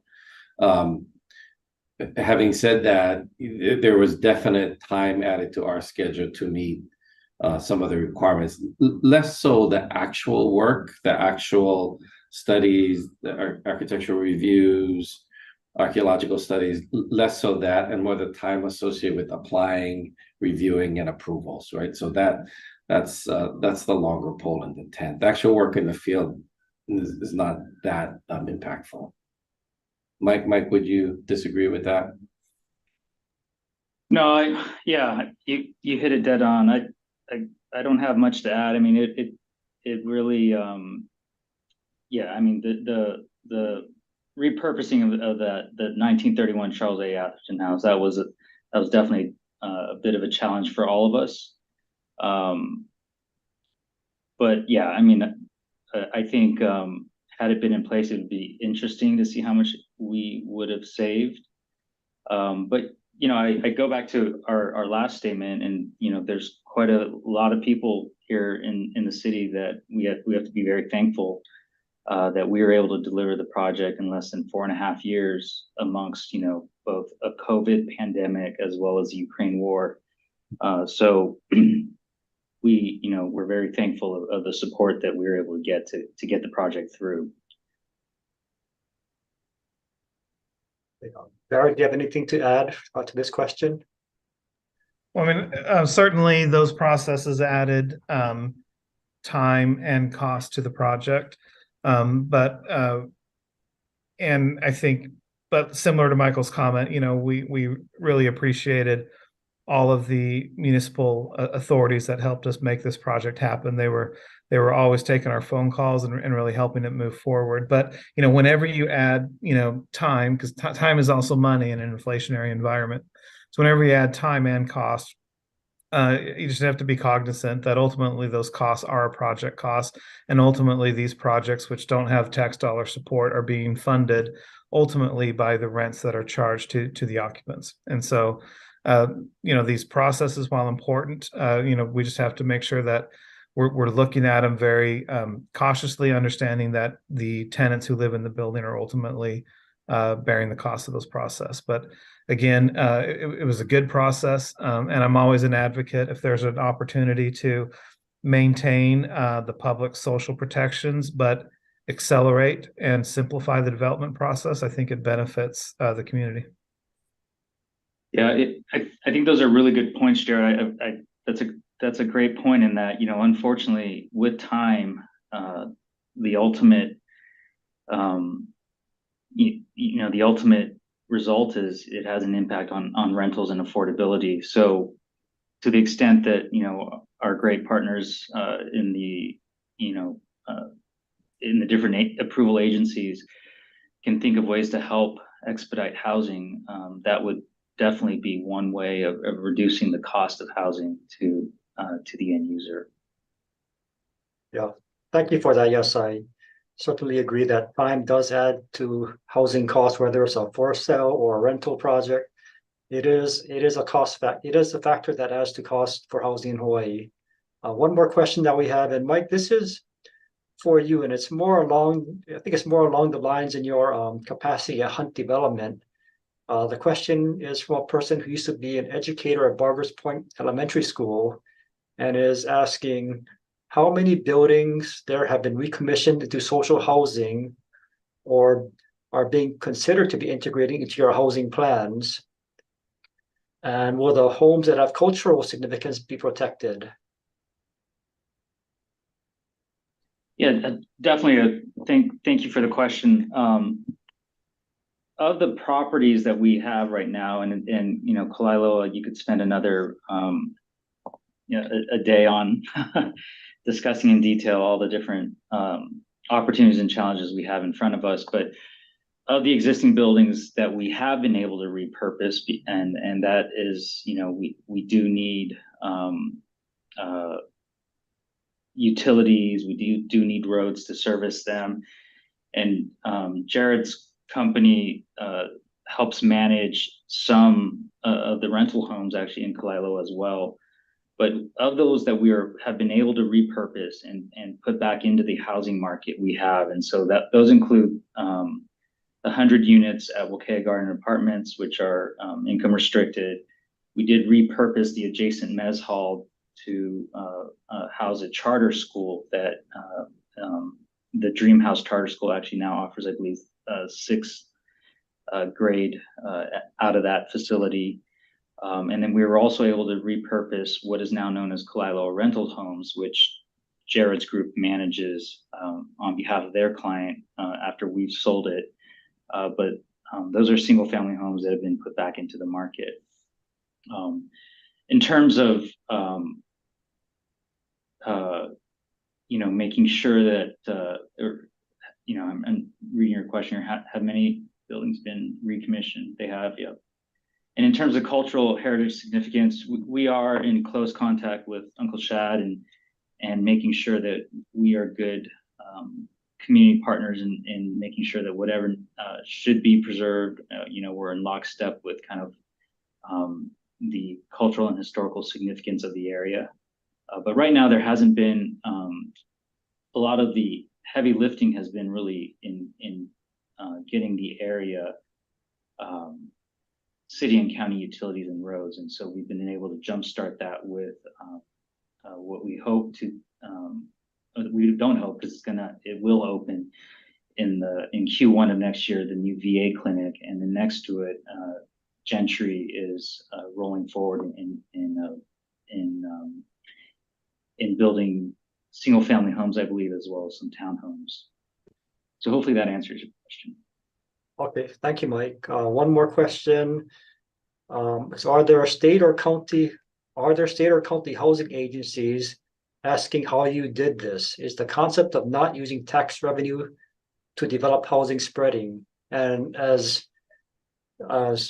working for a housing development agency, I would say, yes, we are looking into this. So can you tell us what are the key factors that made your project successful? What was it? What were the elements that made it such that you did not require direct funding from the university? So maybe Mike and Jared, you can go first, or Jared, you want to go first? Sure. I think, one, the student housing is not necessarily affordable housing in that it is not income restricted. So it's a little bit different than some things. So on the student housing side, one of the things that was important is that really you'd be able to drive two things. One, the setting of rents and making sure that rents are affordable, but at the same time, supportive of construction costs. I think a lot of times when tax dollars need to come into these projects, it's because the expected rents aren't supportive of the construction costs. So there has to be some type of gap solution. And so, I want to, I think, maybe clarify that, when public dollars come into some of those affordable housing projects, it's not for the enrichment of a developer. Rather, it is to ensure that the rents stay at the level that the public entity wants. But for student housing, where we don't have those income restrictions, one, I think the developer needs some latitude in consultation with the university, or even directed by the university, to establish rents that are attainable, not necessarily capital A affordable, but attainable, but support that construction costs. I think the other thing that is important is to kind of take a look at operations. From a Graystar perspective, we have 900,000 units of housing in our portfolio. And with that, we try to bring those economies of scale of a global supply chain. So when we're negotiating our laundry contract or our trash contract, we're doing so with vendors who support us with hundreds of thousands of units, and we have a really good economies of scale. So I think part of the advice to these other agencies is get the full benefit of the private sector and those efficiencies. But at the same time, sit down with them and decide it is in everyone's best interest for someone to provide certain services for whoever can provide them best. And that's a little bit different on a university campus than it is maybe with the city. On a university campus, they might have an existing elevator contract or crash contract. They might be doing landscaping. So we always kind of sit down and say, here's how much it's going to cost us to do landscaping. If we were to pay the university to do it, how much would it cost? And we pick the best value. So I just think, public agencies should view these as true partnerships. And in true partnerships, you work together to achieve the goals. And if those goals are to provide these social assets and minimize public investment, then let that guide the structure. Okay, thank you, Jared. Mike or Lance, want to add anything? Mike?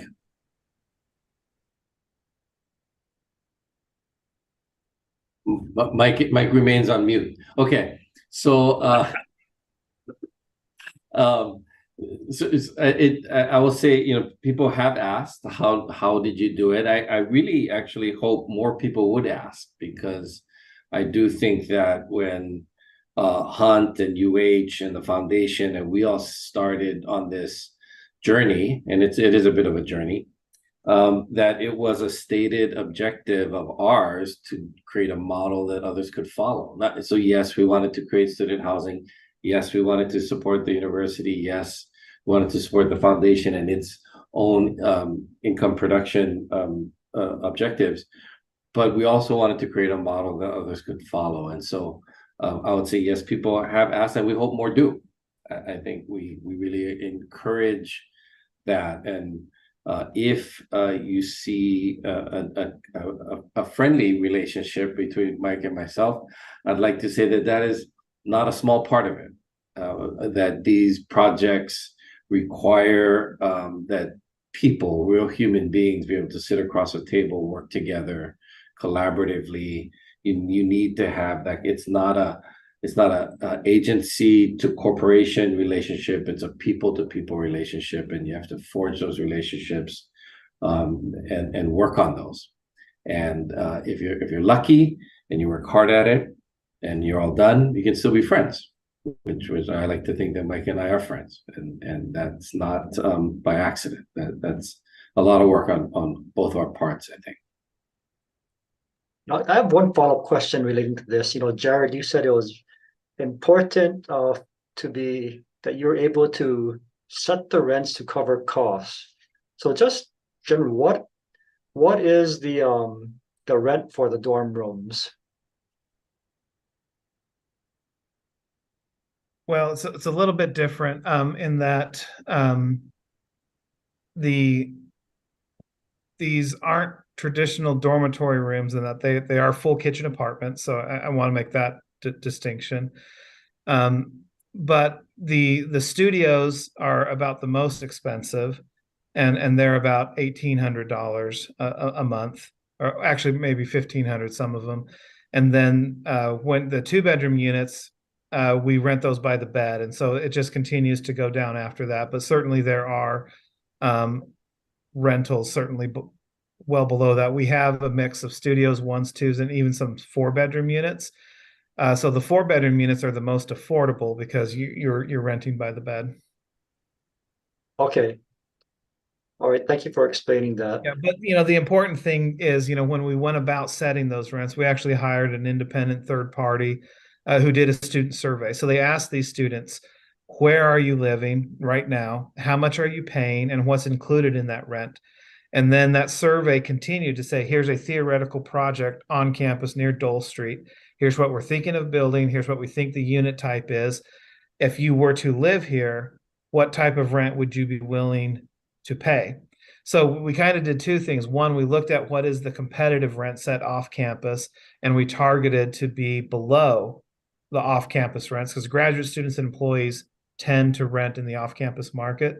But we also did this survey of students that said, graduate students, how much would you pay to live here and what is your preferred unit type? And we did that before we designed the building so that the program that you see in the building actually reflects the percentage of unit types that the graduate students wanted, and the rents reflect what the students were willing to pay so that we had adequate demand for all of those unit types. So whether the rents are, $900 a month or $1,500 a month, those were all determined by student preference surveys saying what they would be willing to pay for that type of a unit. We have a question that came in of what is the per bed rent? That'll take me a second to bring it up because we have 4 different units and each unit has a different average rent. I would need to calculate an average rent there, but I can if there's any follow-up materials to the participants, I can certainly provide that. Okay, we can try to get back to this person. I guess these are great models for student housing. Could they be applied to just regular workforce housing if there are state lands that were made available to you folks? Like for Jared, you have complete living units. Could it work for that, and at what AMI target level? Yeah, no, that's a great question. So we're actually working on some of these. For us, there's to hit the affordability targets that you want, you have to kind of take advantage of certain structural benefits. Like in some instances, it's property tax exemptions by having the units rent restricted, but also tax exempt bonds provides the lowest cost of capital. I would have loved to invest equity at the University of Hawaii, but that equity has a equity style return, and tax exempt bonds is much less. So first of all, it's important that when you think about your projects that you're able to kind of preserve those types of benefits if you want below market rents. Otherwise, by definition, if you're paying market rate everything, the rents need to be market rate. So we have to find relief, and where we find relief is either those public incentives like property taxes or lower cost of capital through tax exempt bonds. But a lot of what we're working on in various states is what we call the missing middle. Greystar is not a significant player in capital A affordable or LIHTC housing. There are other firms that really specialize in that, and that's not a space that we have moved into. But one area that we're really focused on is what we call the missing middle housing. The missing middle is where this is your teachers, K through 12, your firefighters, your policemen. They're making enough money to not qualify for LIHTC housing, but they're not making enough money to live in these high cost urban areas and the communities they serve. So we're really taking a hard look at that, and we're working on some projects where we can preserve these types of public benefits. LIHTC credits aside, we can't get those, but the property tax exemptions, the tax exempt bonds, and lower cost of capital, we can actually execute on that for this missing middle. In some instances, the AMI can be up to 120% or even sometimes more. You have to be careful. I mean, it's not really demonstrating public goodwill to have an entire project be 120% AMI, or maybe people disagree. Feel free to disagree. This is not my expertise. But that type of level actually preserves some of this public benefit. In other jurisdictions, the person's employment classification provides that benefit. So we work in some states where if you're an employee of a nonprofit hospital, the city, the state, whatever, regardless of your income, the fact that you are an employee of a nonprofit, there are some benefits to provide housing for those nonprofit employees. And so that's not something that I've thoroughly examined in Hawaii, but we see other states extending those same type of public housing benefits to employees of nonprofits, regardless of income. And so yes, I do think that this model that we're using for student housing with these foundations, be it affiliated foundations or existing Hawaii authorities or traveling foundations, I think this is portable for both affordable housing and the missing middle workforce housing. Okay, thank you, Jared. Mike or Lance, do you have anything to add? Your project was different, I know. You know, your adaptive reuse of a historic building, so it wasn't new construction. Yeah, I mean, I think I do think it's a solution. You know, we in a community like ours where we're land rich but community resource constrained, it does help with the capital stack. You know, if you look at Rise, it was built on almost less than an acre. You know, multiply that like at $200 a foot, which is probably being very conservative. I think it could probably be a little bit north of that. That's removing $8 or $9 million out of the capital stack there. So that definitely helps. You know, coupling it together with some of the other financing instruments out there, I think could make it a very attractive solution to our housing challenge here. And I will say that we have had a few visitors from the university system come and take a look at the project and see if it's a model for them, even from the neighbor islands.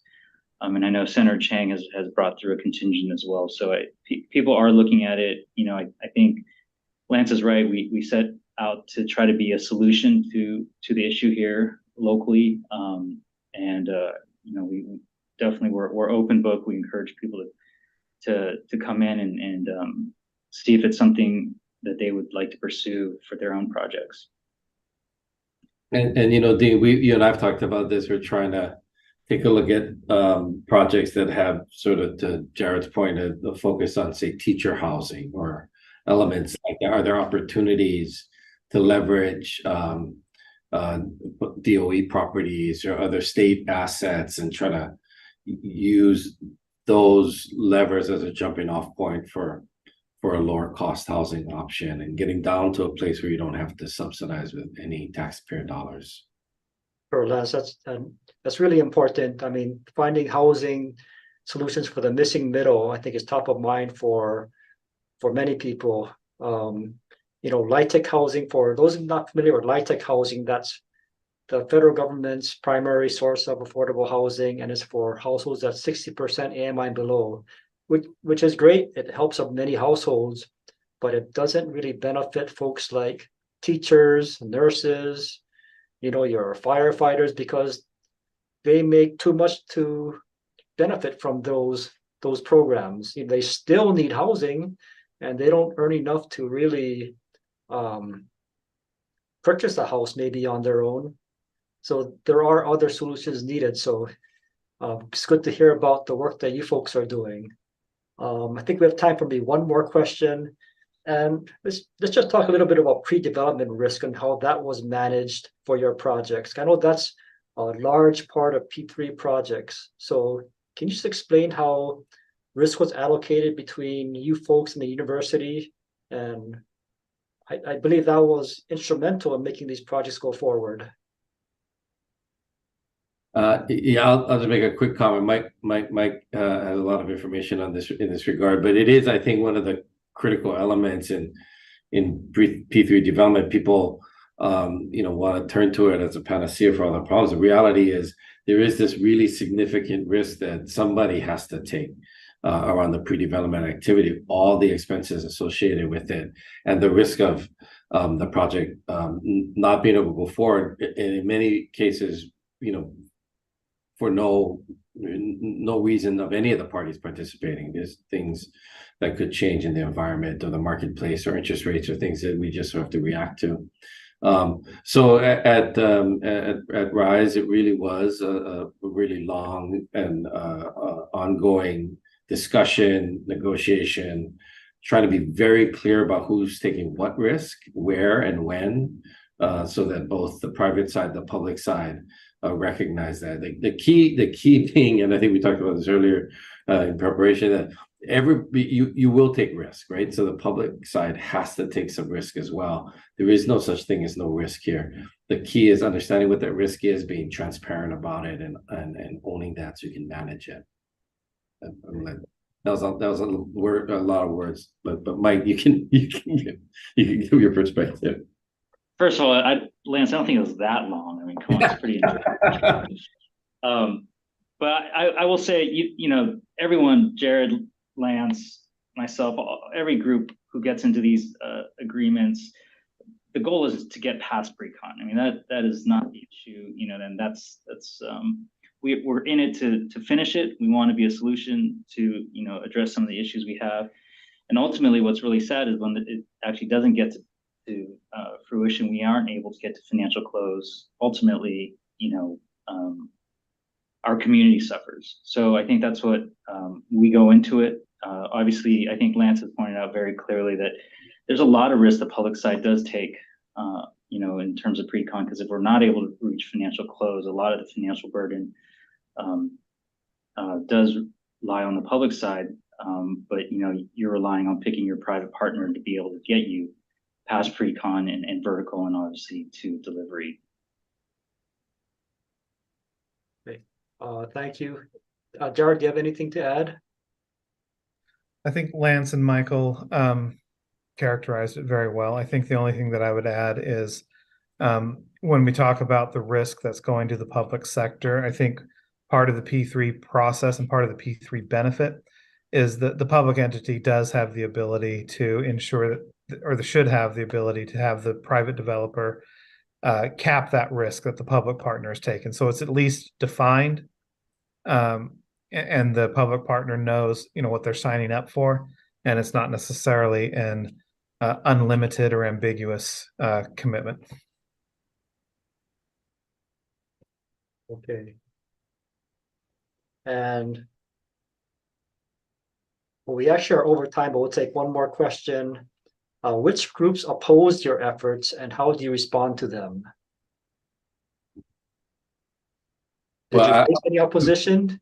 Yeah, from our projects? perspective, you know, I think we went and built on the edges of the UH Mono campus, and actually, in order to achieve our entitlement, had to sort of redraw the boundary around what is defined as the University of Hawaii campus. So our one of our bigger risks had to do with our engagement with the neighboring community and to get the buy-in for the project that we were going to build in their neighborhood. And it is one of the places that I give Mike and the Hunt team a lot of credit. They put in a lot of effort discussing open dialogue with community, so much so that when we went to a Manoa neighborhood board that is kind of notoriously difficult on new development, that they were very much supportive of our project, and in fact overwhelmingly voted to support it at the neighborhood board level. And that doesn't just happen. That's a lot of work on behalf of the team to get you know,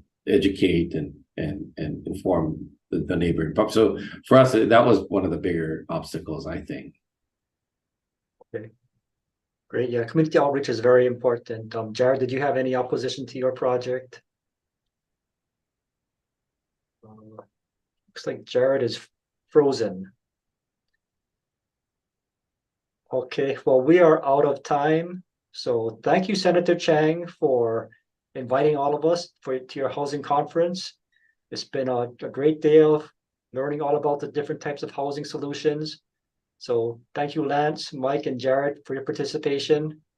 I will look forward to talking to you later. Thank you very much. Thanks, everyone. Bye. Aloha.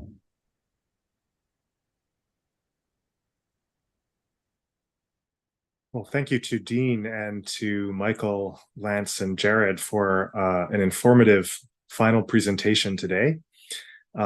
As we bring our 2023 housing conference to a close, I want to acknowledge the help of those whose hard work made this event possible. First, I'd like to thank all of our presenters for preparing thorough and thoughtful explanations of their respective projects. I'd like to thank our moderators for volunteering their time to moderate and host the Q&A segments. Thank you to the Hawaii Senate Communications Office for the publicity assistance with the press release. Thank you to Mylan Yamamoto Tansinko for helping make my slides look so professional. And last but not least, a special thank you to Teresa Ng and Ariel Blacklow in my office for their tireless work over many weeks and months, organizing everything from the technical aspects to researching my presentation slides to coordinating with all the presenters and moderators. Of course, the biggest thanks goes to all of you who have taken the time to participate in our conference on the rise of social housing in America. I hope you've learned something. I know I've learned a lot, and we'll be able to take those lessons back to your own communities. Thanks to the presenters we heard from today, we don't have to reinvent the wheel. We just need to scale up the many successful efforts that are currently underway. I sincerely believe that social housing represents our best hope to produce enough housing to meet demand and ensure that every American has the chance to live a good life in their chosen respective communities. Thank you again for joining us today, and all the best.